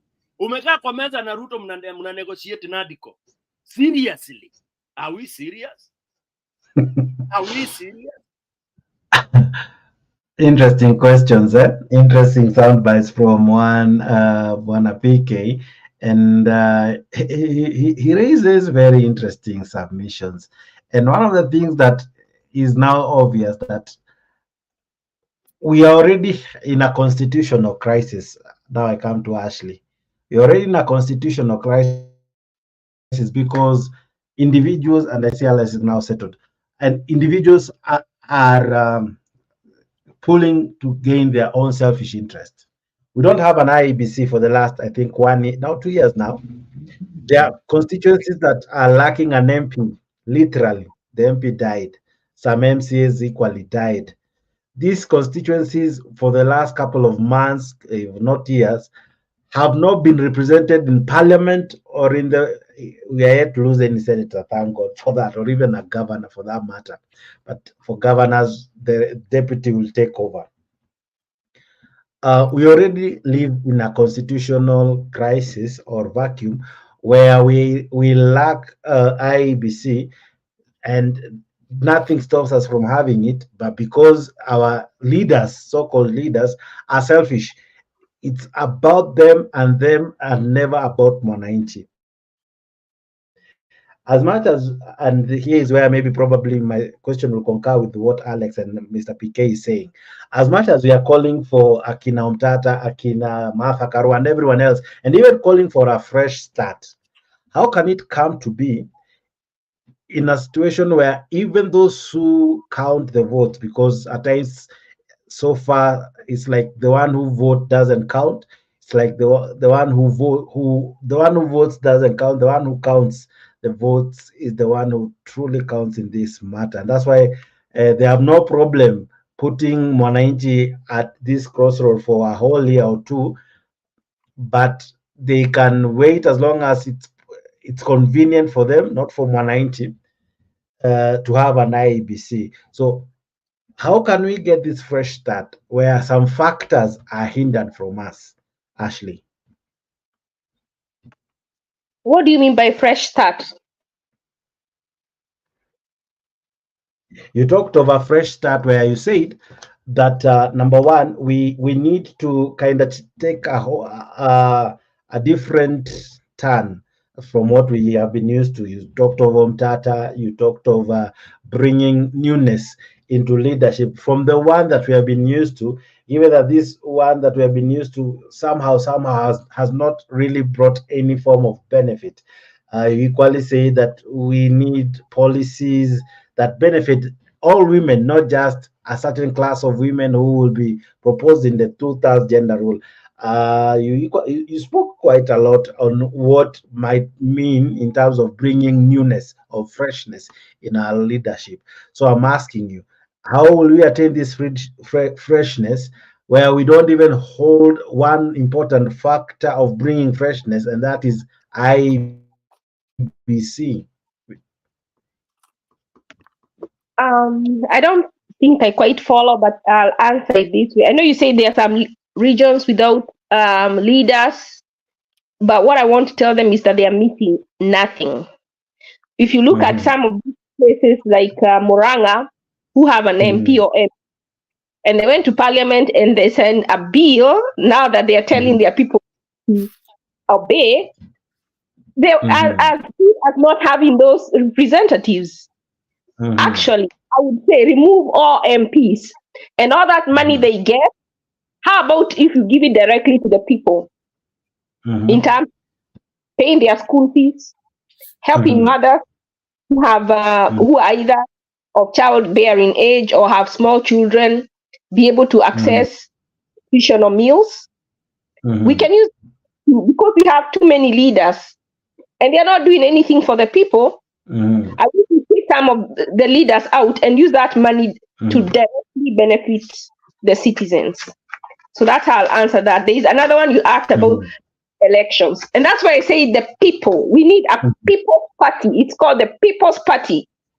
And then this People's Party, the people, like say, Jakes decide we are going to start a political party as this show. It's called the People's Party. And you know the way we are saying, oh, we want mother, we want who. We bring them together, like the US just had the primaries. What in the primary, there are two major parties.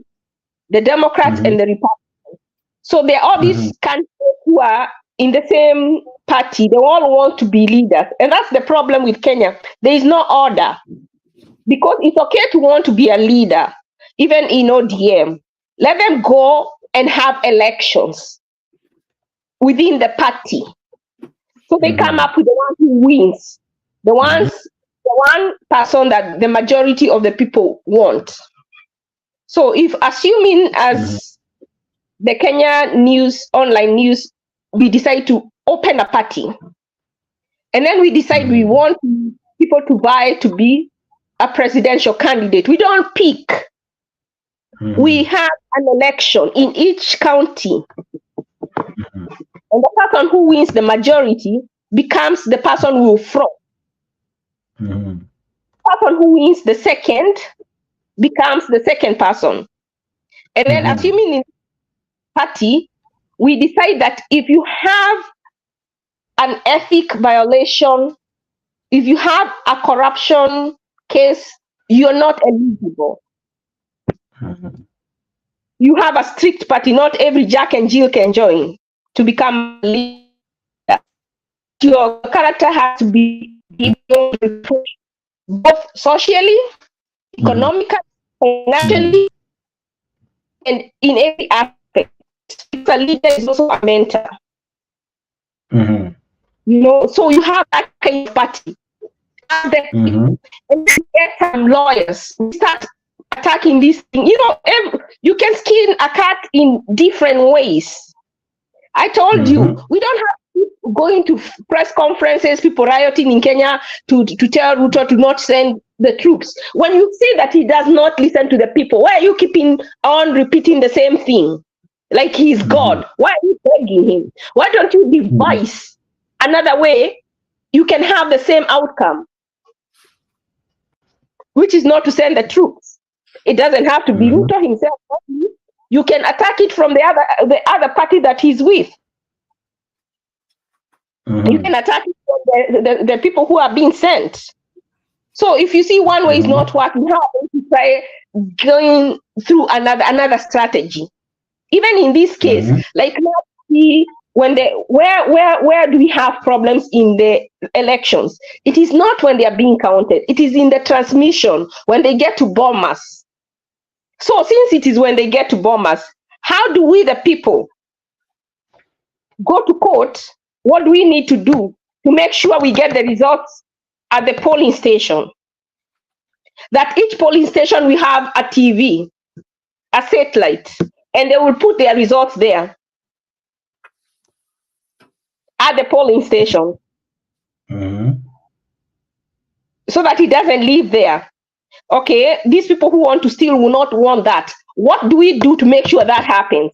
Let me tell you one thing, the secret I've discovered about Kenya. Someone was saying the other day, when they come to us, they lie to us about our financial health. But when they talk to IMF, they tell them the truth. So some of these things that we want, we have to go to the international scene. We have to push it from the international side to push our leaders who see them as masters to do the right thing.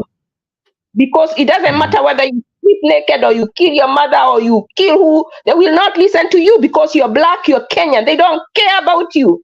They have no respect for you, even though they are supposed to be working for you, because even though you're supposed to be the employer, they don't care what you think. And that's why Ruto says, I am going to do what I am going to do, what I was chosen to do. I don't know who chose him, because he's forcing to implement, regardless of how the people feel he wants to implement. So when you know that he doesn't care what you say or think or feel, then you look where does he care? Then you have to attack him from where he cares. Otherwise, it's like playing a guitar to a goat. Okay. Now, I want to quickly talk about the gender, if it's okay, or do I have to wait for the next chance? I think I'll wait. All right. Yeah, we are quite a full house now. Okay. Alex, you wanted to respond? Yes, Dix. There are things that it's getting difficult for me to discuss here because it's like we are giving our desires without putting practicality, and it's like I'm wasting my time here.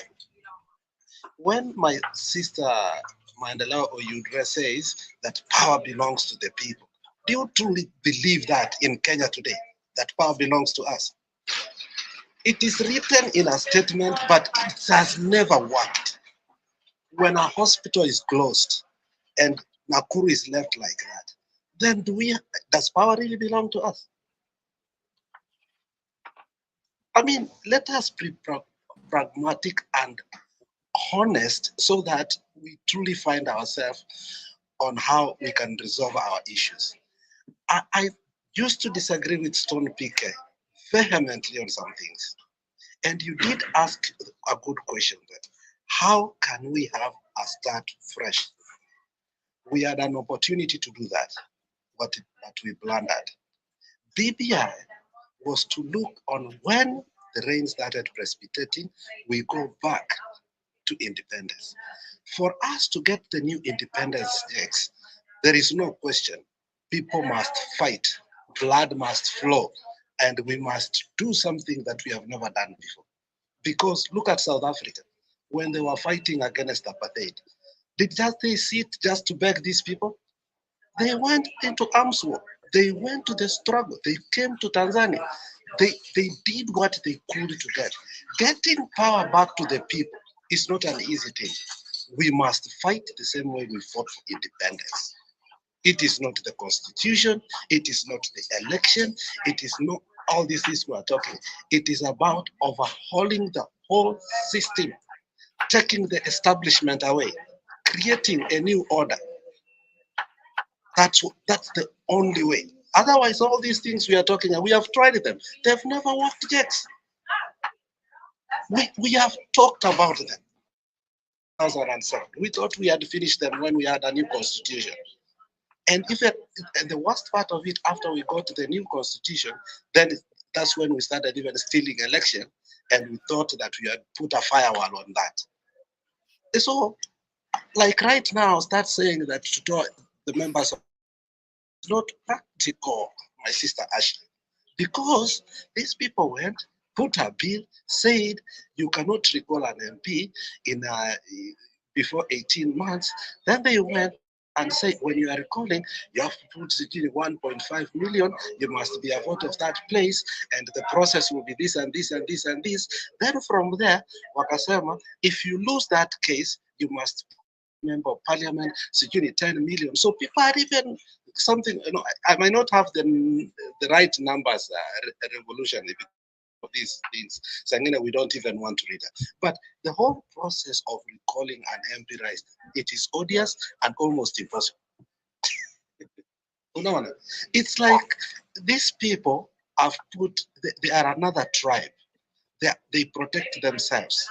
So for me, where it has reached, where we see the opposition is not the opposition is the government, and the government now has become the opposition because the 125 MPs nasikia sijui ndio Simbarati alinunua mara unasikia sijui we have voted for the finance bill, yet we tell the people tuende kuandamana, and then unasema tuende kuandamana, people get killed because they believed in you, and then you go back, you go to the government. Where do those people who are killed go to? It is so frustrating, Jax. So the whole question is, how can we solve this problem? This problem cannot be solved by talking. It cannot. It has proved. This problem can be resolved if we become vigilant and say, look, if power belongs to us, we will grab it by force. We are not going to negotiate. We are not going to use these institutions because they over and over and over. Let me finish. When you were talking, nobody interjected you. So for me, I don't believe in the institutions anymore because the president has the power to appoint some of these people in this institution, and therefore he controls them. I don't believe in the government anymore because for itself. I don't believe in the judiciary because it has never served justice. So then what are we waiting? Do we sit there and wait so that these people keep controlling us? I'm sick and tired of these things. Lastly, hypothesis will never work. What me and you want will never work. Is what must be done for these people to stop what they have been doing. All right. Ashley, is it your mind who had an objection or something? If I come to Kenya Rebel, then Julia. Who kind of who? Okay, I think I'm the one who said that the power belongs to the people. I think we are in the same page, Mr. Alex. The power which belongs to us, this is the right time. We must grab it. Let us not wait for somebody to lead us. Yes, we can still form at that person with those powers, with our powerful minds to go grab what we want in Kenya. And we put whom we want. I think those were my words. Maybe I did say them in a different way, which was sounding a different dialect, but that is what I meant. I didn't say that that so and so. I don't believe that we cannot remove this government in power. I believe we can remove them from this power because they are just those we elected, and we are the people to use our power to remove them. So if it is a matter of grabbing, let us get that strategy on how do we take off these people so that we start afresh. Yeah. All right. Now, Kenya Rebel, I want to come to you before I come to Julia. All right. Now, let me first now come to Julia until Kenya Rebel are settled. Julia, you are here then. Yes, can I give a 30-second rebuttal? Just 30 seconds so I don't forget. Oh, yeah. That's why I was asking if it was you or, but go ahead. Just 30 seconds. I wanted to tell, Go ahead, Ashley. Believe in the power of trying everything, going everywhere before we come to revolution. At the end of the day, it destroys so much that sometimes you have to count, is it worth it or not?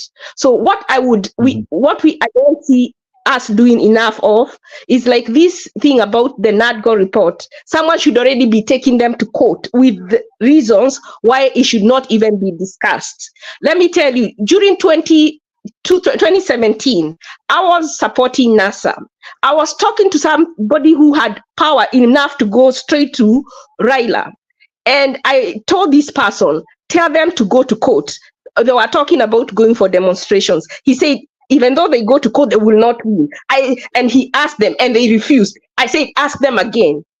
He went, and this is something I even have messages myself I can prove. I said, ask them again, and they agreed. We all know that for the first time that election was overturned. Sometimes we don't have because we don't ask, the Bible says. And it also, even now, some of the things we don't have is because we don't ask. The Prime Minister of Haiti resigned, even though there was battle, but he was forced to resign by the superpowers. What I'm telling you, the way I have studied Ruto, if you pressure America, they will pressure him and he will act.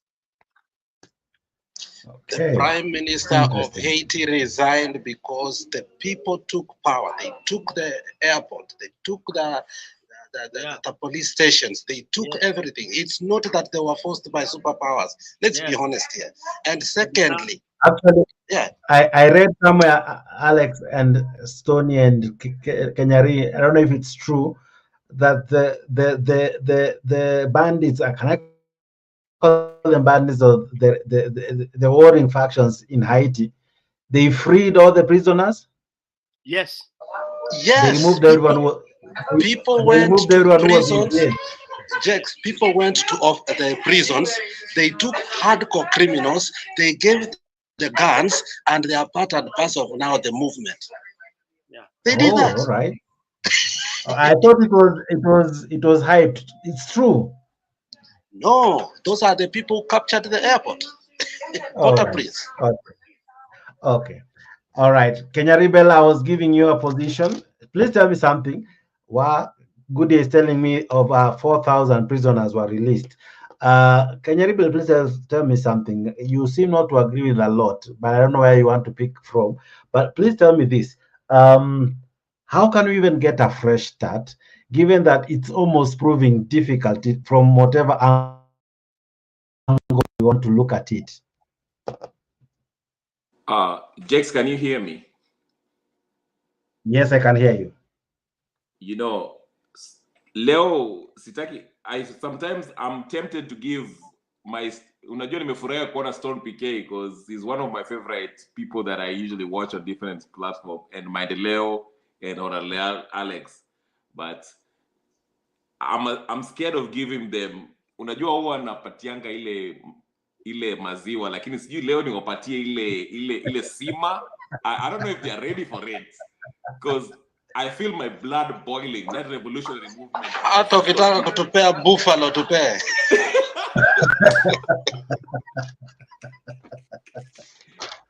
You know, ni kama umefika pale nilikuwa nasemanga kitambo.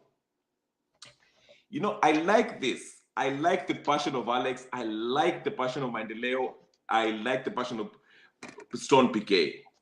Mimi kisema vitu, and they think I single somebody out. Mi usema hivi, Kenya, kuna watu ambao wanaona ile what we need to change. But we stop because we have respect for some leaders. Unasikia? Good na kuona hapo. Thank you very much. Happy hiyo siku. Yao my Irish. By the way, I like the Irish people because they're revolutionary. But listen to me. Ndio maana I usually single one person, and he's a CIA agent. And I can't stand him. Raila Odinga is a CIA agent who has always suppressed grassroots revolutionary movement.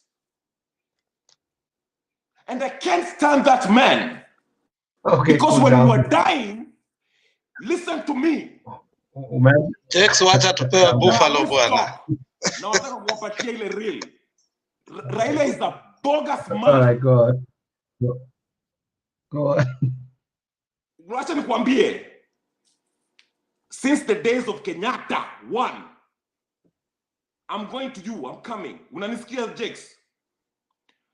This Mongred has been cheating people, and a lot of Luos died in Naivasha. Who is Maina Jenga? Maina Jenga, if I meet Maina Jenga, he cannot face me face to face. I'm a trained military man. Unanisikia? These people kill innocent Luos who have nothing to do with people in Naivasha. Alex cannot talk about Luos. Alex is mtu wa Kisii, and I respect him. Lakini asiongee mambo ya Naivasha. Luos were killed in Naivasha. Innocent Luos. In Kisumu. So if I meet huyu Maina Njenga huyu and Raila Odinga, niko na tattoo ya majina ya watu walikufa. Unanisikia? This idiot has killed people and have fooled people. Ati ni mtu sio. Unamwona anaenda AU hapo. Wale watu walienda kwa ninio? Kwa ninio? Mlienda kupigania AU, mlienda kupigania vile mlikuwa mnaenda maandamano. Unanisikia? I can't breathe when I'm talking. Usitoe nitoe bunduki, nikuonyeshe bunduki yangu hapa so I can prove to you. Hapana, usifanye hivyo. You don't go that far. For a long time. Luos we've always been brothers. Since Tom Mboya. Ndio tumekosana politicians, but Jex, hata kama ni Kikuyu tunasikizana because we understand what Kenya is. Lakini hao watu wametudanganya, and now we are finally seeing that this guy is full of shit. Now Babu Owino cannot even wipe his own ass. Usiniambie mambo ya Babu Owino. Fuck Babu Owino. Afadhali nani huyu omwami? Huyu mwami anaitwa nani? Edwin. Wacha nikwambie kitu. Maisha kikata hapa Amerika, akia Mungu mtasikia jina yangu. Nitakuwa Fidel Castro na Alex tunalipa tax ushuru. Hata All bibi yangu right. analialia hapa ni Now, jamaze. Wacha niende relax. Kalama. Relax. Anyway, I'll leave it there. Hiyo ni poa. Relax. Sasa hiyo ndio buffalo Alex ulitaka. Now deal with it. Now Mbona amehepa kabla sijamjibu? I will like hold on, Nani. I will like what is mocked. I will like what is mocked because I will be very happy. No, it's a saying. But you asked for it. No, it shows how people are frustrated, Jex.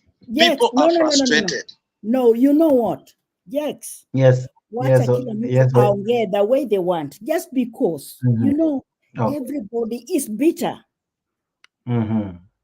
Everybody is bitter because right now all this debate is coming because we don't know where do we start.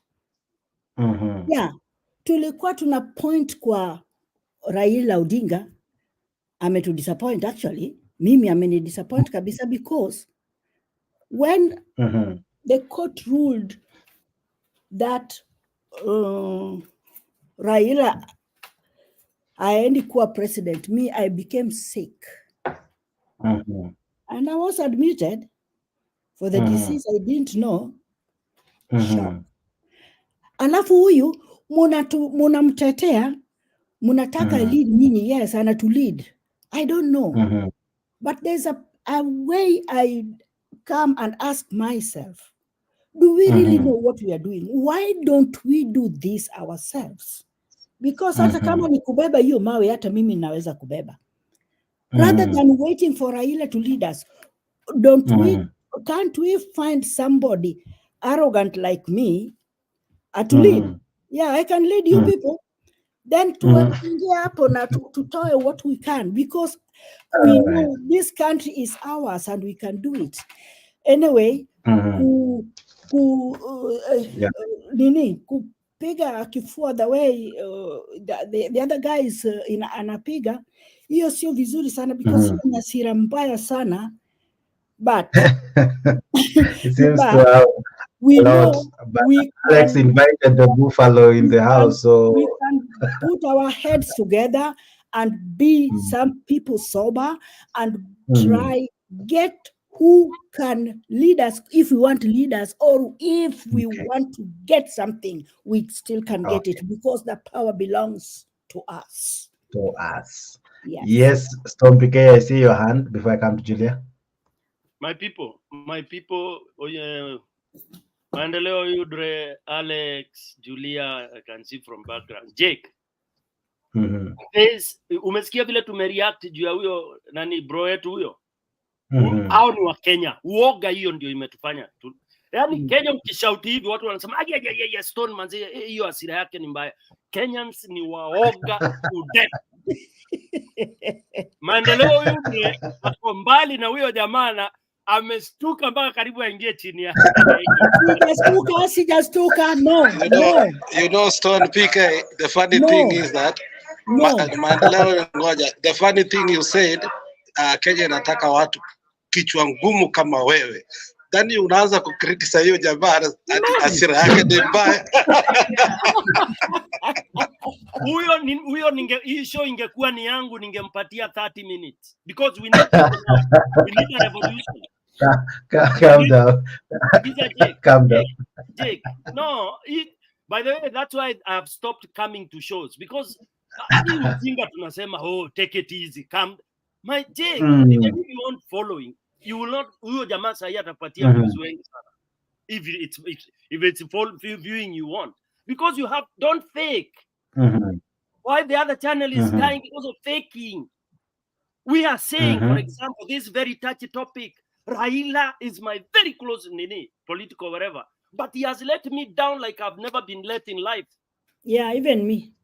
In life, nakwambia maisha yangu yote, I've never been disappointed with you. Like that. Because I have no hope. It is terrible. I have no political hope in Kenya today. Political, economical, Hope is dead. You can take wherever you want, but that's the truth. Huwezi weka nyang'au inasimama inagawa mali, inagawa mbuzi na umepanga line mgoje ikupatie. Uhuru aliwaambia wale watu wanasema moja yako hii ya. I mean, Kenyans, what else do you need? A whole president of a country telling you hawa ni wale manyang'au wanaweka mbili. Sasa mnataka lugha gani na mnajidaingi mnajua kizungu mingi? Do you want us to describe a thief in English? We even describe a thief in your mother tongue and you can't. Then you sit here expecting. Let me finish. No, wachanga haraka. We kama channel unataka. I just want to give your sister Julia. No, Julia will come. Listen. Kitaka channel ishike. Wacha watu waongee ukweli because we are mobilizing revolution now. If you are scared of that because uko huko utanyongwa, we will give you a chance ukuje ujifiche mahali huku ndani. I know mko scared. All right, uingie na I know hiyo uoga ndio mko nayo. Channel wakifunga tunafungua ingine, but the truth of the matter is hii channel hizi ni wasomi tu wanasikiza. Grassroots hakuna watu. Hivi watu wanasema Wakenya wanasafa grassroots. Wakenya huko wamefinywa ni waoga mtu hatawezi kohoa. Okay? So the truth of the matter is sahi hakuna negotiation. Don't even open channel mnaongea juu ya Nadiko, sijui Badiko, hata I read I don't know halfway nikai rubbish. And I had wasted papers in my office at nikiprint nisome pole pole. I felt so bad hiyo hasara because it's all garbage. Absolute garbage. Let me come quickly to my point. Somebody talked of policies changing and all that. What policies have not been made in Kenya? What policies do you need in Kenya? For 6 years, you've not gotten it right in terms of policy. Any one policy that is missing that has made us not be able to elect people properly and count votes. Then you start talking of policies. That's tired. That's failed. Then you talk of things like party politics. That's garbage. Let's dismantle parties. Totally. That's why I need a dictator to come over and say election. Son PK we ingia kivyako. How you fund yourself. How you do. Watu wakikupenda wakuchague bila ndururu. That's okay. Tukutane parliament. Kutetea wananchi, not garbage called party. Party is garbage. Tuache hiyo. Tukutane politics. In fact, we want to change that. Tuirarue, tuichome, tuseme hakuna chapati. Ni individual people going to work for mwananchi. When you need anything passed, you look for the majority in parliament in terms of MPs, not party. Garbage hizo ujinga ni za watu ambao ni werevu. Sisi wa Kenya bado ni wajinga kisiasa. Okay? So party cannot work. Twende watoto nyara. Ule atashika peremende nyingi, ndiye atafanya nini? Ndiye ataongoza nchi. Na tutafute dictator saa hii mtu aingie haraka dismantle kila kitu, we start afresh. Lastly, Alex amesema is true. Hypothesis will never work. And they will never work in this country called Kenya. Okay? So what we need to do, na baba alifanya hivi. The potato was getting so hot. That's why he dropped it. Mahali sasa Kenya imefika, baba alikuwa ana mahali pa kuipeleka. And that's the truth. People may like it, people may not like it, but huyo mzee alifika mwisho, ile tunaita king. Na ilikuwa ni draft ile king, umefika huko sasa imefungiwa, imekuwa cornered pale kwa kona. Haiwezi fanya chochote. Ni draft ile ya zamani ambapo king ilikuwa iruki. Okay? Those of you who play the older version of draft. King akikonwa na nini mbili, hata na nyota mbili, hawezi toka kwa hiyo box. So what do? Game inaisha. So game ilidedi. Mwache kuambiwa mnadanganywa ati ameenda AU basi ya Kenya mnadanganywa. Ati ameenda AU ati ni better huko atatetea Wakenya. Awatetee nini? AU imetetea nchi moja gani? Let's face it. Let's start forming revolution right away. Jake, ukiogopa toka huko, ukuje by the way, people who lead revolutions don't do it within the country. They take off. Hata ukienda popote huko, bora uko nje, juu atakunyonga hapo. Yes, but the truth is watu wamechoka na hiyo kitu umeona na Kenyan rebel huyo, hiyo ndio uchungu ile iko na wale wanyonge kule. They only need to be triggered. Kakibiriti tu katupwe hivi. Akia Mungu, you will see what will happen. It will not be beautiful. It is true. Hata Alex alisema Haitakuwa kukula machungwa na malimao na pineapple. Haitakuwa kukaa in your comfort zone saying wananchi wana shida na yetu wewe unapiga wine kila siku na huko unasema una represent mwananchi wa kawaida. They are coming. Wanangoja tu kiberiti. Unajua ni ile unaona, have you ever seen something? Take a cup of water. Let Julie say something. No, Alex, what? Listen, I'm going. You guys, you are in a hurry to go nowhere. Listen. No, not hurry.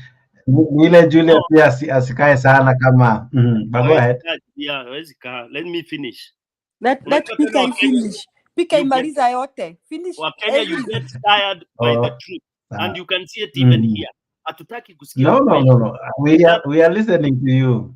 No, you know, I can see people wengine wanasema sijui nini PK enda ukalidi. No, that when we start shifting things, that's why we can never make it. Which revolution has Kenyans done ever since Mau Mau?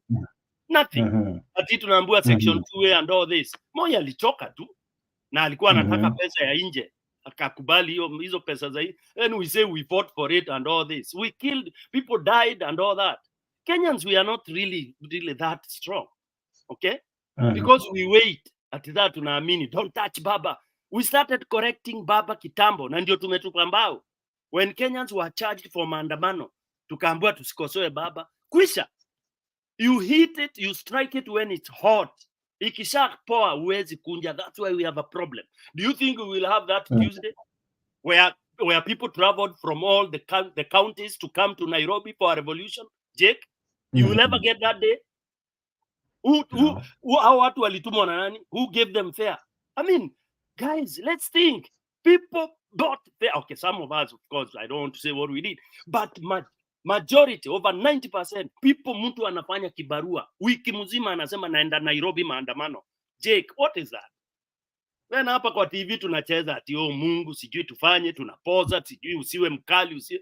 Man, because we are seated, kule niko huku tunaenjoy tu. Piga glass ya wine unakula ma chips manini uko fiti. Wale wa Kenya huko chini wanaumia, and those are the ones we need to support grassroots to awakishe moto. Yes, okay. Bila kusema watu watadedi. We've lost people. People have died. Then we surrender when we've lost people. Back to you, man. It's very sad. We've lost enough people to cause a revolution. Now, Julia, you just stepped in when it was hot by the bullfighting Kenya rebel. Now, but despite his anger and raising of voice, he still made some very interesting points. One of the things he said is, what's the point of losing life if eventually it will be watered down by someone going for a handshake, someone going for an hardcore thing, and then eventually those lives that are lost are almost termed irrelevant, like they were just a means to an end that makes only one person benefit. When you hear him and when you feel what he's saying, he talks from a point of pain that some people were killed, and we know that there were serious killings, like in Naivasha, as he said.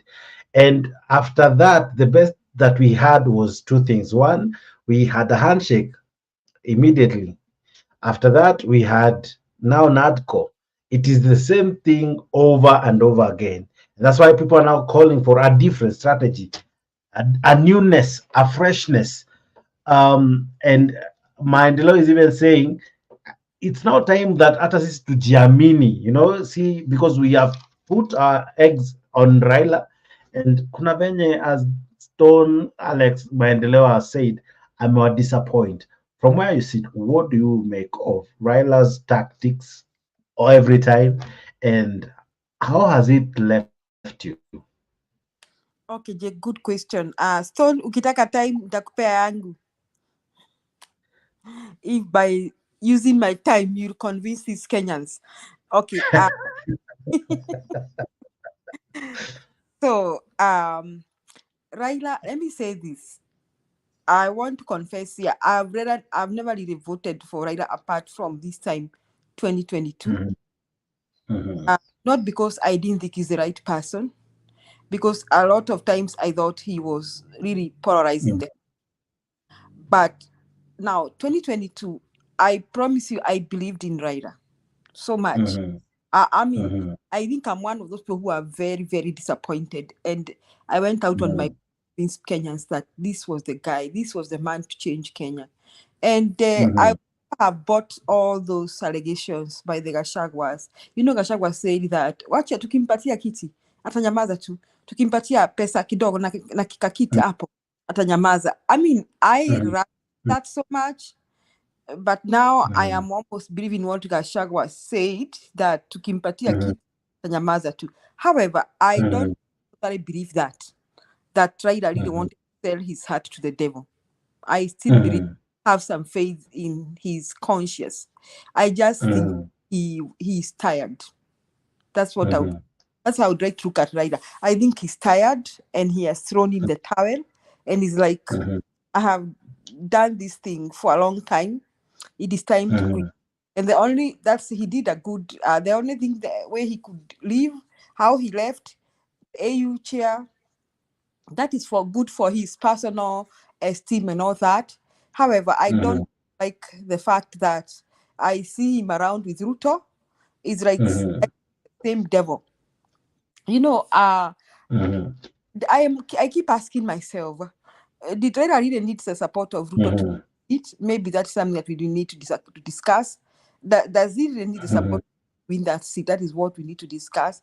Because I felt that by now, seemingly, according to us, however much he may try to convince his people or as mere followers, seemingly to the public and even to as mere followers, is that he's working with Ruto. That seemingly, I want to use the word seemingly. So I am equally very disappointed. So the Kenya, what is the revolutionary is very worked up. And I think that is a feeling on the ground. People are losing it, Jake. People are just worked up. People can't take this nonsense anymore. And that is why you see they can dare Gia Ruto's in his presence. And I think more is to come. So to what the others were discussing, that I mean, it's like Kenya imefika mwisho. I mean, all the constitutional routes have been utilized. Like nani Komi akasema hiyo ni hot air. Unaona, Omtata has been up and down in the courts, and everything Omtata has done has been rubbished to hot air. Because as we see now, I think Ruto is gonna sign the financial bill, and Kenya got to pay for what they don't need to pay for. You know, the other day I was arguing with, I'm still surprised there are people who see good things in this thing. Some people trying to tell me the why the financial bill is good, why it's paying for the house in is good. You know, there are still a few who I think are either self-centered or are religiously obsessed with Ruto and Gachagua, who would still say that those bills are okay. But I think the common man is really pushed to the wall. Now, as we sit and watch Haiti, and we may think that there's a lot of lawlessness in Haiti, all these countries like North Africa, as maybe sometimes we point fingers and think that there's a lot of lawlessness in those countries.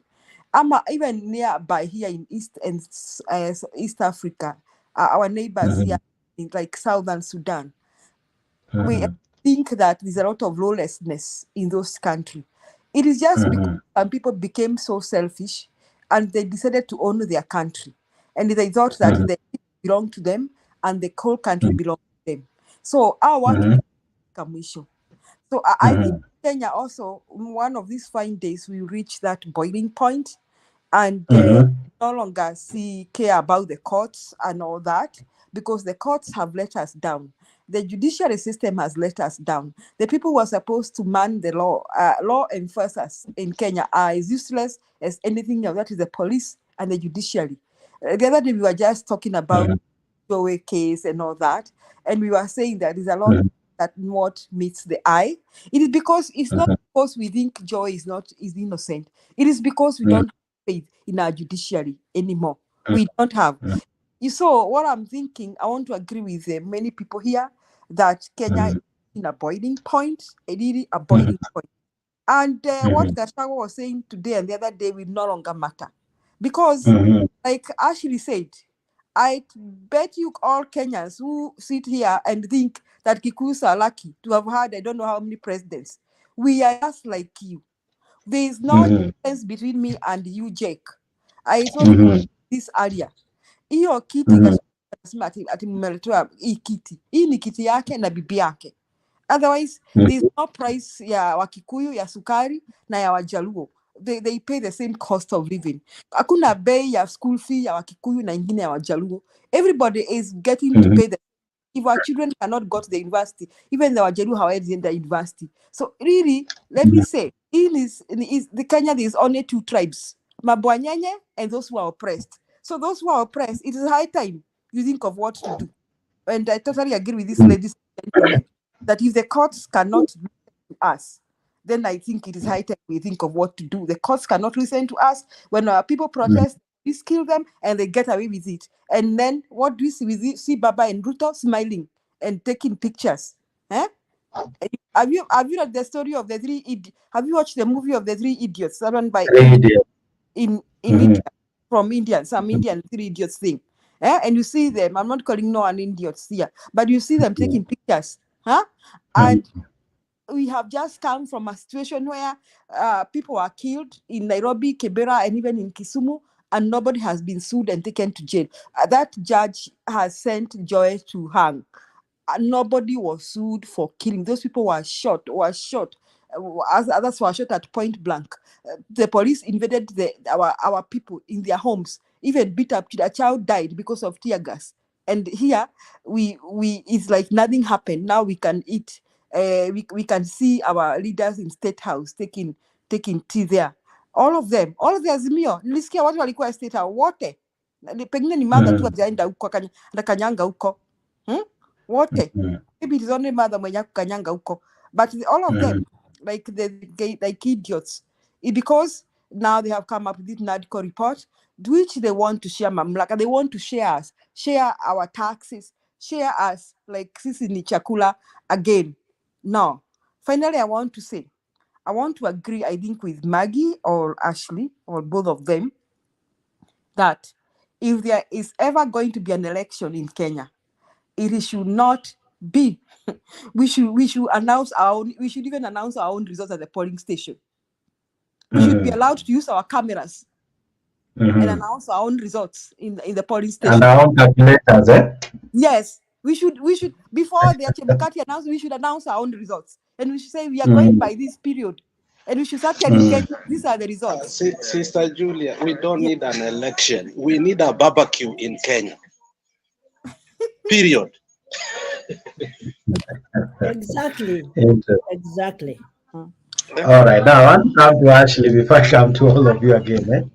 Ashley, what do you make of all that is said, that many had hopes, including what I've heard you say, that, for instance, they kind of placed all their eggs on Raila Odinga, only to be left kwa mataa. Hata hii stories you see, the photos that circulated, I know of a friend of mine, since alipoona hiyo photo, mpaka wa leo, hajasha simu. He's so angry that he doesn't want any communication. He has like a shutdown. When you look at it, is it that we place so much confidence in him that he took us for a ride? What Raila is, like these people who are Christians, where we say someone was anointed and the anointing left, and people are still thinking that person is still anointed, and they are going by that. There is a time Raila was a nationalist when they were with Akina Matiba, Rubia, and all that, Akina Shikuku, and whatever those other people were. But he may have been that in a group. But when he was left alone, he has not performed. In 2007, Ruto was barbecue. He was not going to let it go. And there is one thing, we keep saying that Ruto banned church, Ruto did these crimes. But if you look, when someone steals your vote, he had every right to do what he did because he was No, Ashley, allow me to intervene there. going to church, burning people alive, that was evil. No. I'm saying when you're in a war, that is what they're doing in Haiti. You're talking about revolution. You're talking that is what revolution looks like, and that's why I don't want it. And that's why I say when Raila starts a revolution, when he starts these demonstrations, he has to count the cost. And that is why I said when Alex was saying about a revolution, you have to count the cost and see, is it worth it?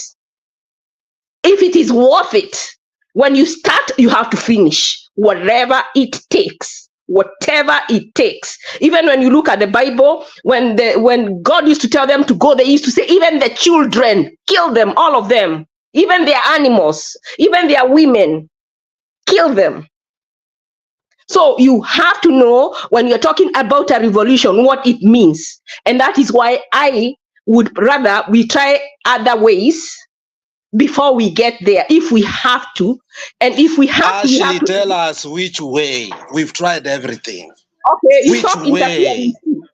You told me not to interfere. Just hold your horses. Let me speak my part. Me, You what are I lying believe. to me. Okay, it's okay. Then you will have your opportunity to your counter. No, it's not. So what I'm saying is, Go on, Ashley. and I've said my ways. My ways I've said we need to get a lawyer. Me, I always give solutions. I said we need to get lawyers. Immediately something comes. Me, I'm a very good, when I give an opinion, I give, like now, it's so easy to hold these people to account. Ruto say that, wow, wanajipanga, Azimio wanajipanga na positions. We are not going to do that. We are about empowerment of the youth. Take that to court with the NADCA. Take that to court with this thing about housing. Take all those things to court. You know that even when they go to court, they are not fully prepared. Because if you go to court and you're fully prepared, then you don't win. Then you come and ask yourself, what else can we do? Then go to their masters. Talk to their masters. I'm telling you, they'll give. It doesn't have to be perfect. Even America is not perfect. It just have to work, to have a sort of working system. That is all we ask. But we have to start somewhere. How do we start somewhere right now? And if someone has to die, it has not to be the citizens. It has to be the leaders. So even when we are talking about a revolution, don't talk about a revolution where we kill one another. I say there are many ways to skin a cat. I will not expound on that. But if we have to have some people dying, how about for a change, it be them and not us? How about that? Now, and I agree with you, Ashley, but I want to ask you something. You said we use the courts. Now, there's something that I want to ask you. William Ruto has succeeded in bringing back anything that has ever been rejected by the courts. NADCO, for me, where I see it, is a improved version or a retrograde version of BBI. The housing levy is back, and actually tomorrow, which is today, Monday, he's signing it into law, something that the courts have declared unconstitutional. The chief, which was in court, he has brought it back. The CAS, the CAS position, he has brought it back through parliament. The housing levy, as I've just said, he has brought it back. These are things that the courts, people have gone to court. One, Okiom Tata and others have been known to go to court for such issues. But William Ruto has found a way, the president has found a way to bring them back, either through parliament, which many say is captured, they will pass anything. So how can we use the courts, whereas he still always finds a way to circumvent what the courts have always said and declared unconstitutional, including Haiti? You see, like in the case of Haiti, the last time I was in the other show, Freak 24, I told them the best way to look at the Haiti issue is through Biden. And I know they are saying that the president, the PM stepped down because the airport was barricaded. No. If you watch the news, he was pressured by the UN and the US to step down. And that is what I say. In each of these situations, they won't all work, But even in the UN situation, if we pressured the people, there are very many people who are against it, and they're in America. If they pressure their congressmen, if they pressure their senators, that the US is going to other countries and making them go against court orders, I'm telling you, it is easier to attack it from this other side than from Ruto's side, because Ruto has shown he will not, he doesn't care, he doesn't regard the Kenyan people, he's not scared of them, he will do what he wants. But guess what? You can stop, if you can get somebody in power here in the US to talk to someone who has access, and it is easy to get access here in the US than in Kenya, and convince them, tell them exactly as it is. Even access someone like Obama. You know, these people don't know exactly what is going on in Kenya. You just have to speak, and if they hear enough, they will do something. And if all options fail, then we can go to the next. But before we start killing one another, I watched another film of Haiti. People don't go to school, people don't go to work, they live just to eat and to sleep. Their women are raped, their children are raped, they are beaten, they are killed. I mean, it is not, I don't think personally it is worth it, just so that we can be not even independent, because even America is not perfect, so that we can have something else. I think there are other ways we can do it. If we want to scheme on how to take out Ruto, we want to scheme on how to take out Gachagua, I think that is a better discussion for me to have than to have a revolution, because they are easy to take out. They keep wanting to fly. They keep being very accessible. They are easy to take out. And I don't want to go there because I don't want to get myself in trouble. But that is a better, for me, that is a better thought than having us fight each other or having many people get killed. We better start with them. Let them get afraid of leaving their houses. Let them keep their billions in their houses and eat it in their houses, and see how uncomfortable it becomes to have money you cannot use, that they cannot go to the people. Let us fight them, not fight each other. That is my thing. Let us fight them and not fight each other. Let us sit down and see how does that happen. Discuss. And that's why I say this is a forum. So don't come and tell me I'm saying this. I just don't want casualties. It is not worth it.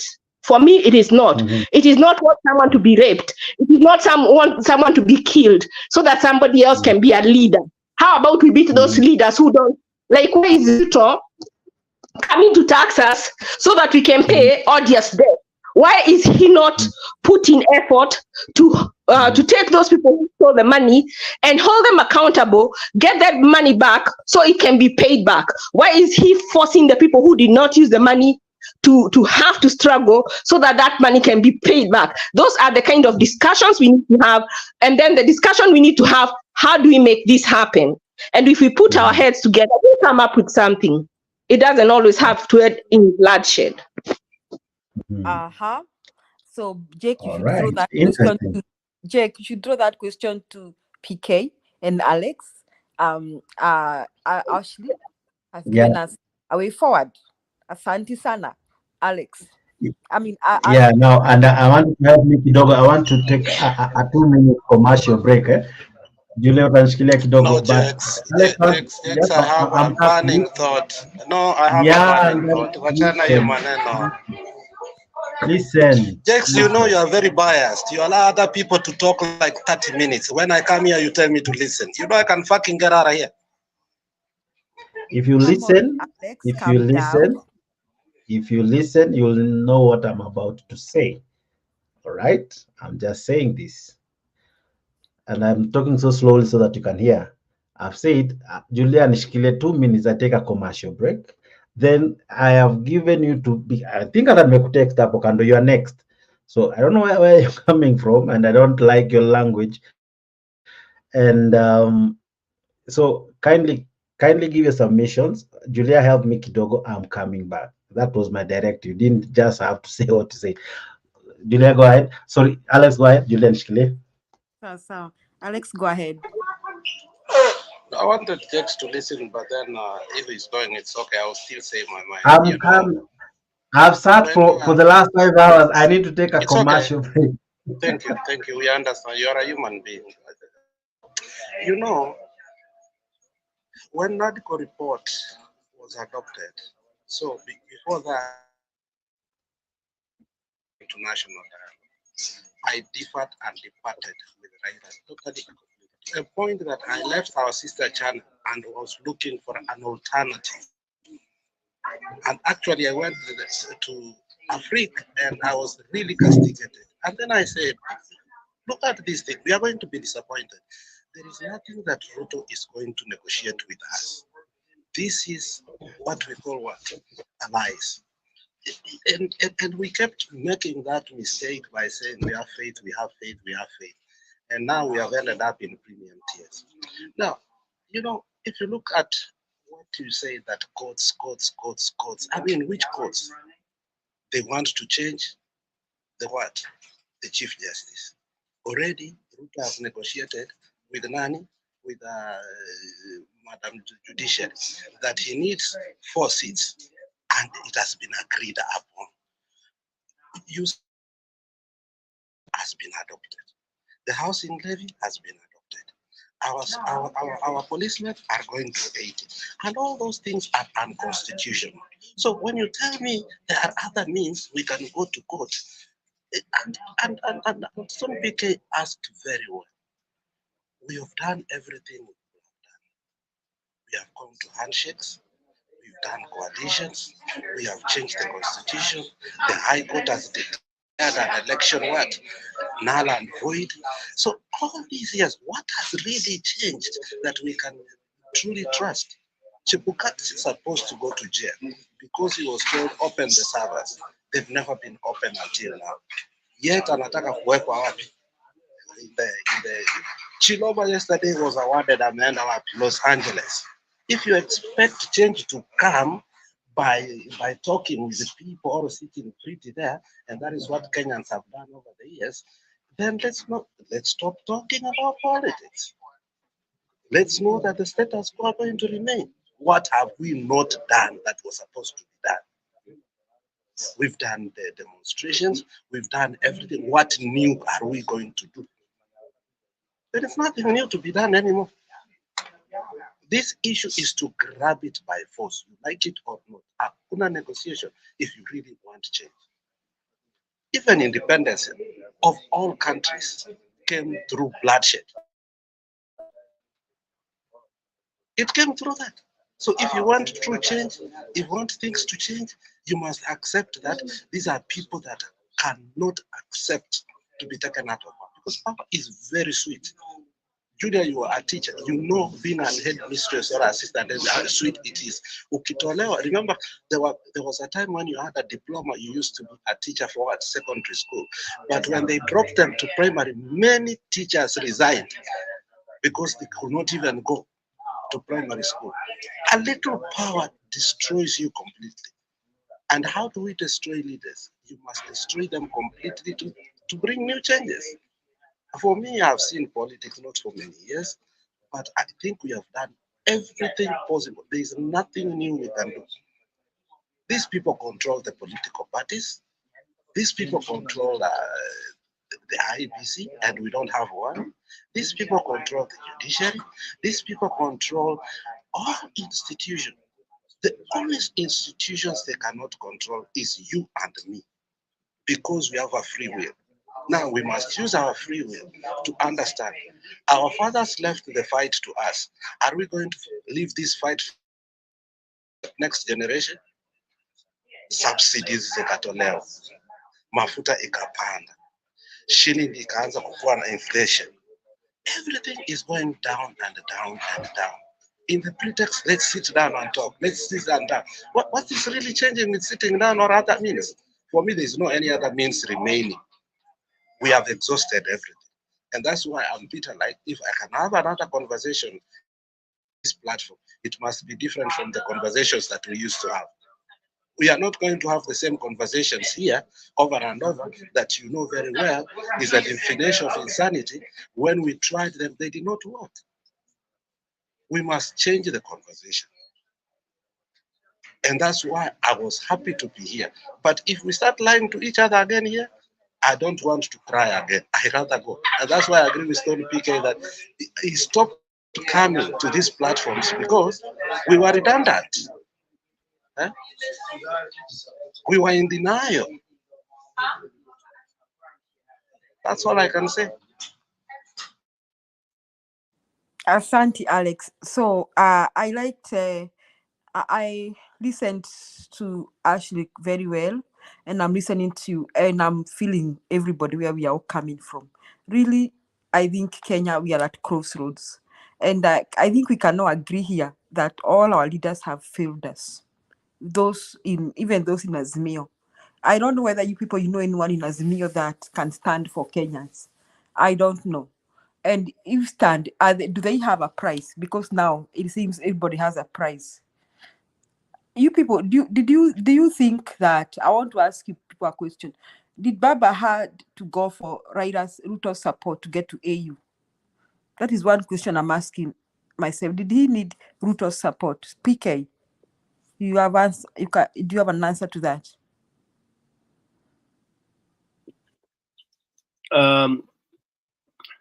You see, it is a very simple answer, Julia, although it might be a bit complicated. As I said, Baba has come to an end. You remember one day he said, if Ruto wants to be president, he will go to Baba.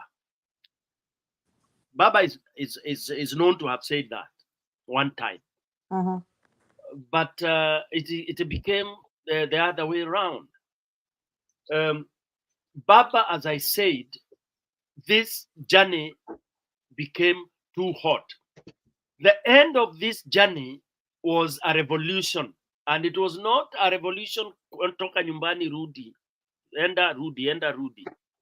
But Baba gave up for whatever reasons. I don't want to say whatever it is, but there must be reasons that made him start flowing. And if you go back to your calendar, you will know when we first became so hot in our studio, and I think I was leading that discussion. When I signaled something, everybody was out and with on arms on me. Okay, when I said the disappointment I had, and I nilipasua Mbarika, mpaka that day I was so much against Baba. I was hit by people left, right, and center, and I said, "You will come to remember me." That last minute cancellation is when Baba gave up, gave in. It's not about that watu walikuwa wamewawa. How many Kenyans have been killed since we started kuandamana? Was that the only time? No. No wonder rebellion alikuwa anapiga kifua. We had more people, we lost more people previously than this time around. And it is so sad that he really alitutoboa kama balloon. And I saw it coming. I knew Baba had given up. Baba had promised whatever it is. Baba had, I think age had caught up with him, or fear or anything. Then I went back to read Miguna's book. The one he says, Baba does not know how to become president. Baba follows the narrative of Ashley, my sister Ashley there. You follow that narrative, you'll never be president. Rebellion doesn't mean people killing each other. That we are no, that is not it. We have a country that has done coups more than 3 or 4. But they do what? They pluck off the problem, the jigger. So when we talk of rebellion, we are not saying that our innocent people anze kuana huko Kiretire, huko Magarini, huko Mbali, huko Kisumu. Hapana. What do you ask your fellow neighbor? Na mnasafa pamoja. When we talk of a revolution, there is the level of revolution. Yeah, Kenya, the level is different. And it's easy. By the way, it would be one of the easiest because we know the jigger. We know the jigger. Before we disintegrate into now factions, because that's another thing. When you imitate into factions, you get crazy people heading factions and all that. But I don't think Kenya we are that level. Kenya, as much as we are peaceful people, what would happen is you would have maybe 2 factions. The way you see Sijui Nani, AKK and Azimio, that is how it would be. And that would be easy to come back together on a common ground. But we have to disintegrate and dismantle. so that we recollect. So to conclude on your question, Baba had no option, but right now, sorry to say this again, Baba will flow anywhere. I told you people to even watch Baba when he's talking. These are facts that people are refusing to face. Angalia Baba hata akiongea. I mean, he's a human being. You keep on clinging on a human being. Complications zinaingia. People hate. It's like when you are told your father is at his deathbed, because you love him so much, you are in denial 100% until unamweka sanduku. Look at those guys in India, wale bado president wao anamshikilia mkono wa salute. That is the stupidity of some human beings. Mtu kama ameisha na amechoka na amewezwa, munakubali, then you think quickly of what to do. Now when we are talking, we are nini, watu wanasema Baba yuko tu akiwa AU atakuwa man. I mean, what really are we talking about? Hata wewe ukipewa hiyo kazi ya AU, how will you manage AU na una manage huko? Na kwanza katiba yao inasema you cannot participate in the politics of your internal politics of your country. Then people here are being lied openly in public by these Akina Kalonzos and that Baba has gone nowhere. Baba has gone. So Kenyans, again, I want to tell you, you decide whether you can revolt. Of course, not revolt by killing each other, because you don't achieve by that. Okay? Haiti may escalate into that because it has taken too long. Over 200 years, and they've not been able to fix it because of meddling of some people who, some of us are saying we should go begging. Why should you beg? Unabeg watu wengine wakuja wakusotie problem yako ya nini? Hiyo ndio tena ujinga ingine tunatakana tuweke mbali, kutegemea nchi zingine. Sijui nchi ya Amerika, nchi ya England, sijui wafanye. Nimepeana example ya Kagame, anasort mambo yake mwenyewe na watu wake. Whether anaenda wrong or right, akopoa. Okay? It's like the way we became stupid. Tukaacha vile tulikuwa tunaomba, tulikuwa tunaamini Mungu nini, tukachukua mambo ya wengine, ikakuja ikatuchanganya. That's why we are all totally confused. You see? Because we think we didn't have. Somebody tells me at Africans didn't know how to pray. I like using those examples. Who said we didn't know how to pray? Ukichukua jeshi la mwingine kwenda harusi, utakuwa tu na aibu throughout. No wonder anaweza kuitisha, kwambia hiyo koti yangu mazee usikae chini vibaya sana, inaweza kunjana. Yeah? You swallow that. So basically what I'm saying, Julia, Baba did not need whatever, but he had to do it because that's the path. That is the exit path. Sasa him analidiwa tu into anything. Anything. Ole. Asante. So I'm getting you, PK, and I want to draw the other members to this. I think Maendeleo Uyondre Nyamaza sana. A question to you. PK is saying this, and also to Ashley, because she's one who brought up the Haiti issue, that Kenya doesn't have to go to the Haiti way.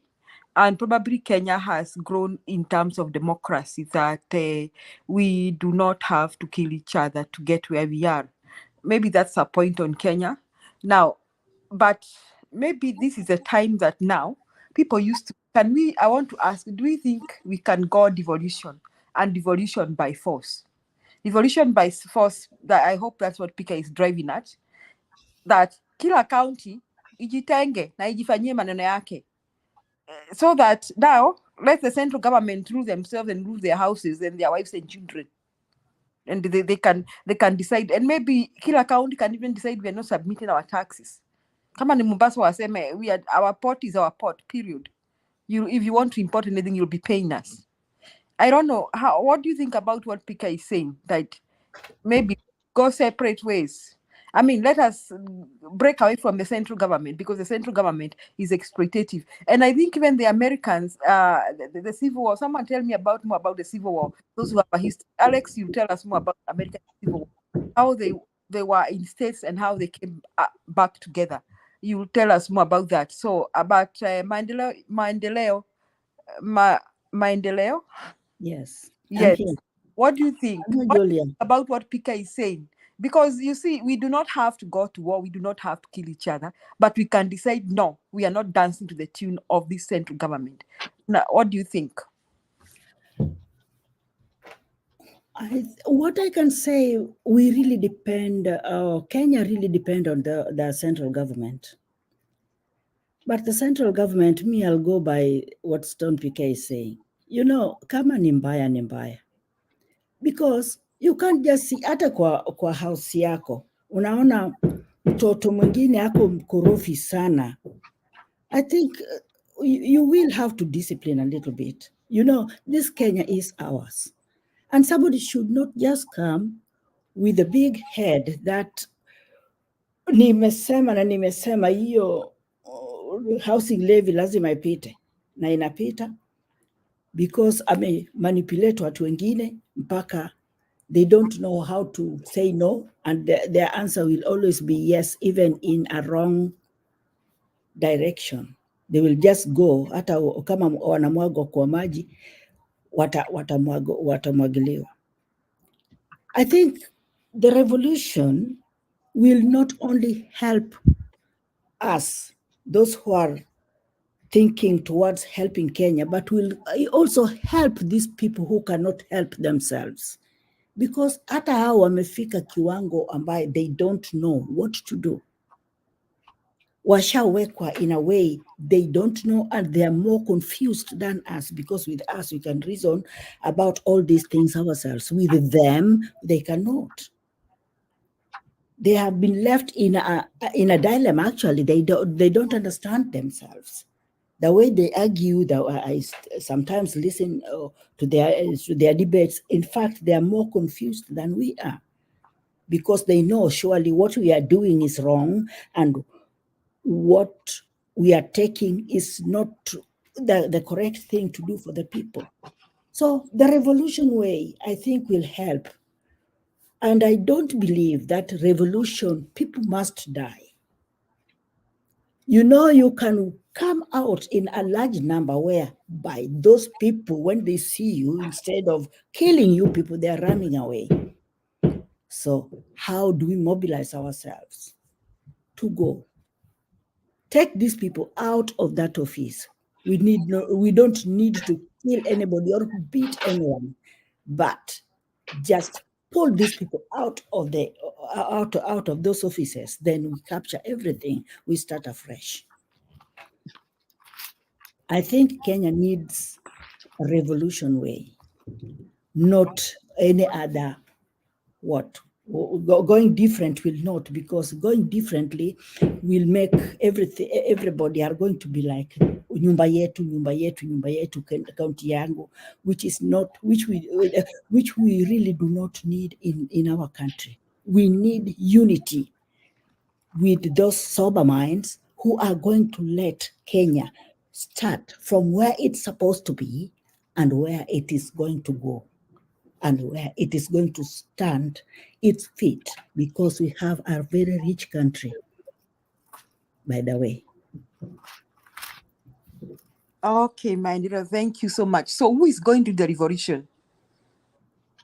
Who is going to lead the revolution? Who wants to answer? Yes, PK. Revolution, Julia, even you see, revolution does not mean that we must just have Baba. Anybody can lead that revolution. That person who feels like this Kenya, we must put it at a right place we want. Even you, Julia. If you don't want me, I'm ready. Stone PK, Alex is ready. And we just need somebody who can lead us. Okay, say this, and everybody say, yes, we are doing it. So after we do it, you know what happened to Libya? When they killed Gaddafi, there was a vacuum. So supposing we go to the revolution and it is successful, then who becomes the leader? Who becomes the president? When we leave a vacuum, that is when we go into civil war. And that is why we see somewhere like Libya, somewhere that like Iraq, they removed Saddam Hussein and they didn't have someone to replace him. So the leader started fighting. The civil war came because everyone wanted to be the leader. So we can create a bigger problem by trying to fix the other problem. That is why I said strategy is very important. We can have a revolution, but who are we fronting? And I know somebody said that Raila is tired. Let me tell you, in 2017, he did the same thing. I don't know whether you followed. I was in there with him. And I tell you, when he went to shake Uhuru's hand, he was it was just like this time. He was just right there. Had he just held on just a little longer, he would have become president somehow. Because Gilu had started fighting the Kikuyus. So, and then the Kalenjins were mad because Uhuru had taken their person from Kenyatta and they wanted to go and impeach that person. So they looked like they were going to join with the NASA, which would have formed a bigger thing. In a way, they would even have impeached that government. And that is what made Uhuru so desperate that he went to seek Raila. Had Raila held his ground, those people would have been marched out of office. And I'm telling you, for me, that is why I never even wanted to hear about Raila in 2022. And some people say it because I was Kikuyu. I have evidence that I supported him in 2017 a lot. And someone like Babu Owino, he had Raila's picture with him on like a sports car, an SUV, shaking his hand on his Facebook page. That day when Raila and Uhuru shook hand, he pulled it down. If you're his friend, go and ask him. He'll tell you it's true. So this is not the first time that Raila has played this game. I think I was talking before and someone interrupted me and I lost my train of thought in saying that even in 2007, he did not stand his ground when they were fighting for their win. You know, when we give them the win, part of winning is securing your vote. It is part of winning. But when in 2007, had they held their ground, I believe today Raila would have been a retired president. But he didn't. He did the same thing in 2007. He did the same thing in 2017. And he has done the same thing in 2022. And he's saying, if you need me in 2027, I am available. Guess what? He has done nothing to change this. The reason that he keeps saying that his vote is stolen. He has left halfway. He did that in 2017. He said they were fighting for electoral justice, and then boom, he went and shook hands. So what would you think he would do the first thing after shaking hands? Is to talk to Uhuru about fixing the electoral, the IEBC. He didn't. And in 2022, he went back with as bad as it was. And now he's saying, I am going to OAU, but if you need me in 2027, I am available. So what if in 2026 we tell him we need him and he comes back? He's coming back to the same IEBC. So guess what? The result is going to be the same. And guess what? Maybe there'll be another mandamano. And guess what? There's going to be another handshake. He always comes out on top. The people who come out with an egg on their face are his supporters. And it is not once, it is not twice, it is not, so far, 4 times. Because even after the election in 2017, well, I did support him that he should not go back to the election because they had refused to change the IBC. So I supported him when he said he will not go back to that election after they had won the case in court. And he's like, we cannot go back with the same, under the same problems we had that made us get rid. So that made sense. But what his problem was, he shook hands, he started calling the man who killed his people, the man who authorized the police to be violent and kill, maim, and rape his supporters. He started calling him my brother. What he did not do, he never asked for justice for Musado. He never asked for justice for the victims. And then in 2022, yet again, we forget. And we choose him. And now you're saying he's tired. Was he tired in 2017? Was he tired in 2007? Why do we keep giving him excuses? Even though you love somebody, you have to give them tough love and tell them to their face when they make a mistake, when they put your lines on the line. As much as we have his back, does he have your back as his supporter? That is my question today to you. Okay, so but Raila now we can I say have not said that we are going to choose Raila to lead the revolution for us. Did I say something like that? no. So why is Raila's name coming with all those history, which me, I didn't know and I didn't want to know. Anyway, that is it's gone. What I'm saying is this: Kenya, we need a revolution. Whoever is going to lead us, it is us now to choose. If it is the Okia Umtata you are proposing, let it be. And we tell him, please, you are going to lead us in this. Be our leader, but let us do the job. Because we can do it. I know we can do it. It is not necessarily, it has to be Raila. Me, I'm not fighting for anybody, that Raila or what. Me, Raila has really disappointed me.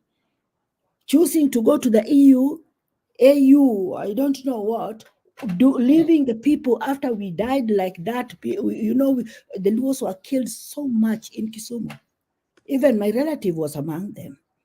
So somebody like that, I don't want to tell you that, yes, we still can say Raila can lead us. He never led us because we really needed him for that revolution. He kept on postponing until we are the people who gave up. In fact, he did not give up.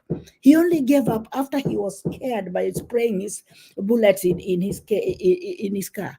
That is when he gave up. But he wasn't ready for this thing so much. That is why even the other people were not ready. Although everybody were not ready, the few who are coming were also disappointed. But can we have that mind for this revolution and we start afresh with somebody else? Yes, choosing somebody to lead us is not a problem.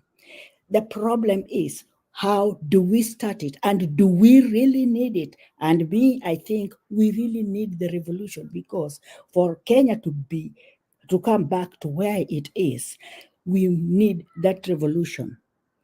But let us not look for which leader. We don't need a leader, those who have been there before, because they know their interest. We need a leader with no interest. Yeah, because with us, we are fighting here without any interest. Which interest do you have, you as Julia? Which interest do you have, you as Stone PK? The only interest you have is put Kenya in a correct place. And that is it. We need that revolution. And I hope God is going to hear us and give us that. Thank you. All right. I wanted to say something quickly. Yes, Sorry, Alex, I wanted to call you too. And as you say something, Alex, I don't know whether you're a good student of history. Do you have some information about the American Revolution and how the states were working? If you have such kind of an information, you could brief us. Would like sometimes people learn from others. Okay, go ahead, Alex. Yes, I know very well about the Civil War and the South and the North, but I'll come back to that in a few minutes. So let me say two things here. You asked the first.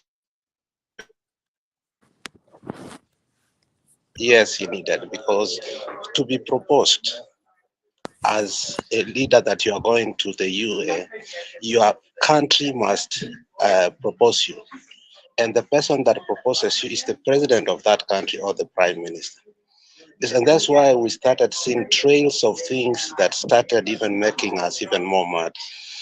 The court said, let's choose IBC right away. Raila said, no, we must implement the NADCO report. From there, we see Gladys Wanga holding what? Investment conference. From there, Gladys Wanga goes to what? Goes to a primetime interview. After that, we see Raila and Ruto in where? In Uganda. And then from there, they came now to Homa Bay. I mean, preparing us for the shocks that, you know what, this thing. Because when Raila said he was going to the AU job, he told us that he has widely consulted. So in those consultations, there was no way that he did not talk to Ruto. Therefore, according to Raila, he needs Nani's job seriously, Nani's support, so that he can go to the AU. That is how I view it. Second, the other things that for me I view differently. We must distinguish revolution and Western engineered coups. whereby their interest is to disrupt a country on pretext of lies. The two examples that were given are about Libya. There was no revolution in Libya.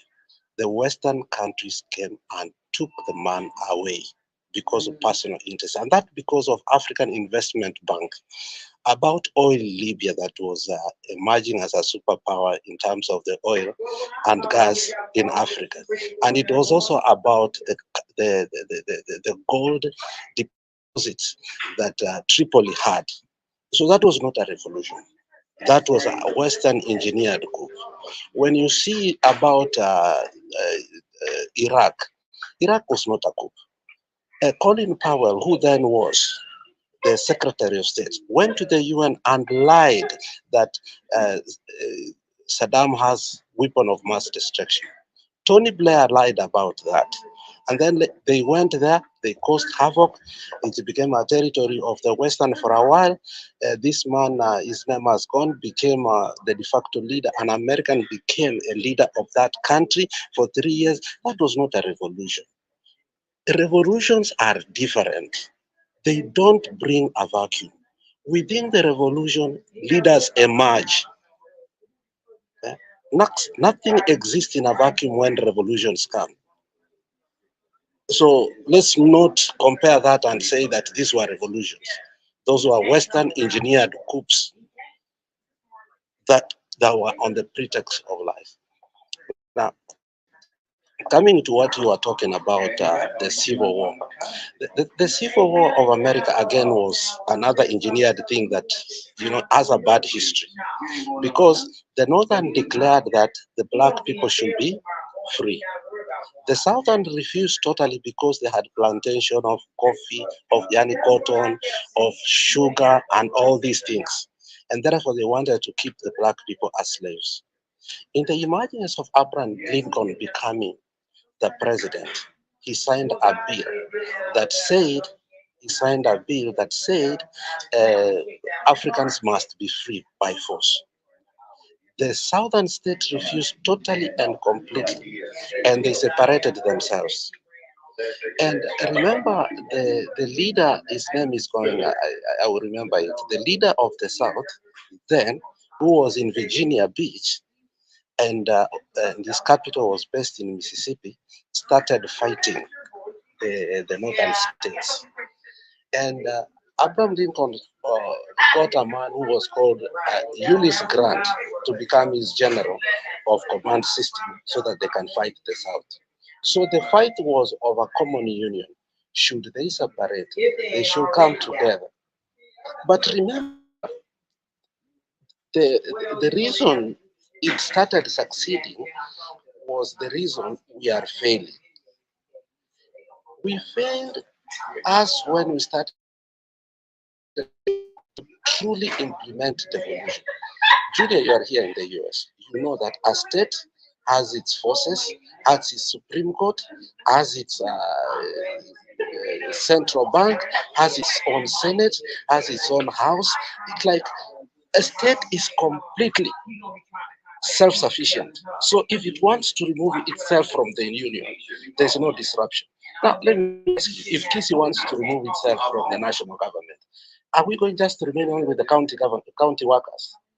Do we, if the national government refuses to give us that we cannot use their shilling, where do we go to? Oh? So the issue of states here, or counties, that they should separate themselves, it's going to be punitive. Right now, the first thing the state did when it came to power, the Ruto government, was to make sure that they regulate the money that is going to where? To the counties, to a point that some nurses was not getting salaries up to 3 months. Who is ready to do that? That's another thing. So we haven't reached a place that a county can say, now we have detached ourselves from the national government, because they use the currency of the national government, they depend on the police of the national government, all the goodwill thing that makes a government governable is controlled by the national government. So it's not practical to say that a state can, in Italy, there is a name we used during when we wanted to secession. So that's why it cannot. But the southern states succeeded in seceding for a while because they formed their own currency, they had their own soldiers, they had their own food, they had their own banks, circles, which we call here credit unions, and therefore the effect was not as bad. So the first mistake Raila made and others in the 2013 is never to put structures that can put our country to be properly independent or autonomous. So we have many problems that we can really never resolve them because the system has captured everything, it controls everything, and everything we want to do, we captured. The only thing that remains is for people to rebel totally, the whole nation, and fight the system. Otherwise, the rest of the things we have tried to do, we have even changed our currency. Corruption is still going on in India. You know, to change our currency in a country, it's not an easy thing. You start printing new money. You start putting new serious numbers. Because in printing that money, you are using billions of money again. We have changed our constitution. We have changed the leaders. We have gone to devolution. Julia, in all these major things we have done, what has really changed? Corruption keeps growing, debilitated hospitals and everything.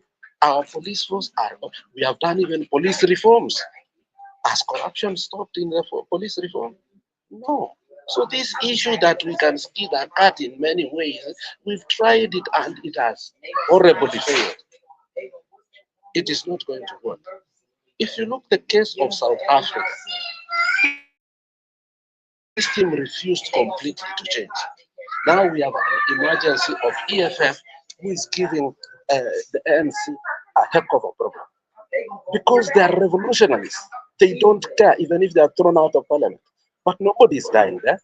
There was a revolution in Zimbabwe when Mugabe overstayed in power and her wife Grace was using state powers to sleep young boys and also to sack anybody. The people went, there was revolution. Nobody died. True revolution, whereby there's no fight between tribes or clans or something, people never die. The problem is that we are so tribal that if we go to a revolution, we should be ready because we have been raised in tribe. But I support Maandamano for you.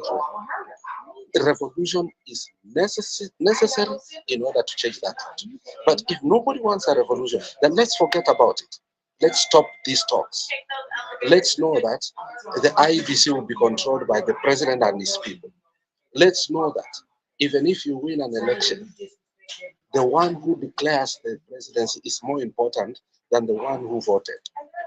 And this cycle can continue like this until we are caught in entanglement. Our children will suffer immensely. The last regime, school fees was very cheap. Now it has added almost triple times. Last regime, NHIF was working. This regime, I hear that NHIF is not working completely. Last regime, no hospital was captured by what? By the state. This regime, lands and hospitals and everything are being taken by the government. Julia, those are the frustrations we have. So when you tell us to sit down and negotiate with these people, what do we negotiate? For me, that's the quandary I have and the frustration that we cannot continue to doing the same thing expecting a different results. 1992, when we got the young Turks to come, they were ready to die. They went to Kamkunji, they fought, they were beaten, they were taken to police custodies, they were threatened, but they were adamant. And they brought Section 2A was repealed. You can look through history how, for successful changes to come, there was vigilance. And anything less than vigilance, nothing will change. Thank you, Julie. Asante, asante. And last regime, our children were going to school. Our children were getting help. Our children were sponsored by the government, got the university. This regime, some of our children have to pay to the tune of 500,000 Kenya shillings. So how much more can we take? How much more can we take? Ashley.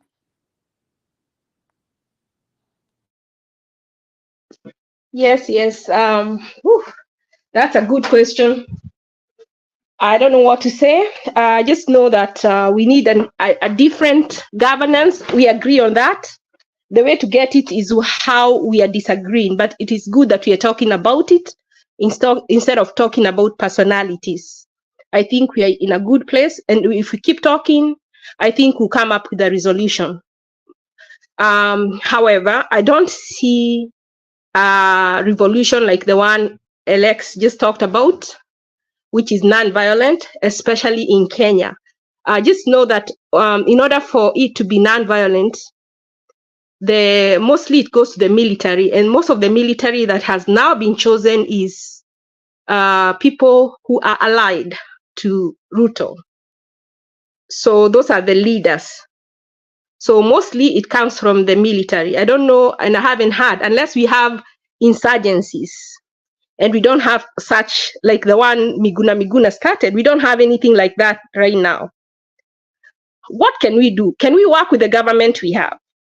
Can we force them to do what we want instead of what they want? That is what I am, and that might not be reasonable to somebody else.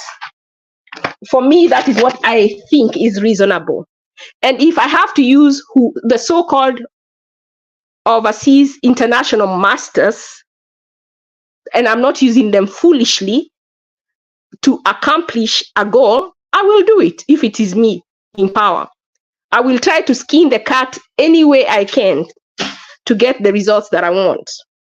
If I was one of those leaders, that would be a strategy I would try to think about, to go about it, to see whether I can get a little space in, because all you need is little baby steps.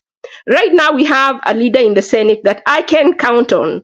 I can count on Okia Omtato in the Senate.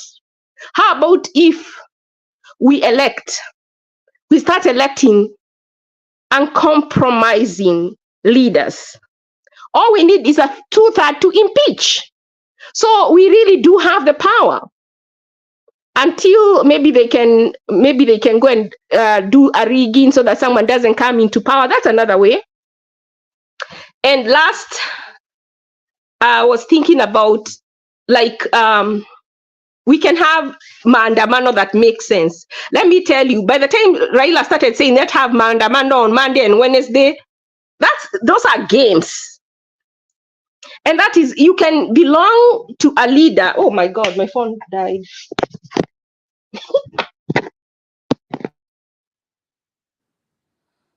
Yes, actually, when you come back, you tell us how we shall do it, because we are all in agreement that seriously something must be done.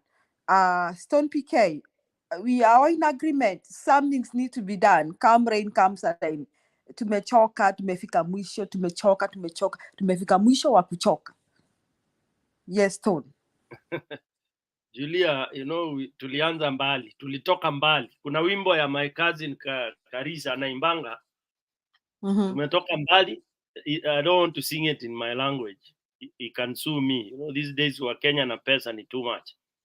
Anasemanga tumetoka mbali, tuko mbali na tunaenda mbali. Tulitoka mbali sana, na msimamo wangu ulikuwa ni huu. Na nikasema, ilifika mahali nikasema, hebu tuulizaneni jameni, where are we headed? Watu wakanipiga, Julia, unajua hivyo. Nikaambiwa nisikuze maneno ya baba. Some people on TV pretend even to know baba more than some of us here. Wako na ile inaitwa personal touch. They have engaged with baba directly. So when some of us say hapa sasa iko shida, kuna kizungumkuti, unaambiwa don't question. Now you know where we are right now? Yeah. Is where I personally and some people who supported me had indicated that hii journey hatuna mahali tunaenda, and it is true. Hakuna mahali tunaenda.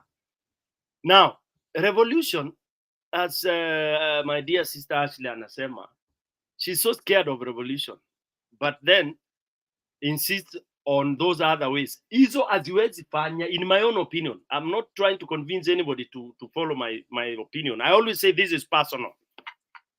I don't think anything procedural can work under Ruto.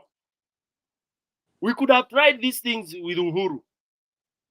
We could have tried Makoti, sijui filing as many as you can. We could have tried with Uhuru. But I think some of us have not, they want to experience their politics here, Kenya, honestly. I think we do desk politics. Ruto, if you know who Ruto is, Julia, and if you know what Ruto craved for, what he really needed to do, what he is really is, ndio unaweza jua. I'm not saying people to lose hope. You can keep on hoping.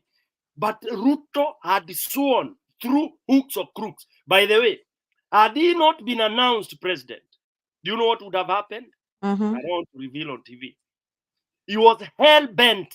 Hiyo unasikia actually hapa anaogopa.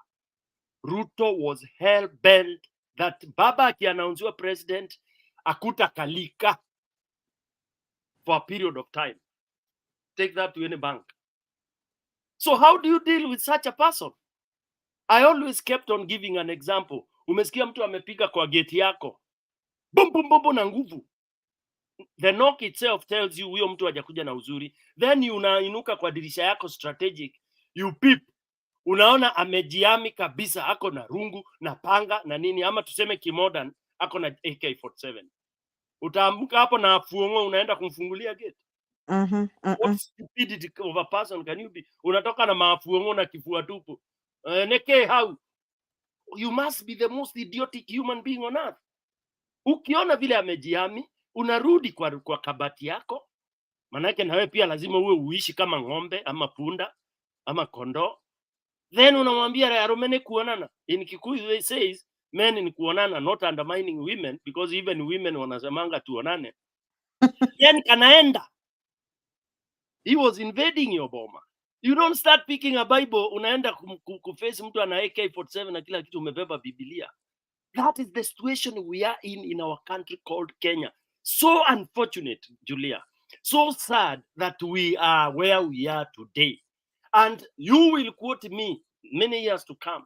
And I'm saying this as Stone PK, that the situation we are in, no country in East Africa or even Africa has been into. They arrested it Araka. Of course, when they arrested it Araka, wengine ili prolong. Take Liberia, for example, it took them 15 years. Because initially it had started on the wrong footing. And then who had interfered so much for them to prolong their nini like that? How to night foreign masters. So now our people should know, wherever wanataka wale tunataka to lead the revolution, we should know. We do it independently. And whoever takes up, I had the fears of that we do revolution, then there will be a vacuum. There can never be a vacuum. Even right now in Haiti, there is no vacuum at all, by the way. You know, like me, I have colleagues who are Haitian. I'm getting briefed every day. Hakuna gap iko hapo. Ile gap iko hapo ni ile inaitwa gap ya theoretical. Ati kuwe na president wa nchi. Right now, for the last 4 days, there is no killing. Take that. Can you imagine? So who was the problem, Julia? The prime minister. Is this guy actually keeps on saying ati aliambiwa resign? The guy aliambiwa even before UN kila watu WhatsApp. You know, UN flows with what is the strong side. Mwinzi akiwa strong, they flow with that. America na UN na kila kitu. UN ni America, by the way. Sasa wanaona Julia na Stone PK wanapigana. Sasa hiyo wanajidai. Wanasema ona Julia unajua ni mama, lazima tu support. Alafu wanarudisha sauti zao chini. Wakiona Julia amepigwa kangumi na Stone PK na amekuwa weak, wanajua ataanguka. Wanaanza kuenda wataruka the other side. Exactly. I've worked with them for so long, so I know how we deal with it. Stai kureveal huku. Ni mambo ya ubaya sana. Rwanda is an example. I know some of us are very young, maybe at 1994 hatukuweza kuelewa hiyo nini. Go back, read or watch the movie ya Rwanda. You would hate, utachukia hawa watu kufa kupona. The way waliacha watu wanyongane.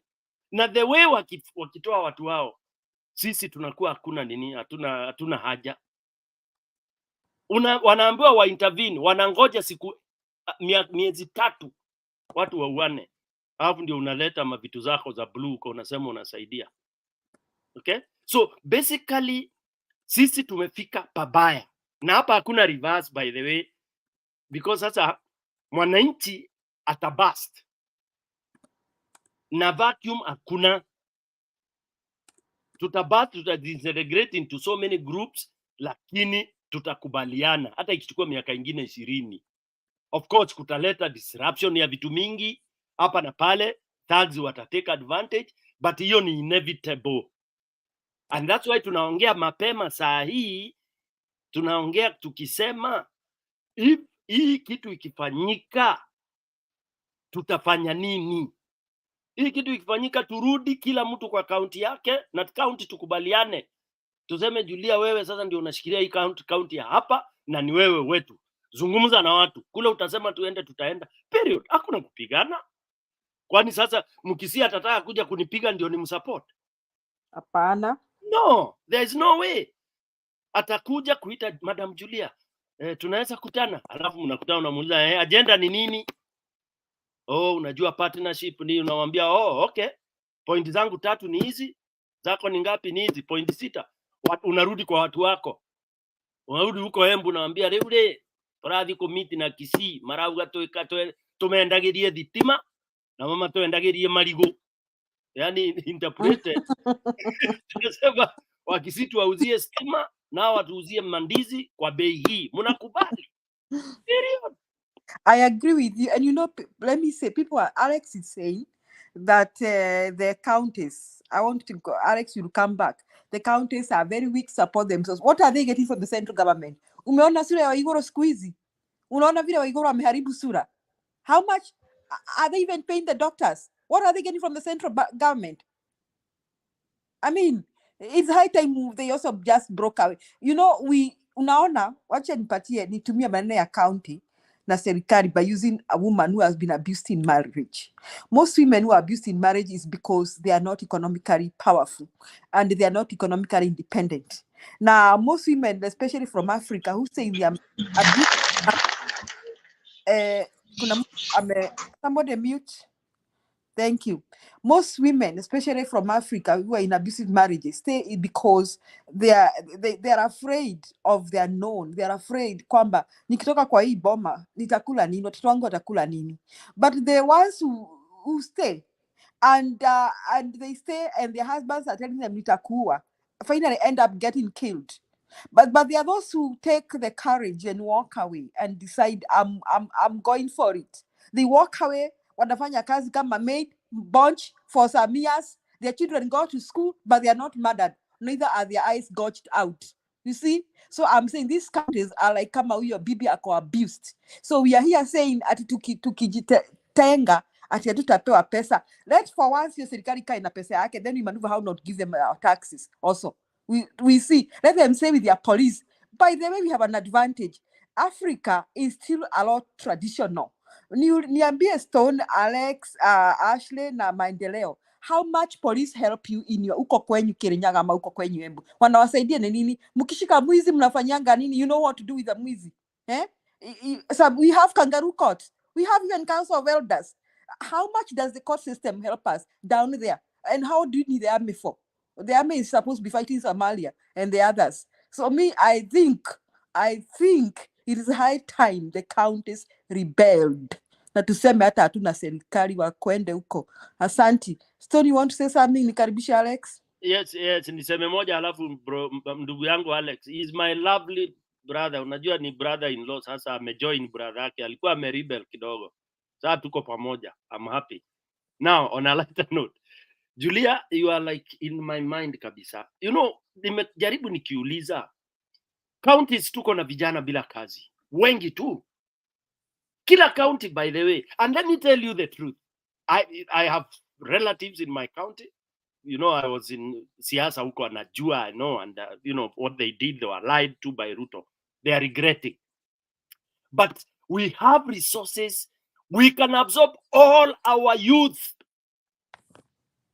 Embu can absorb vijana wote wale wamegraduate university, form 4, you at tertiary college, they can all be employed by that county without going anywhere. And one of the best way to nini is to also kutenga kitengo cha security. You absorb all of them, wale wanataka security wanaingia, wale wanataka IT, all of them. And then unawaambia ndugu zangu, and that is what will happen when this revolution comes. Instead of you paying, on me paying you the 50,000 you want, I'll be paying you 25, but it's for the county. Tunapigana. Tukishakuwa economically emancipated, then we will do XYZ. That is what we call self-build. Tutajijenga, si haya wafanye hivyo, wale wengine wafanye hivyo. I can tell you, Julia, today you discontinue.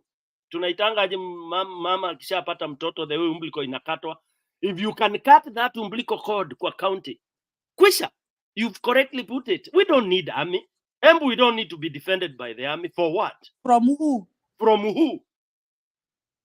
I mean, hii ni ujinga, tunaambiwa borders. You defend your borders. Nyinyi mko kwa border na Uganda. They are not taking our children to school. Watoto wangu wamewanyima.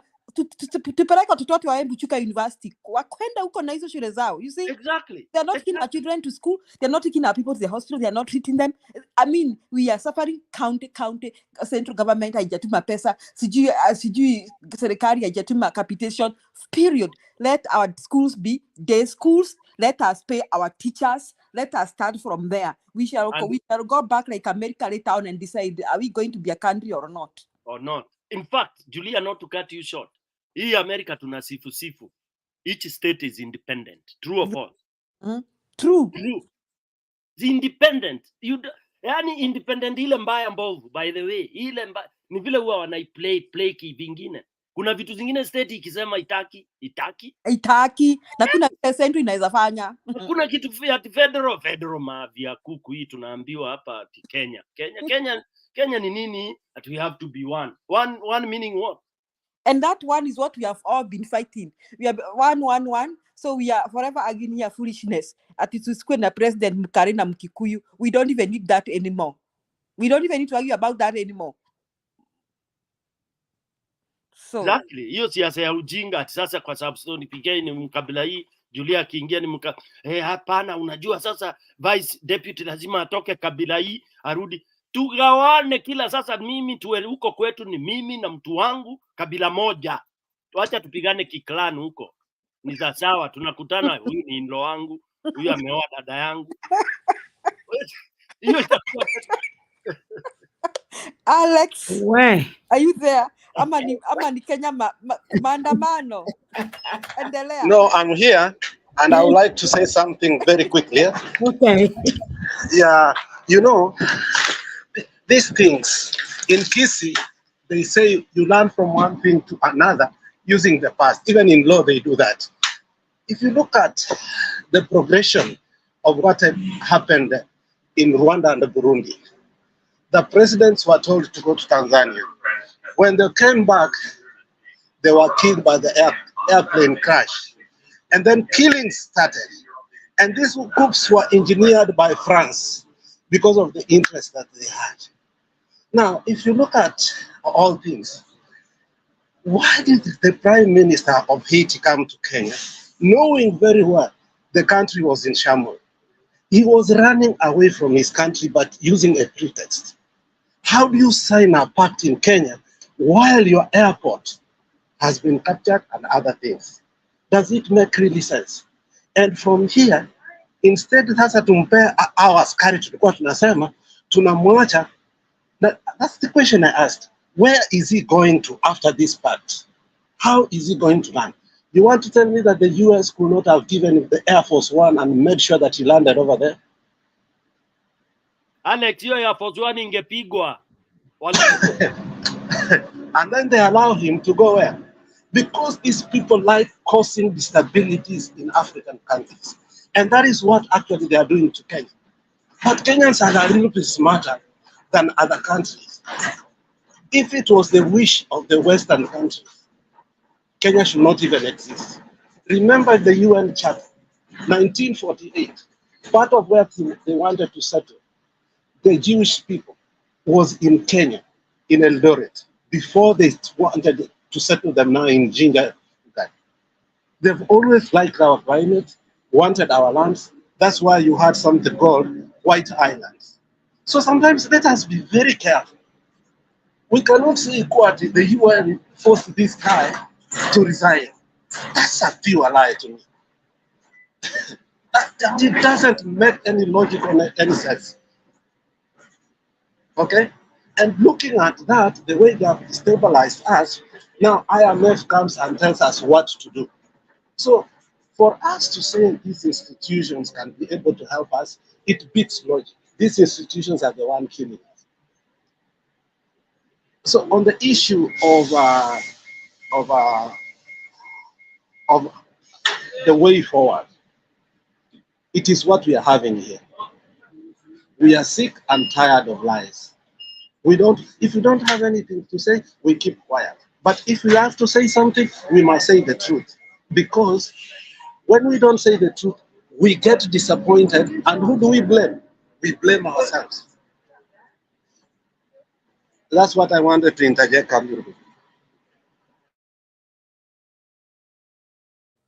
Yes, Kenya maendeleo, ni maendeleo. So what we are saying is that the battle is ours. For waiting for the Western world, I agree with what Alex. I want to add what Alex is. Margaret Thatcher led the invasion in Libya. You remember that woman called Margaret Thatcher from Yes. UK? Yeah. She's the one who led the invasion in Libya. You see, when Gaddafi was there, the Libyan people have good life. He was a dictator, yes, but they had free houses, free education, free transport. Madam Julia, was it Margaret Martha or Tony Blair? Margaret Thatcher. No, Margaret Thatcher. Margaret Thatcher is one who led the invasion in Libya. Shame on her. So we will not depend on this. They will not help us. So Maendeleo, do you think? We can rescue ourselves. We can go county. Let's watch Gachagua na serikali yake na Ruto wakae Nairobi, wakae Karen ndio wanataka kukaa wakule hizo matakataka yao kwa State House. We don't need it. They're not even taking our children to school. They're not even taking our people to the hospital. They're not building our roads. They're not building our hospitals. They have let our children drop out of college. We don't need those thugs.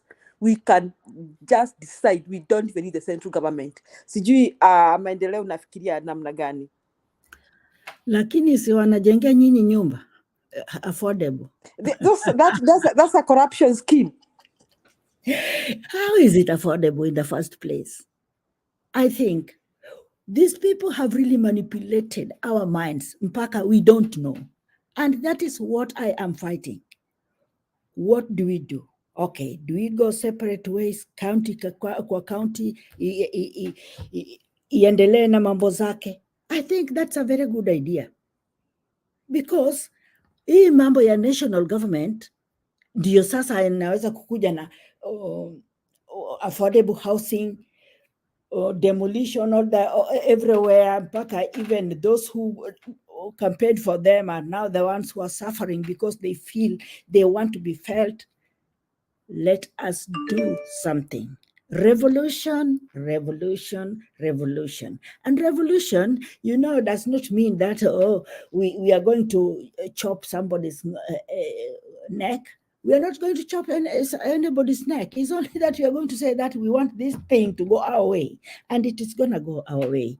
Which are those you are saying, let us take these things in our hands. Every county, a man mambo yake, na tuachane na hiyo mambo, national government. That is also a revolution, don't you think so? It is. because you now want your powers to prevail rather than somebody's power who is taking Kenya to be whatever, a business podium where everybody must have a share. If you don't, your shares are few, you can be at the back, and if your shares are good, you be in the front.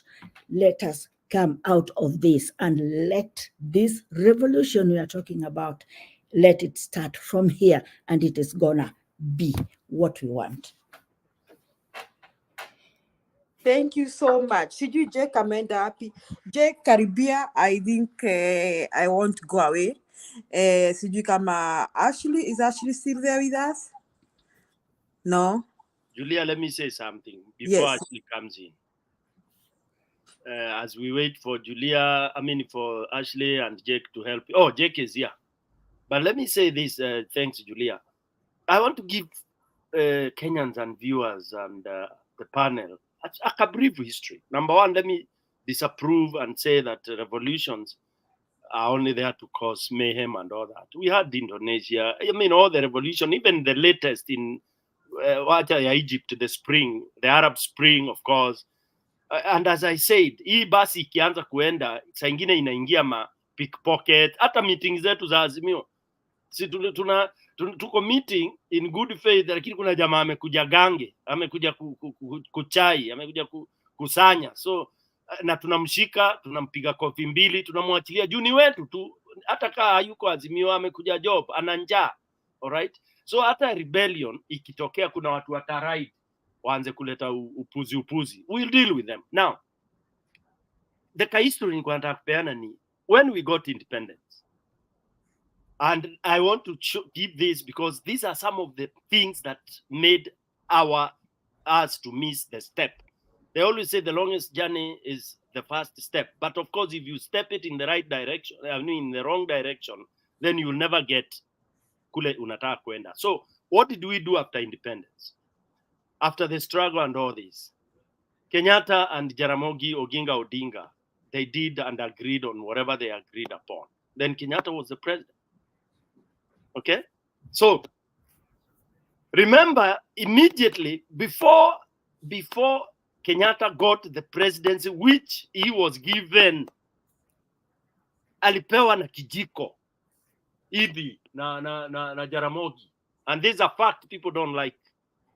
Jaramogi gave Kenyatta the leadership of this country on a silver plate or platter, because he would have decided vile wazungu walitaka achukue hiyo kiti na apishwe.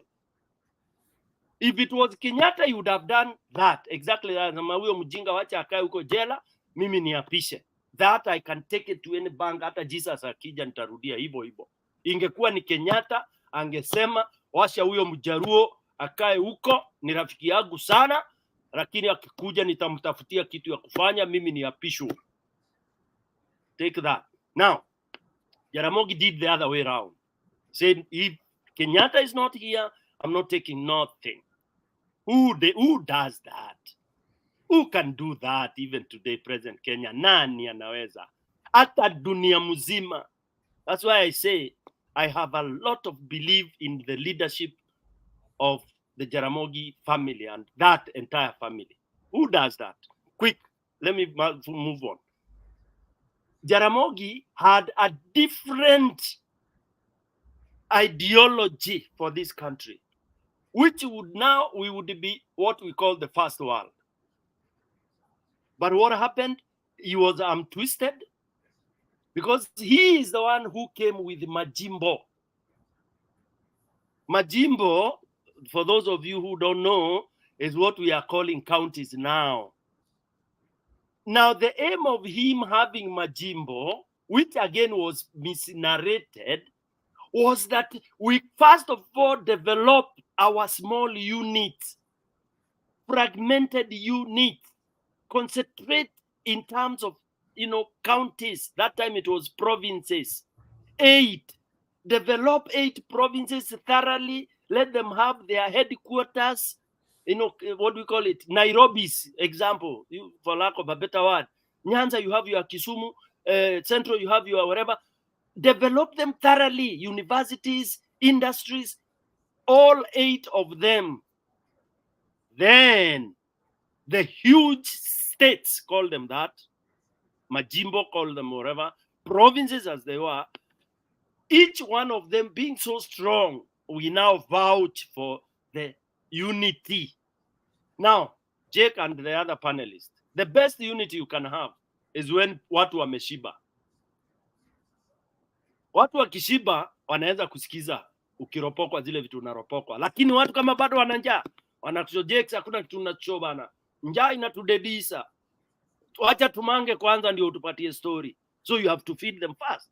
So Jaramogi was like, let's feed Kenyans fast, meaning let's empower them fast. And as of today, we would not be so corruptly misled. Poverty would not be striking us. And what goes around always comes around. So the Majimbo is coming back. But now it's coming back in a most painful way because Kenyans will secede. They will go back to where they belong because they have no benefit they are achieving by being called this nonsense inaitwa national government. The thing called national government benefits only the thieves, the leaders, and the thugs, the corrupt, not mwananchi. That is the story I wanted to give. So Majimbo is coming back. It's already there in the name of counties, and I'm happy. Some governors are already disgruntled. Julia has just indicated. If you look at Waiguru, wherever she is talking, those of you who know her closely, that face is a very beautiful face. But now if you look at it, it's always, and you know when you get annoyed, when you don't smile the whole day, in a kulaga cells kada. She is so depressed because one, she supported this person so much, she regrets. In fact, some of these politicians, they wish they can die of a natural death. Mtu atoke tu juu sasa mahali, the position they are in, Jake, they don't know how to get out of it. Huwezi hama Kenya, kwanza kama wewe ni governor. Yani, Jake, these guys, if you can access any of them, akuwapatia tu mkae tu mahali kando akuambia ukweli ile ya Mungu, you'll be shocked. They are depressed. And some of them, kabla wamalize hii term, they'll go to Mathare. Of course, Mathare ya wadosi. Unajua Mathare ya wadosi huwa ni bedroom. Unapewa tu hizo madozi hapo bedroom. They are, yani wako in problems. I can quote even some of them that I know very closely. It is deadly. Ni kama wewe ni head of family, people have to feed, and you have no food to give them. That's why kitu tunasema Alex na the rest, ati zita rebel, county zita rebel. Kama Kisii is rich. Walid, then Meru takes over. Nyanza saa hii iko sawa, iko na meli, iko na nini, watadili na Uganda. Sisi watu wa Embu tutakata stima Kenya mzima, pup, mpaka mlipe. Na mtakuwa you pay before we send it to you. The others will do the same. And us in Kirinyaga will not sell our rice to you. No, Kirinyaga tunawapenda because mnatupatianga food. You have a lot of food. We must partner because food is everything. Tukiwanyima stima mnatunyima food. That's where we are supposed to go. Alex akiwanyima mandizi, what happens? Alex ana mandizi na unasikia ni mokoyone bwana. Sasa hapo tuna shida kubwa kabisa. And then we are just spicing it up. But PK, I think kuna counties that will be seriously disadvantaged. Kuna counties, and that's where probably the evolution needed to have happened so long ago. Kuna counties zikona like everything. Take for example, when we just concentrated like everything in Nairobi, you know, everything is there. Like Nairobi has everything. Hata ni juzi tu walianza kudevolve hata kuchukua passport. Everything was in Nairobi. Kuna counties like for example Marsabit, akina hizo northeastern counties, tukienda hiyo direction, I'm telling you, au hata wataamua mtu adopt, yani mtu chukue tu. Hapana, Jake, stop there. Hapo ndio Stop there. Stop there. Tumeishi, some of us, now those counties, for example, when Mount Kenya is fighting for 1 man, 1 shilling, they get all the funding and their population is very low. What do they do with their funding? Mpaka since independence, wangekuwa wamefikiria maneno ya irrigation, isn't it? But because they get money from the central government, hawawezi, instead they keep fighting. Even interclan, unasikia uko interclan fight, uko kwa Boran sijui wapi. Nonsense. Interclan fight, nonsense, rubbish. Listen, me, I want to say this before Alex and the others come. Me, my solution is we part ways to and accounting government, tuache hii serikali kuu. Then in the future, if we decide to have a government, to and a government that is formed by the council of governors. Na president ama prime minister ni mmoja tu, chairman of council governors, na analas tu miaka mbili. So that we can be kicking our governors in the dark as we feel like tukichoka, tunawatoa. Tukue hatuna MPs, hatuna senators, we don't need them. So that we have a kind of a ceremonial prime minister who doesn't even get our paycheck. Dio sasa, I think this time now we shall start thinking, Mandela, mukona nini, munaweza kuwa na irrigation. They'll even discover that they have minerals. I'm telling you, they'll discover they have minerals. Because necessity is the mother of what? Invention.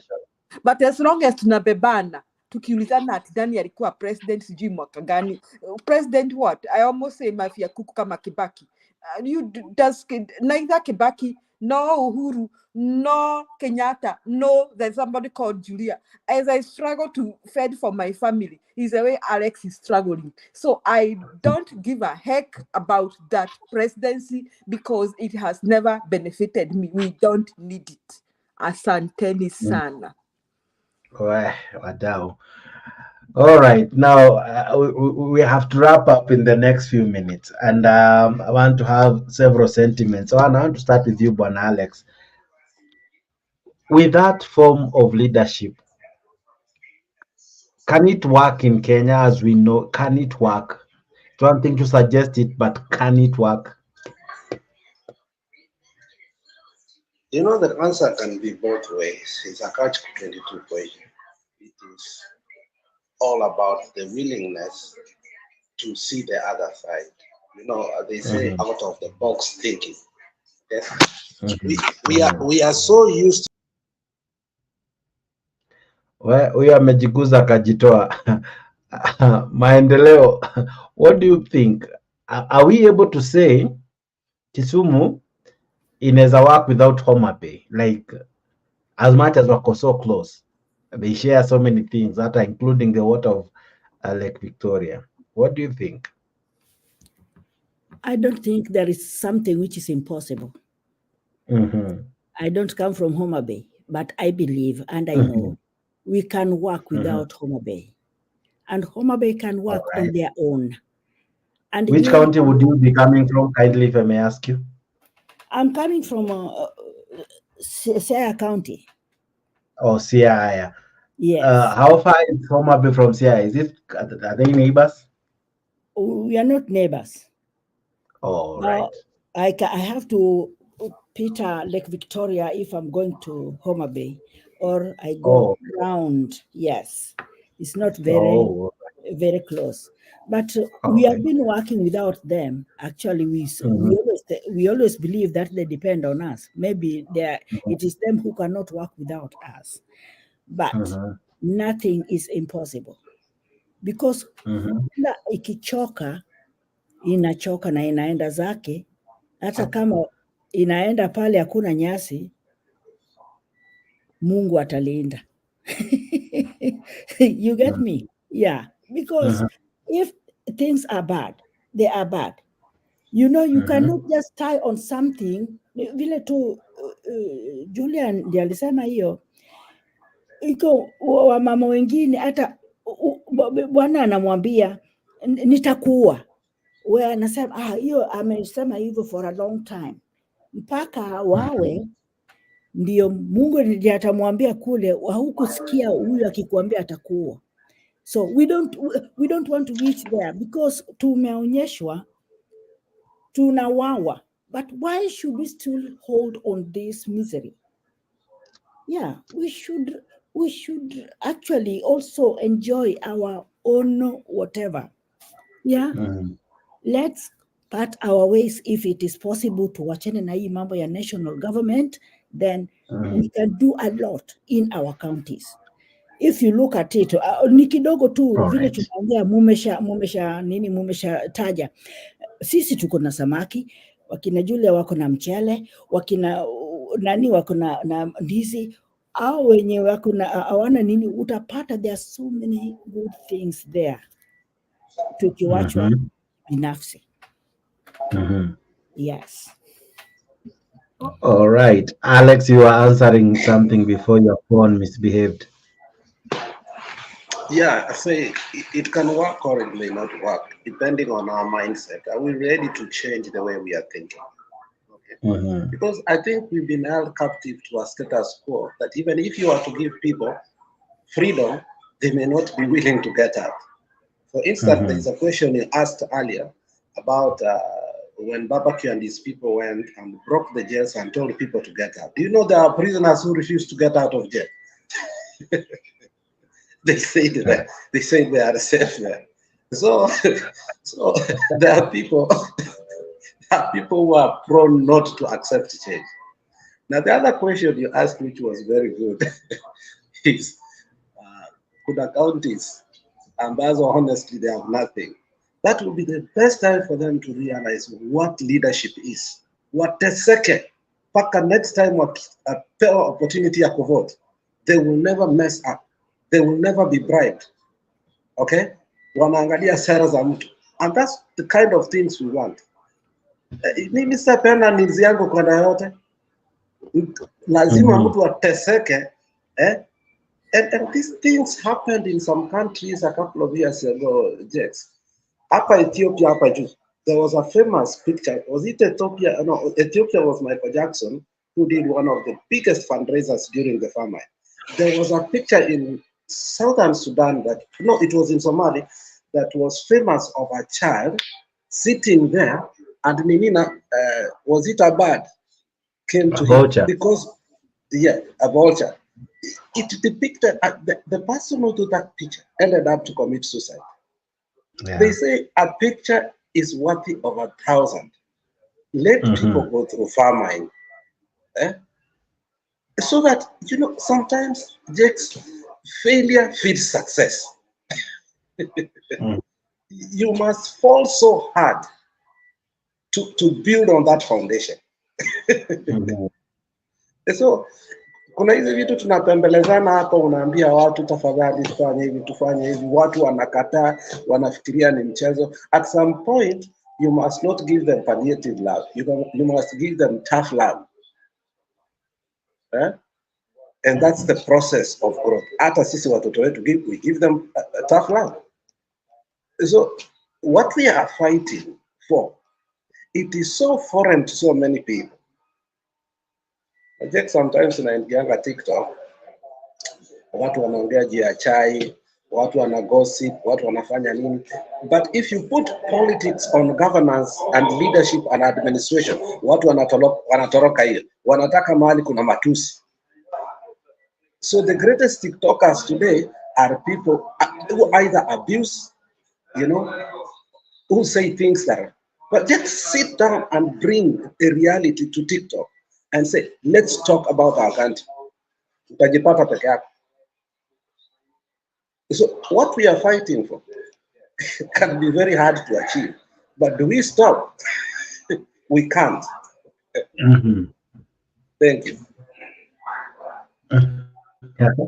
All right. I want us to come to a close, and this is how I want us to come to a close. I'll give you 2 minutes to give me your closing remarks, and equally the best way forward. I want to begin with mwenye at least anabonga sana kidogo.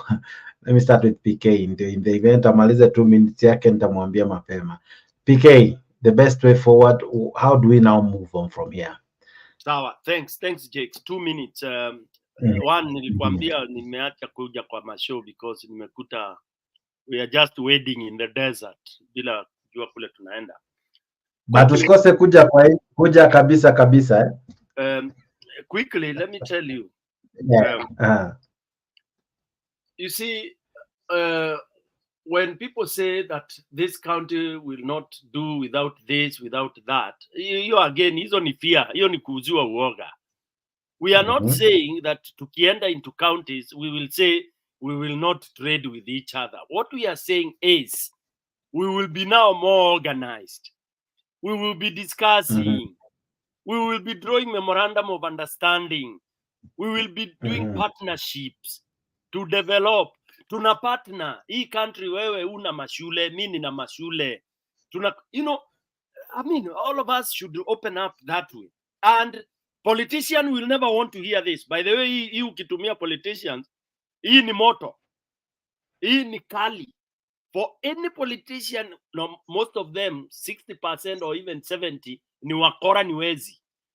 So when they hear this kind of a thing, kama politician wa Embu anajua sasa Stone PK, hii kitu ikiwa disintegrated, he will be the commander there.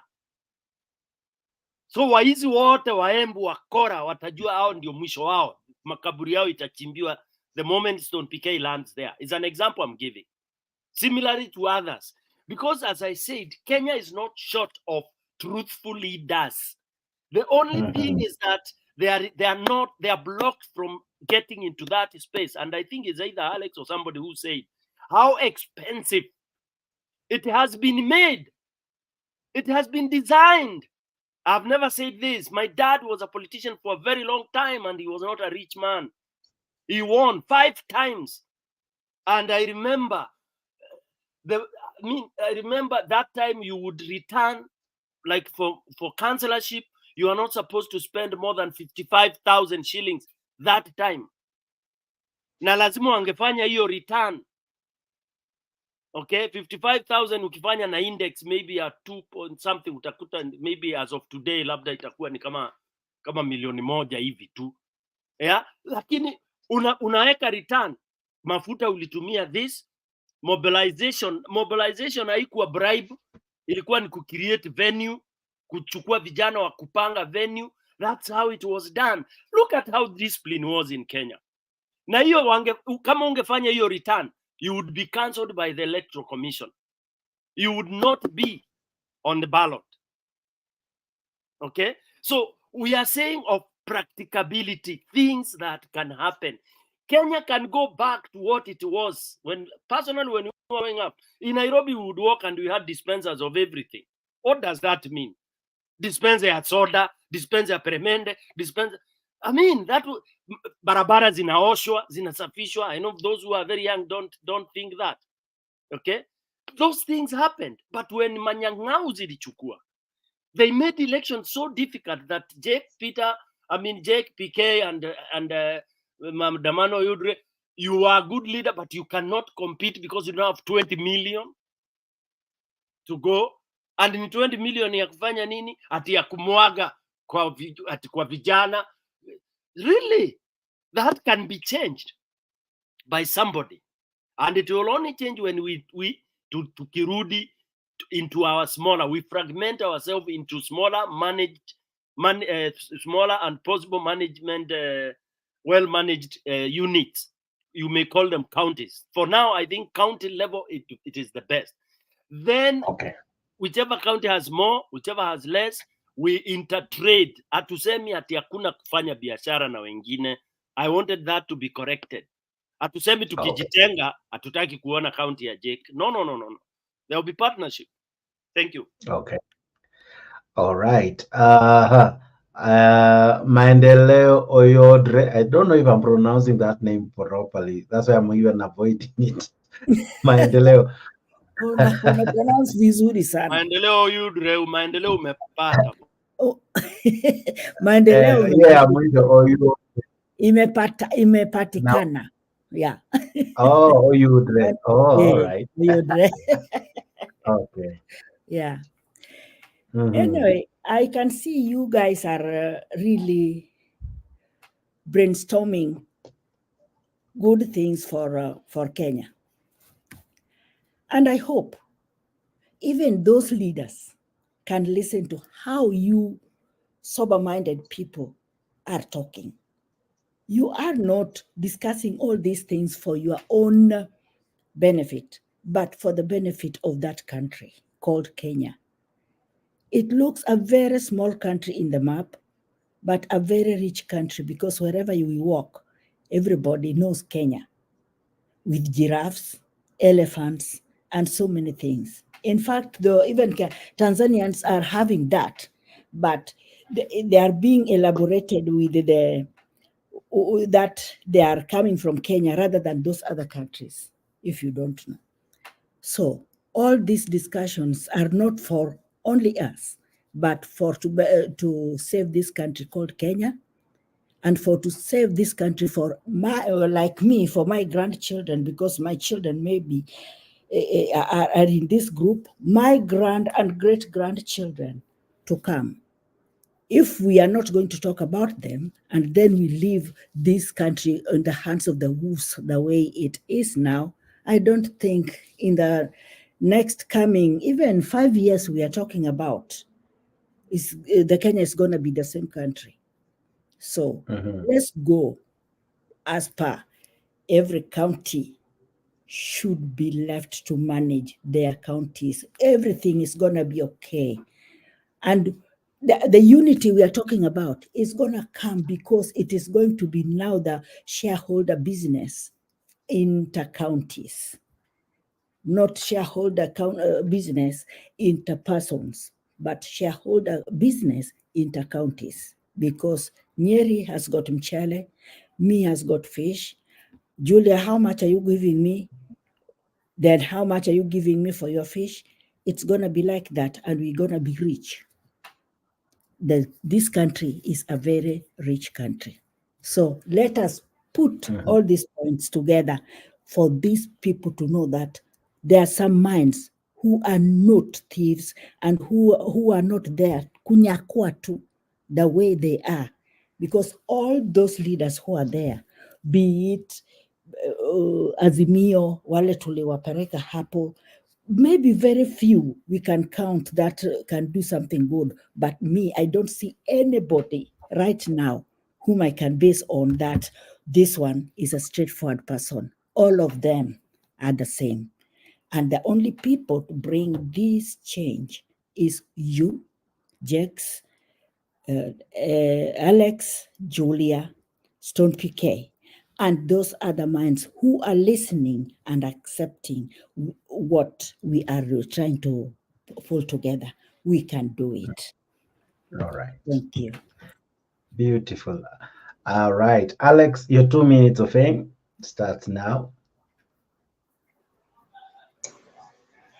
It's either we do it or we don't do it. Either we stop talking now and we go to the next stage, which is implementation. It's either we see what our priorities are, or we accept that we have no priorities. In a country whereby the Deputy President's house is being renovated with more money that it was built with. You know, sometimes I feel like the journalist lying to us or what? Is this really true? Is it happening? But it's happening. It's in a country whereby the office of the president with less than 1,000 employees has more money than the largest county in Kenya, Kiambu, or Kakamega. Where are our priorities? I don't know why people are not smart. I don't. For the first time, that a record number of kids did not go to school. Tulifanya michango mpaka ulikuwa unaona mtoto fulani hajaenda, mtoto fulani hajaenda, mtoto fulani hajaenda. So is that how we are going to do our business? And knowing very well that education is an equalizer. I will finish by saying that if people are not mad enough, it's okay. But if people are mad enough, we can do it together. Unity of purpose is powerful. But if you cannot be united to accept that there are problems in this country and it needs to change totally, and every day it keeps on degenerating, wacha mimi nikule mali yangu hapa America bwana. Nikikufa nitazikwa bure. Hakuna hata sanduku nitapewa.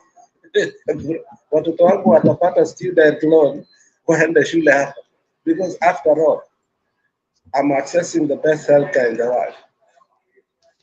So I'm in that gap of giving up, but yet something tells me every day, it is possible. Thank you. All right. Julia, you get to take this home. Okay, asante sana. So we can do it. Alex, I want to ask all of you who are in touch with your leaders and your governors. Let us take them now. Let us try and reach out now when they are very desperate. Those who are daredevils, like I don't want to mention names because they might be the next targets.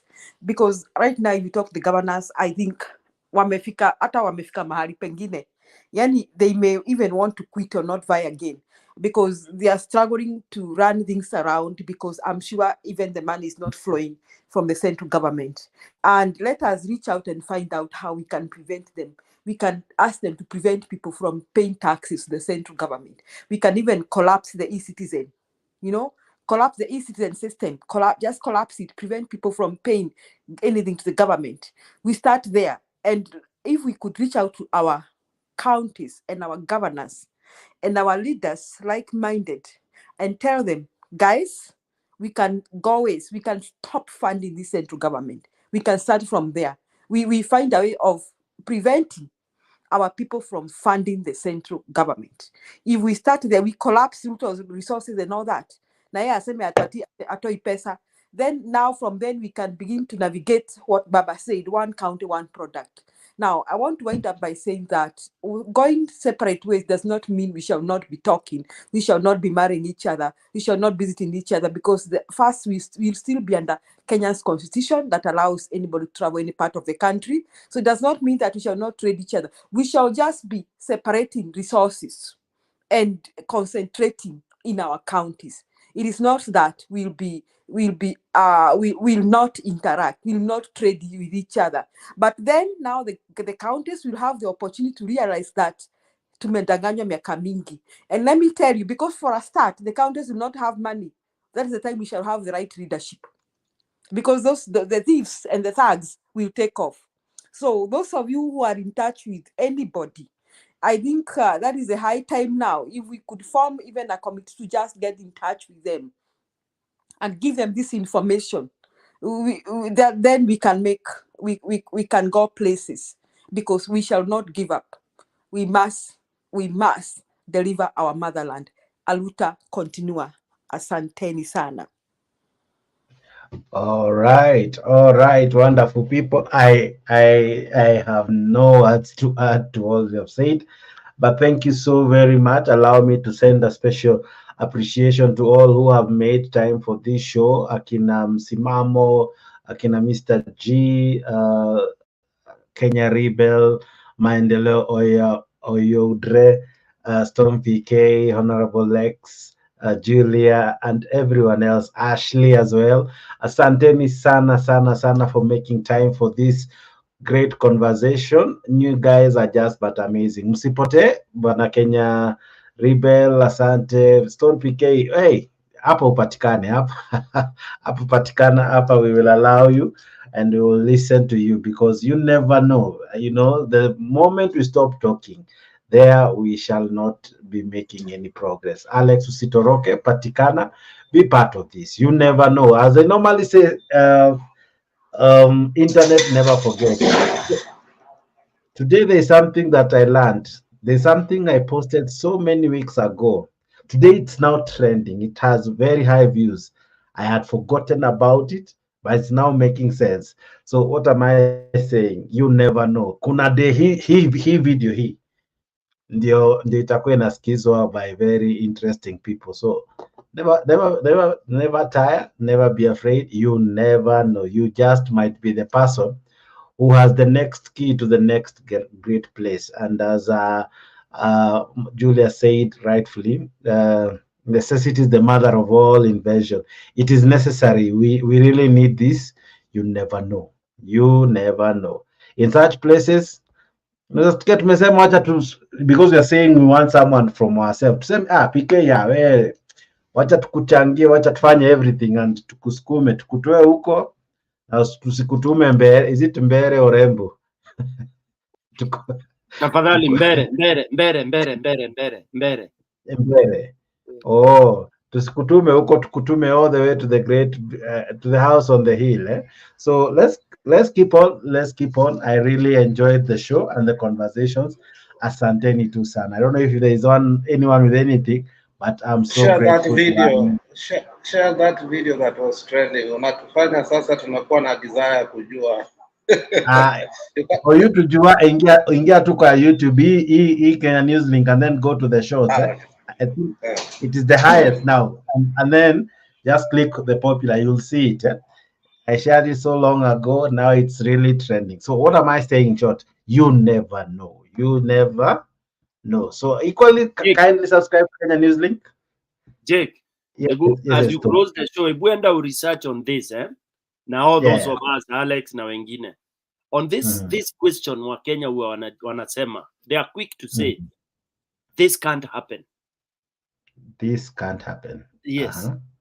That is in our mouth always. This can't happen.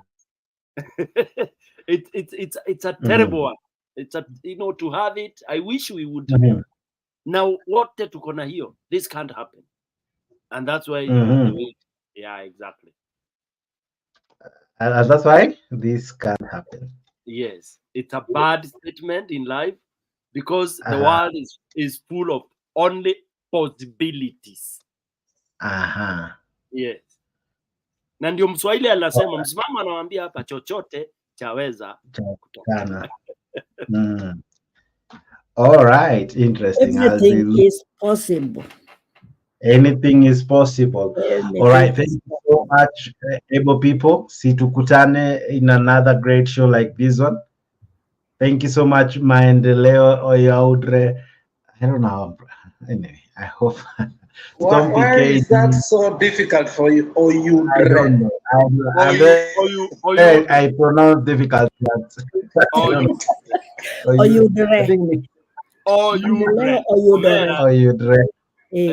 Yes, finally. All right, fantastic. Please be coming most often. Asanteni sana, Julia and everyone else. Thank you so very much.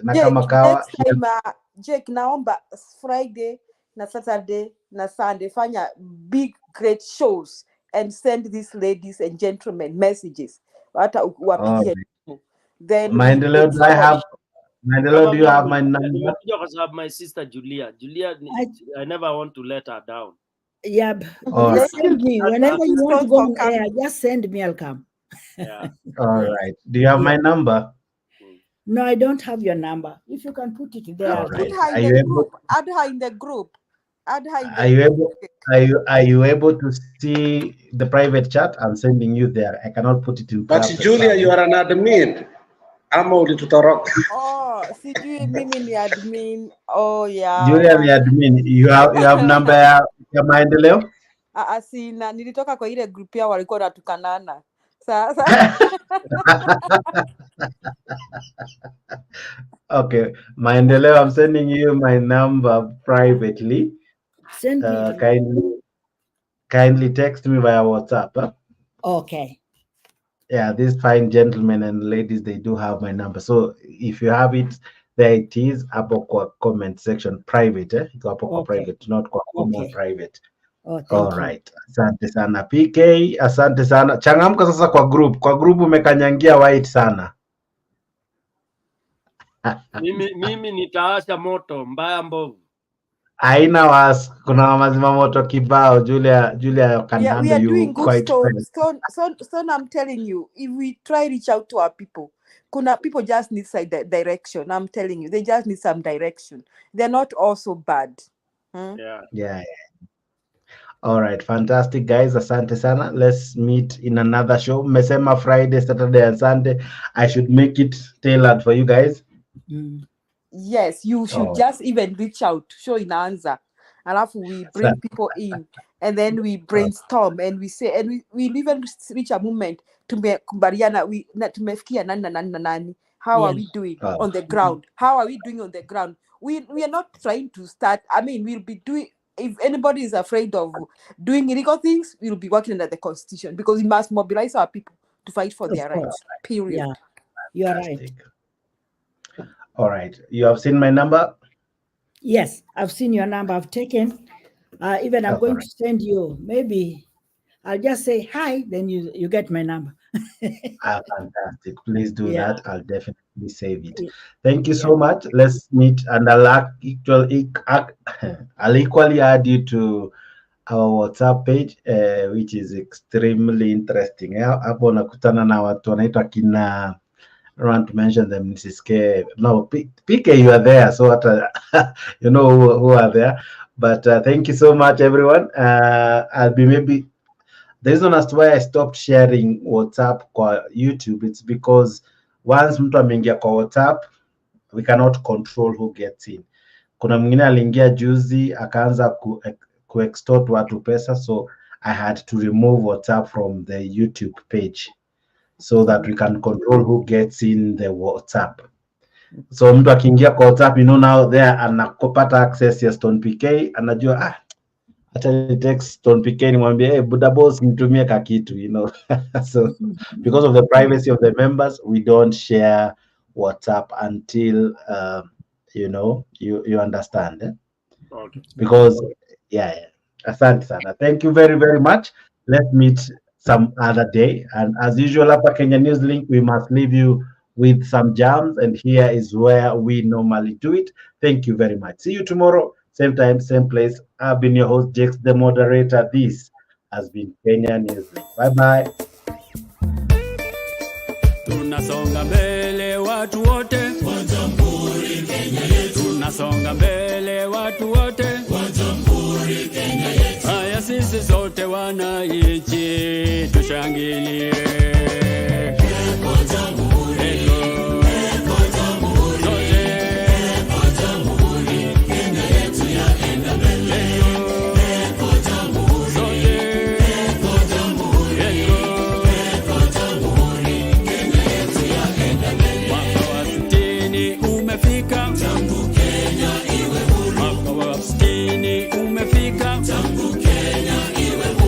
Sisi sote wananchi tushangilie.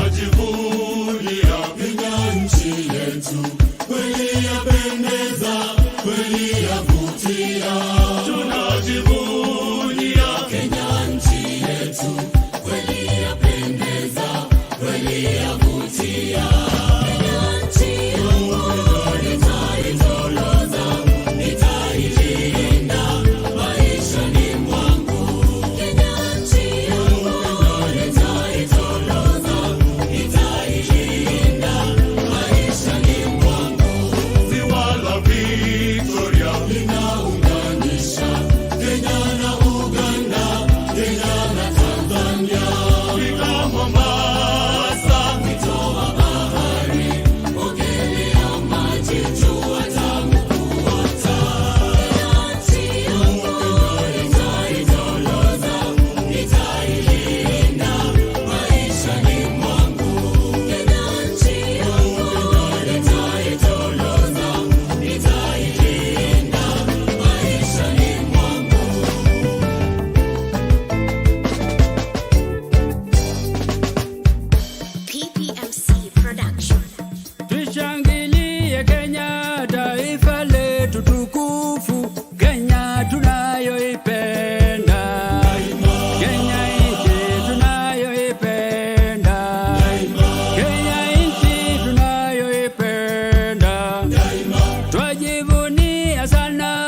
tukijiita wa Kenya, nchi yenye baraka. Kenya nchi yenye baraka. Kenya nchi yenye baraka. Kenya makao yetu ni nchi ya kupendeza, kamwe hatutaiacha. Kamwe Kenya hatutaiacha. Kamwe Kenya hatutaiacha. Mwenzangu, Kenya kipenzi chetu, hatutaiacha milele daima. Kenya kipenzi chetu, hatutaiacha milele daima. Kenya kipenzi chetu, nchi yenye upendo, hatutaacha Kenya daima na milele. Kenya kipenzi chetu, hatutaiacha milele daima. Kenya kipenzi chetu, hatutaiacha milele daima. Tumeapa sote wananchi wa Kenya kutumikia Kenya daima na milele. Kenya kipenzi chetu, hatutaiacha milele daima. Kenya kipenzi chetu, hatutaiacha milele daima. Sitaiacha Kenya nchi yangu, nikienda ng'ambo nitarudi. Sitadanganya kamwe na wageni, wala sitapotoshwa na wabaya. Sitasaliti Kenya nchi yangu,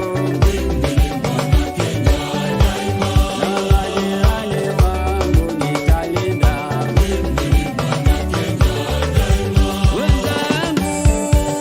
Wenzangu, Kenya kipenzi chetu, hatutaiacha milele daima.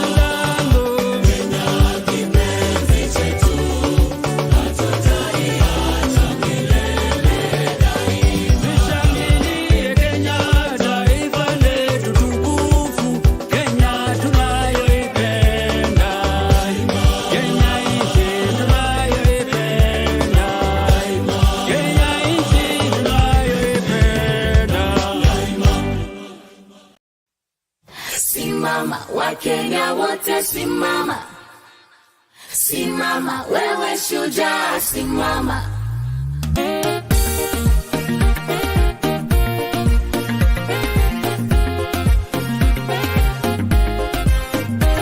Nchi yangu, jukumu langu, mimi ni shujaa, shujaa. Najivunia taifa langu, mimi ni shujaa, shujaa.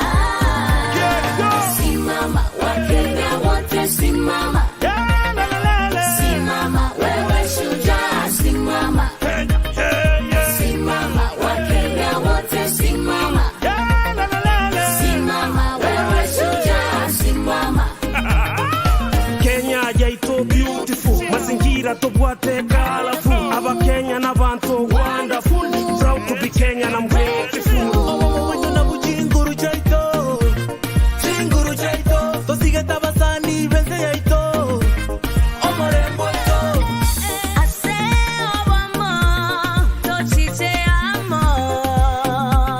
Tusonge kwa pamoja, tumetoka mbali, tunaenda mbali, sote kwa pamoja. Nchi yangu, jukumu langu,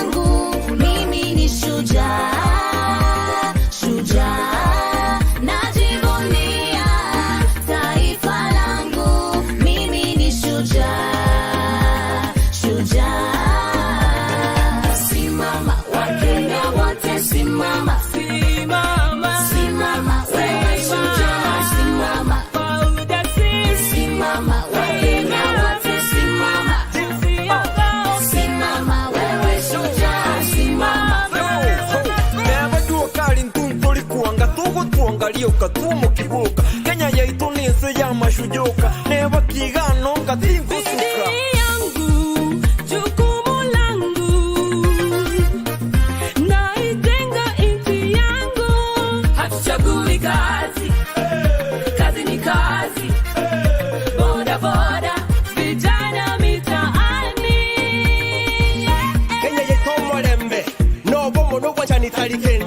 Nande tiganya saya tolende atokitera tuagatebo tambe nchi yangu jukumu langu mimi ni shujaa najivunia taifa langu mimi ni shujaa simama Wakenya wote simama wewe shujaa simama Wakenya wote simama wewe shujaa simama ukabila ni mbaya ndo maana na upinga shujaa namba moja nchi yangu nailinda napenda amani upendo na haki tumetoka kwa giza twaishi kwa mwanga wana muziki ni shujaa walimu wote ni shujaa madaktari ni shujaa na wachimba migodi ni shujaa wavuvi nao ni shujaa wanariadha ni shujaa wachezaji wote ni shujaa bam bam bam bam ni shujaa wewe dereva ni shujaa